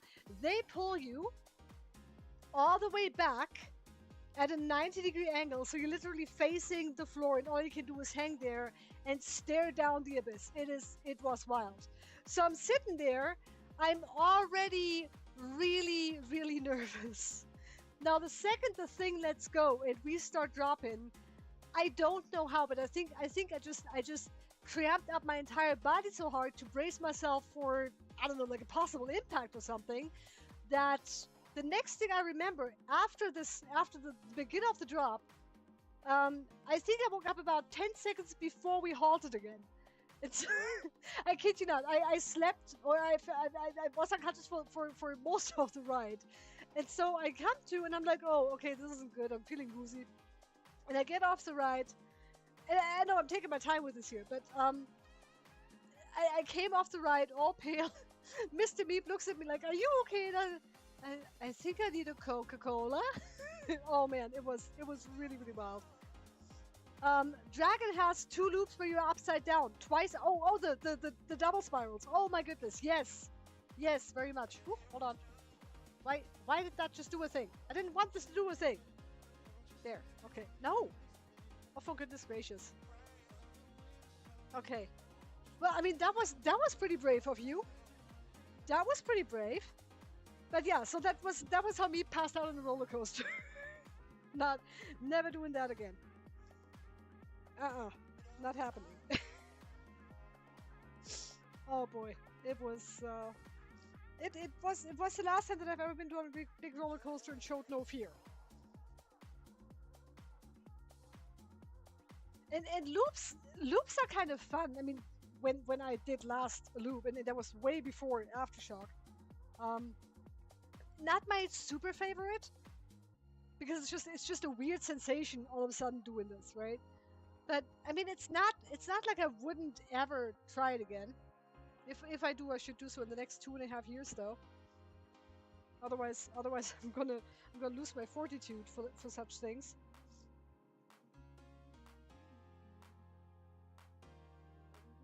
Oopsie.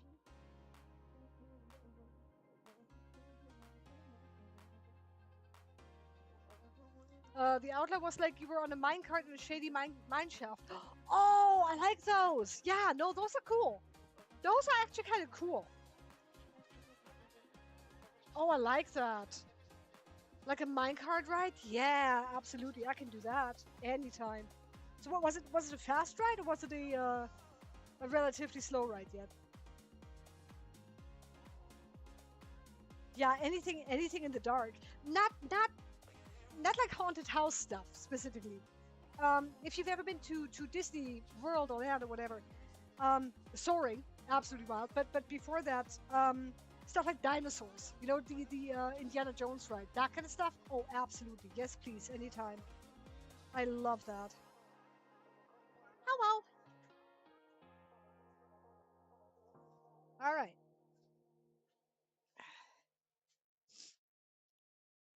It was slow compared to the dragon. Oh, I bet. I bet. I mean, an outlaw versus a dragon. I think the dragon wins every time, don't it?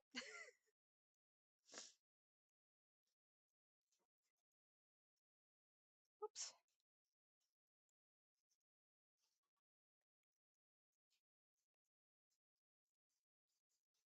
There. Did we just run out of music? That would be sad.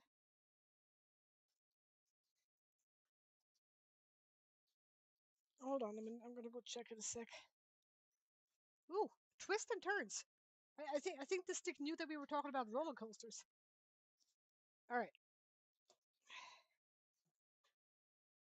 let me get this out of the way here.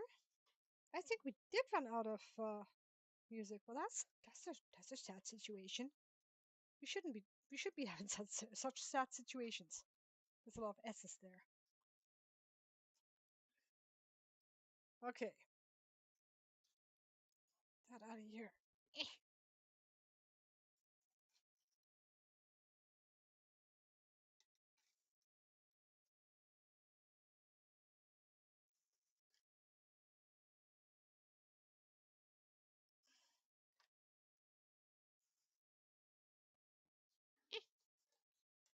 Wonderful. me 5 more seconds. Whoop. Awesome. All right. Pull the chair. I make you a. Whoopsie. Oh no worries there. I have epidemic sound. I got a subscription all figured out, and that's completely without any copyright issues or whatever. Pretty good service. And the thing is, I had it all on repeat, but apparently, why did it say not to repeat it anymore? That's so sad. Maybe you got tired of hearing the same stuff over and over again. That's too bad. Okay, let me go and take my gloves off for a second. My fingers are pretty wet. Okay, now let me go ahead and take out the cantaloupe real quick. There we go. Oh, actually, I can just put that over here. We get all the space in the world. There we go. And in doing that,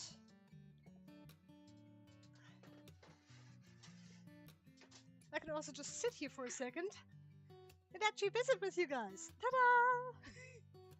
Okay, so now we have done a whole bunch of stuff today. We still have a lot more to do. Richard got sick of the same old songs playing. Richard, don't stop the music. He's a terrible DJ, seriously. But so just a quick reminder. Tomorrow there's no stream. Tuesdays are no stream, but we will have stuff going on behind the scenes. Obviously, we are going to do quite a few things actually. And if I am off the mind, and if my mind actually allows me to remember, I will post updates if there's updates. I promise.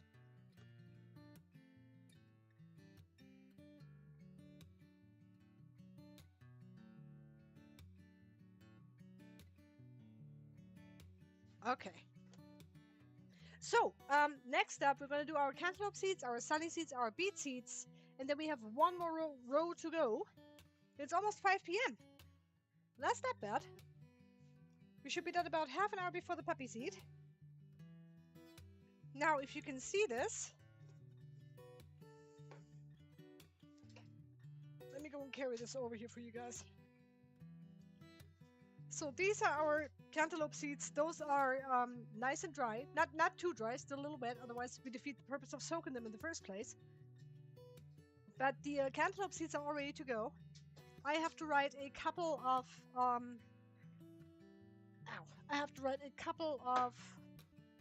come now, there. I have to write a couple of labels before I do anything else.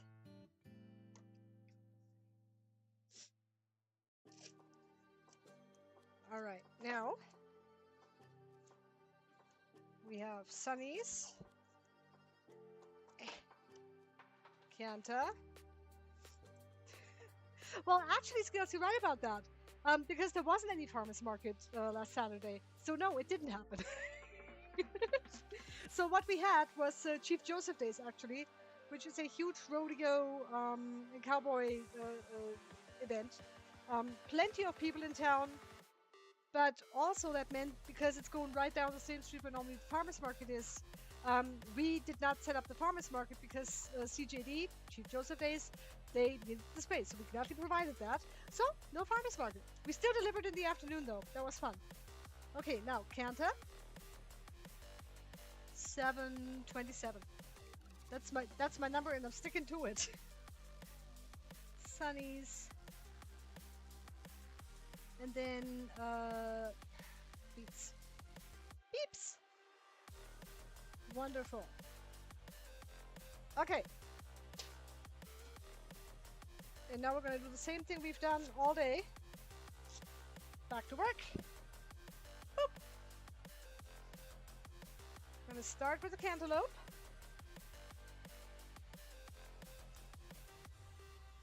Then we're going to go for the beeps. And the beeps have to be covered as well. Just like the cilantro, the beeps will be covered with a layer of soil. And then the sunnies We're planting 4 sunnies on a Monday, 8 sunnies on a Thursday. We keep planting more and more because, well, you keep eating them all. Okay, now we're going to start with our cantaloupe. Because we don't just grow cantaloupe. Anybody can do that. No, we are doing cantaloupe over here, okay?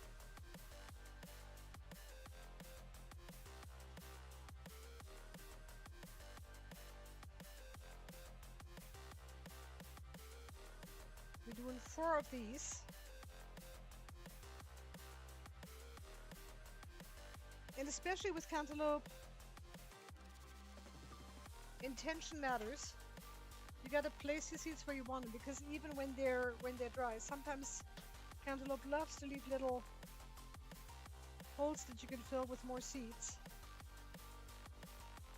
But at the same time, you don't want to overtax them with being too close to each other.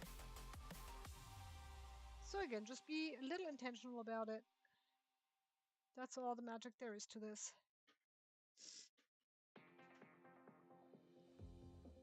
There. Okay, hold on a minute.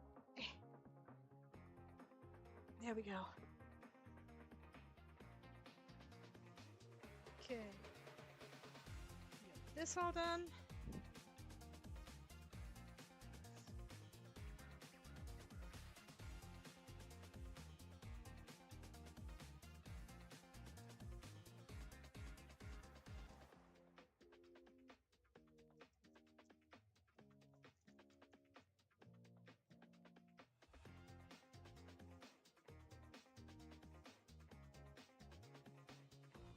Cantaloupe is really one of those fun seeds that I really, really enjoy growing. It's really one thing that surprises people is the taste. But the other thing that surprises people is the things it can go into. You can put it on top of avocado toast. Seriously, fruit salad is an obvious choice. Fruit salad. Give me that was German of me, wasn't it? You can actually muddle them up. Put them into mocktails and cocktails. You can use them in water. When you have like bottled water, just put cucumber, ginger, little muddled cantaloupe in there. It is really, really a wonderful aromatic treat with a tiny bit of sweetness in there. And it's going to have some serious vitamins in there as well.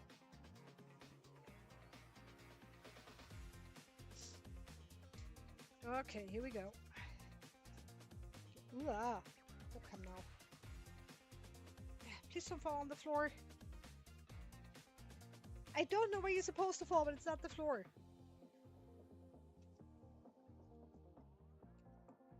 Okay. In just a minute, I'll check chat in just about 2 minutes or so.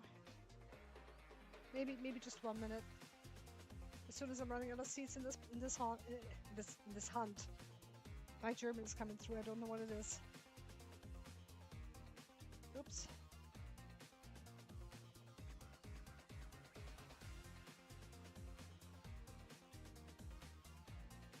Okay. Cantaloupe, the gourmet cantaloupe. Yeah, exactly.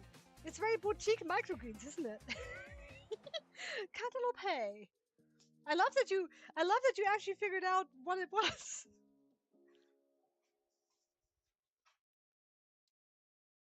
You know, so for me, it's kind of funny. It still occurs quite a bit that every once in a while, when I read something, when I see something on TV, whatever, when I see a word that I haven't previously encountered, for me, it's very hard to figure out how you say it. Okay, one of the famous examples for that was saline and sardines. Okay, I kept saying saline and sardines, and it was kind of ridiculous. But cantaloupe, I kept saying cantaloupe. You know, I had no idea, and then finally, Mr. Meep goes, "Sweetheart, it's cantaloupe. It's cantaloupe." I'm like, oh, okay. So I figured it out from there. But at some point, you know, maybe I'm just gonna make it a thing where we just go, hey, we don't just say cantaloupe. No, we have cantaloupe. Hey, that is so much more classé.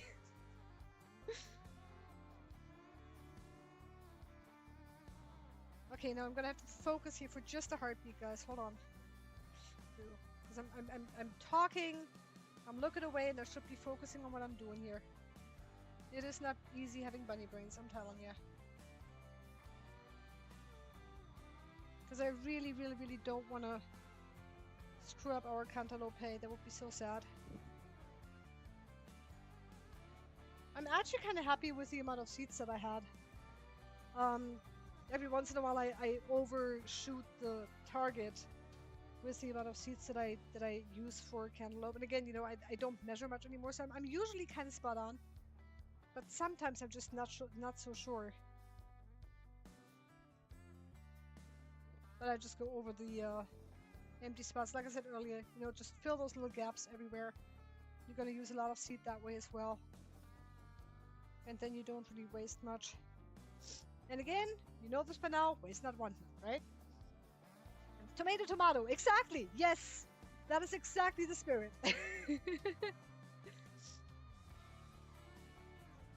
Yeah, I think we're good with most of these. I'm gonna add just a few more here. Few more there. Ugh. Okay, fine, be that way. Okay, I think we're good. Yep. And so we have like a little bit left, but it's really nothing terrible. We just put that back in here. Roll that up. There we go. And then, excuse me, this might be a little loud in the microphone. There. We're gonna take care of it in post. Oh, actually, you know what? Now what we do is we're gonna spray our basket with our sanitizing solution, and we're going to let that air dry. There. Okay. Gonna put that up here. Ah, don't trip on my toes. Yikes. What'd you do that for?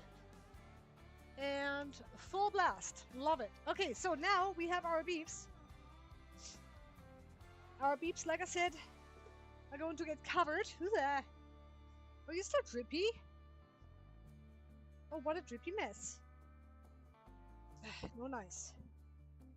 Let me strangle you a little bit. Okay.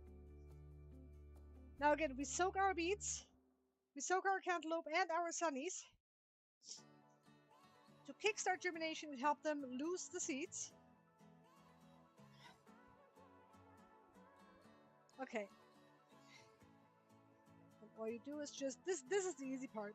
Beets, because they're round, just grab them, shake them over a little bit.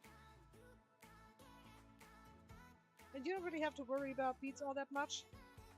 They're normally great growers. And one of the mistakes that I made, because sometimes so for me, it's always been very much trial and error. Try something new, try something new, try something different, and then by next week, you know what's going to work or not, right? And so for the longest time, I believed what I had read, where beets needed more water than other plants, or than other microgreens. Ow, cramp. But in the end, it turns out they really actually, for me, personally, in our experience, they need less. They don't need as much water as I was made to believe. And again, you know, for somebody else, it might be true. For somebody else, it could be that, you know, you have a different climate, you have a different setup, you have, I don't know, a really strong dehumidifier. I don't know. It can absolutely happen that the same seeds need more water in certain places than in others. Okay, beet number 2.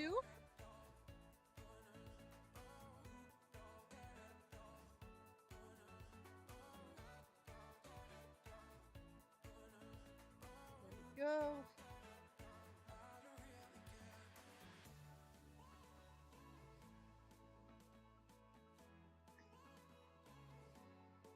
There we go. Silly little things. Oh wait, you can get that corner right There. Perfect. And this part right here. Absolutely lovely. That will work. And we're doing 4 trays of beets, 4 of cantaloupe, and 4 of sunnies. That's more to remind me than to remind you. Trust me. it happened, and again, you know, it happens so often that I get talking or thinking or doing, and all of a sudden I have 6 trays where I actually need 4. So let me not forget to look at the labels every once in a while and see if I am there. I mean, more is always a good thing, but also, you know, we have a certain amount of space in our grow room, and even if you only add 1 more tray, sometimes that can skew things a little bit. Trust me, I've been there, I've done that. You do not want that. Okay, and 1 more beet tray, and then come the sunnies in a great and mighty crowd.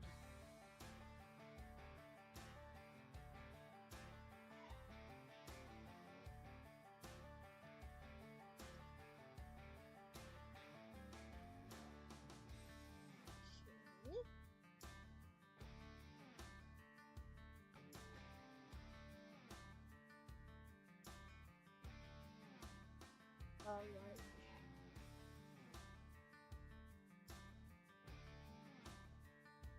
Perfect. That has worked out absolutely lovely.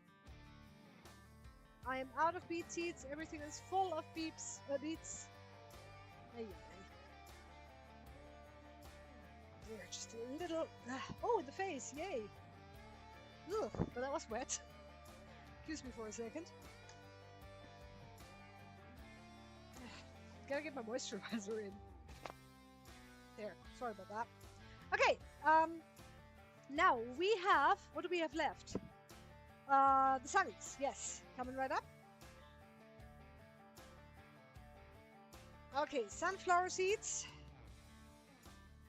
The sunflowers are our absolute fan favorites in any regard. Kids, adults, everybody loves them. Everybody wants them, so we keep growing them. And actually, you know what? They're still a little too wet. So what I'm going to do is I'm going to turn them around. Give them the old shoot treatment.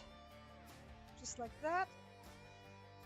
And then we go 1 sunny, 2 sunny, 3 sunny, 4 sunny. See? Perfect. That worked.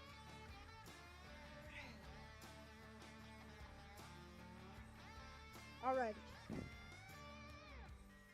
And now we simply go down the middle strip, spread them out, and then go left, right, left, right, left, right, left, right, left, right, left, right, left, right. Good. Yes. Wonderful. I knew you'd get it. Okay.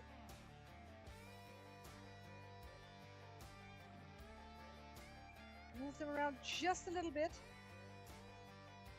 Just to place them very, very gently. You don't want to move the seeds around too much, because wet sunnies being moved around, they have a lot of surface and they love to pick up dirt, soil.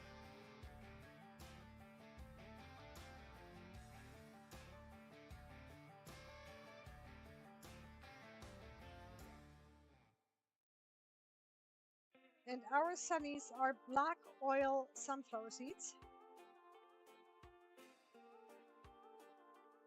These are, as far as I know, the standard for sunflower microgreens, this variety. I could use a few more over here. There, better. And you know, as you go, you can just mix and match and grab some sunflowers from here if you need more. I still have a few extra too. Just spread them around.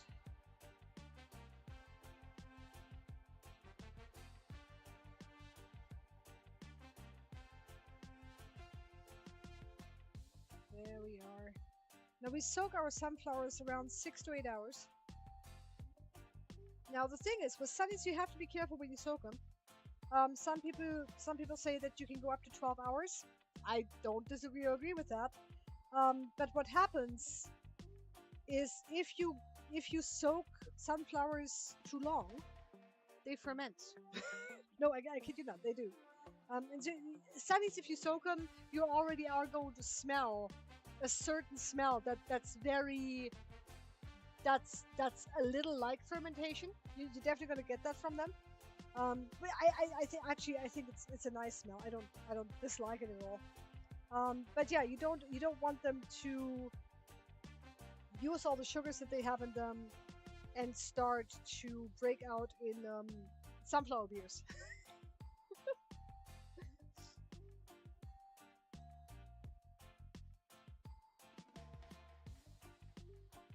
There we go. And also good to know, our sunflowers actually have 3 grams of protein in every pack. Especially if you're vegetarian, vegan, if you would like to have more protein in your diet, sunnies can help with that a little bit.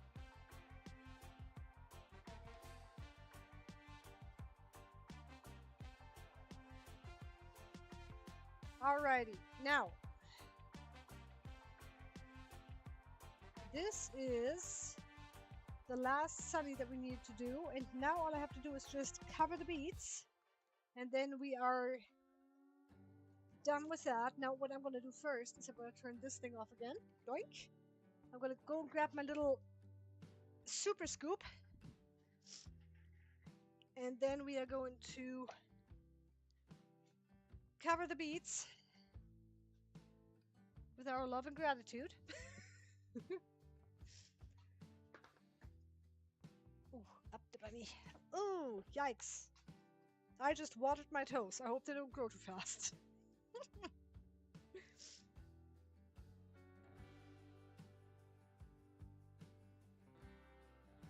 So we have one more round after this. A fairly quick round, but a round nonetheless. And by quick, I mean it's still going to be the same process, but the seeding is going to take comparatively much less time. Because it's just going to be Osaka mustard, Mizuna mustard, wasabi mustard, and kohlrabi. That's the last 4 that I need to do.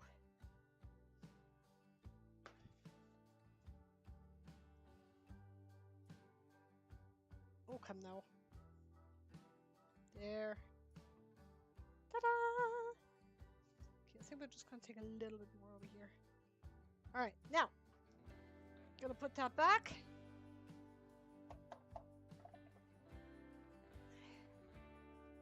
There we go.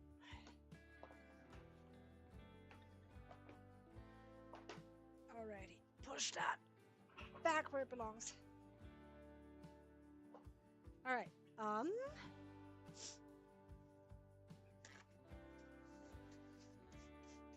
clean my hands up a little bit, and again, because I have to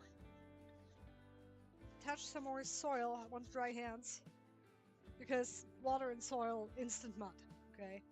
Don't want that. Okay, you little cantaloupe, you go right there with all your brethren. Thank you. Perfect. Okay, here we go. Cover the beets 1.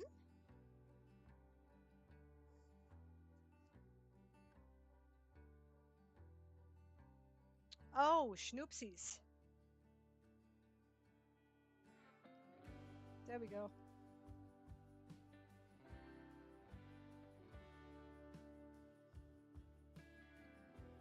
Alrighty.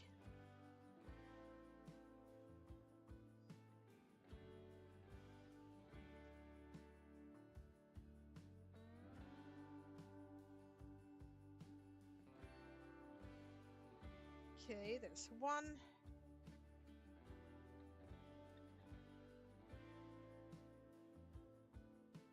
There's 2.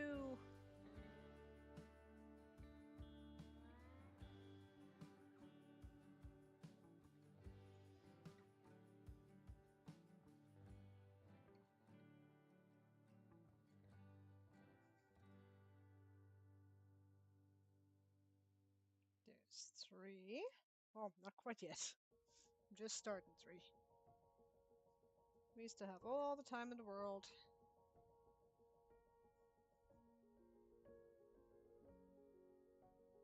Okay, cover this.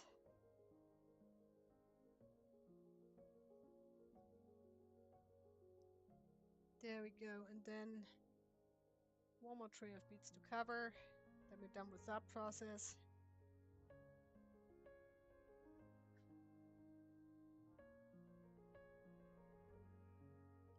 There we go. Just want to take this little knot apart here. It's just fibers from the little sticks that go back into the soil. There we go. Doink, doink.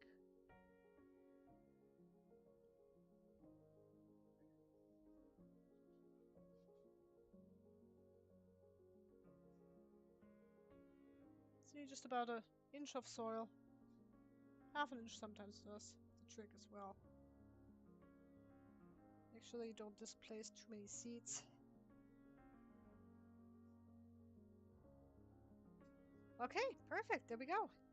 All the beets are now covered, and I am going to be back in just about a minute and a half. I just need a quick little break, and I shall return shortly.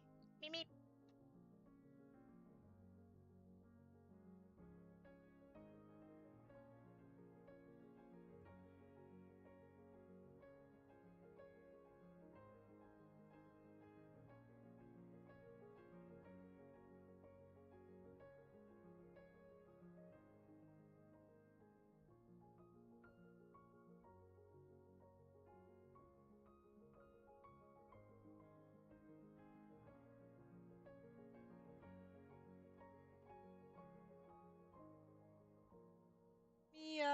There we go. So, Mr. Meep has arrived. We are going to go ahead and spray the rest of the seeds.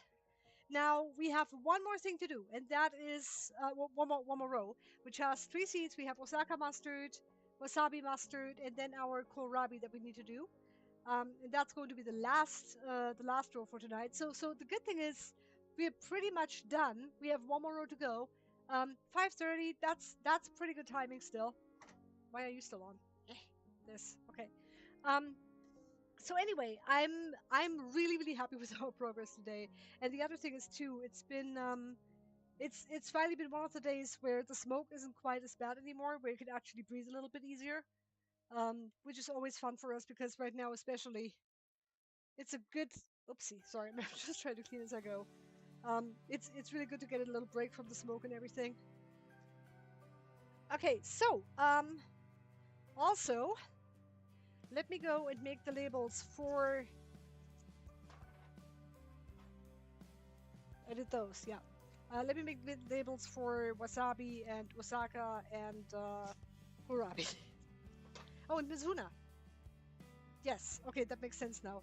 So we do 4 Osaka, 4 kohlrabi, 2 Mizuna, and 2 wasabi. There. Now I have it. Sorry. I knew I was confused about something. Alrighty, now here, switch cams, just for a second, so you can actually see what I'm doing here. Wasabi, Osaka, Mizuna mustard, which is a very nice mild mustard actually, and what did I say? Kohlrabi. Yes, perfect. We can just make that cold. Okay, so then we add the date, just so the plants know when it's time to germinate. So normally it takes about 3 days for most of our plants to germinate.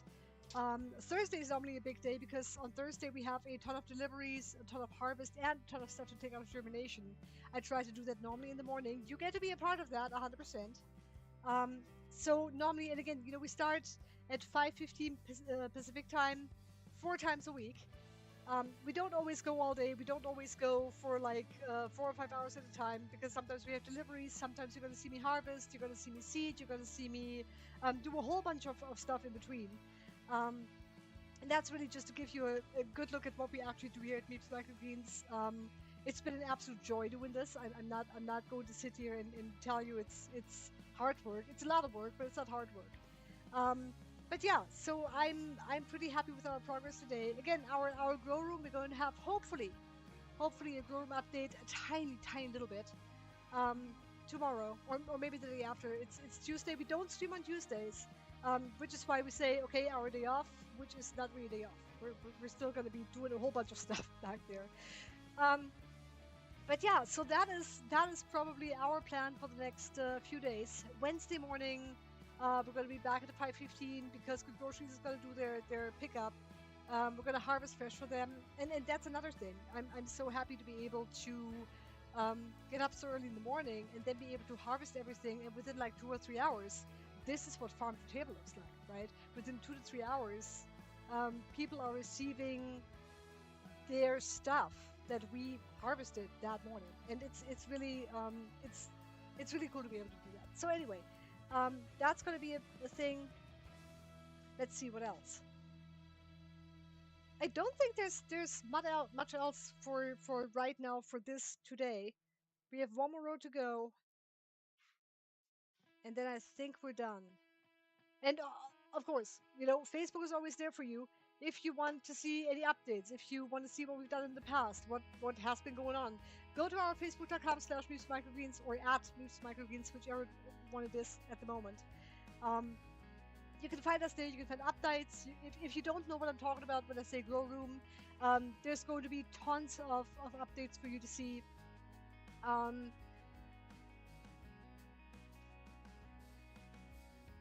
oh, you know what? I could. I think. I could. I might have to go and see if I can actually do that. Um, but Restream allows me 3, and I don't know how to link the stream directly into it. So, but that's a good idea. That's a good idea. Let me see what I can do about that. Okay. Um, but yeah. So anyway, let me go ahead and get me 2 more minutes of a break, and I'm gonna go and drink some water and sit down in the cold for a bit, and then I shall return in a few minutes. Thank you guys. Meep, meep. Oh, and of course, there's the grow room back, and there's this.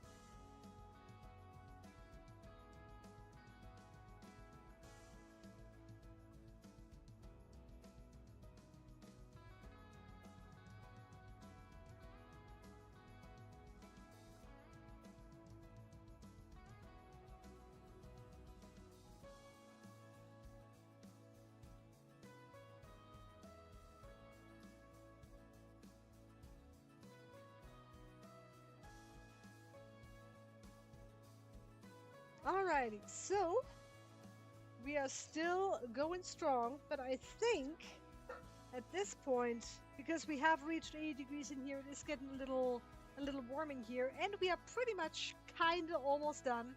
So I think what we're gonna do for the rest of the day is we are going to go ahead and end the stream here.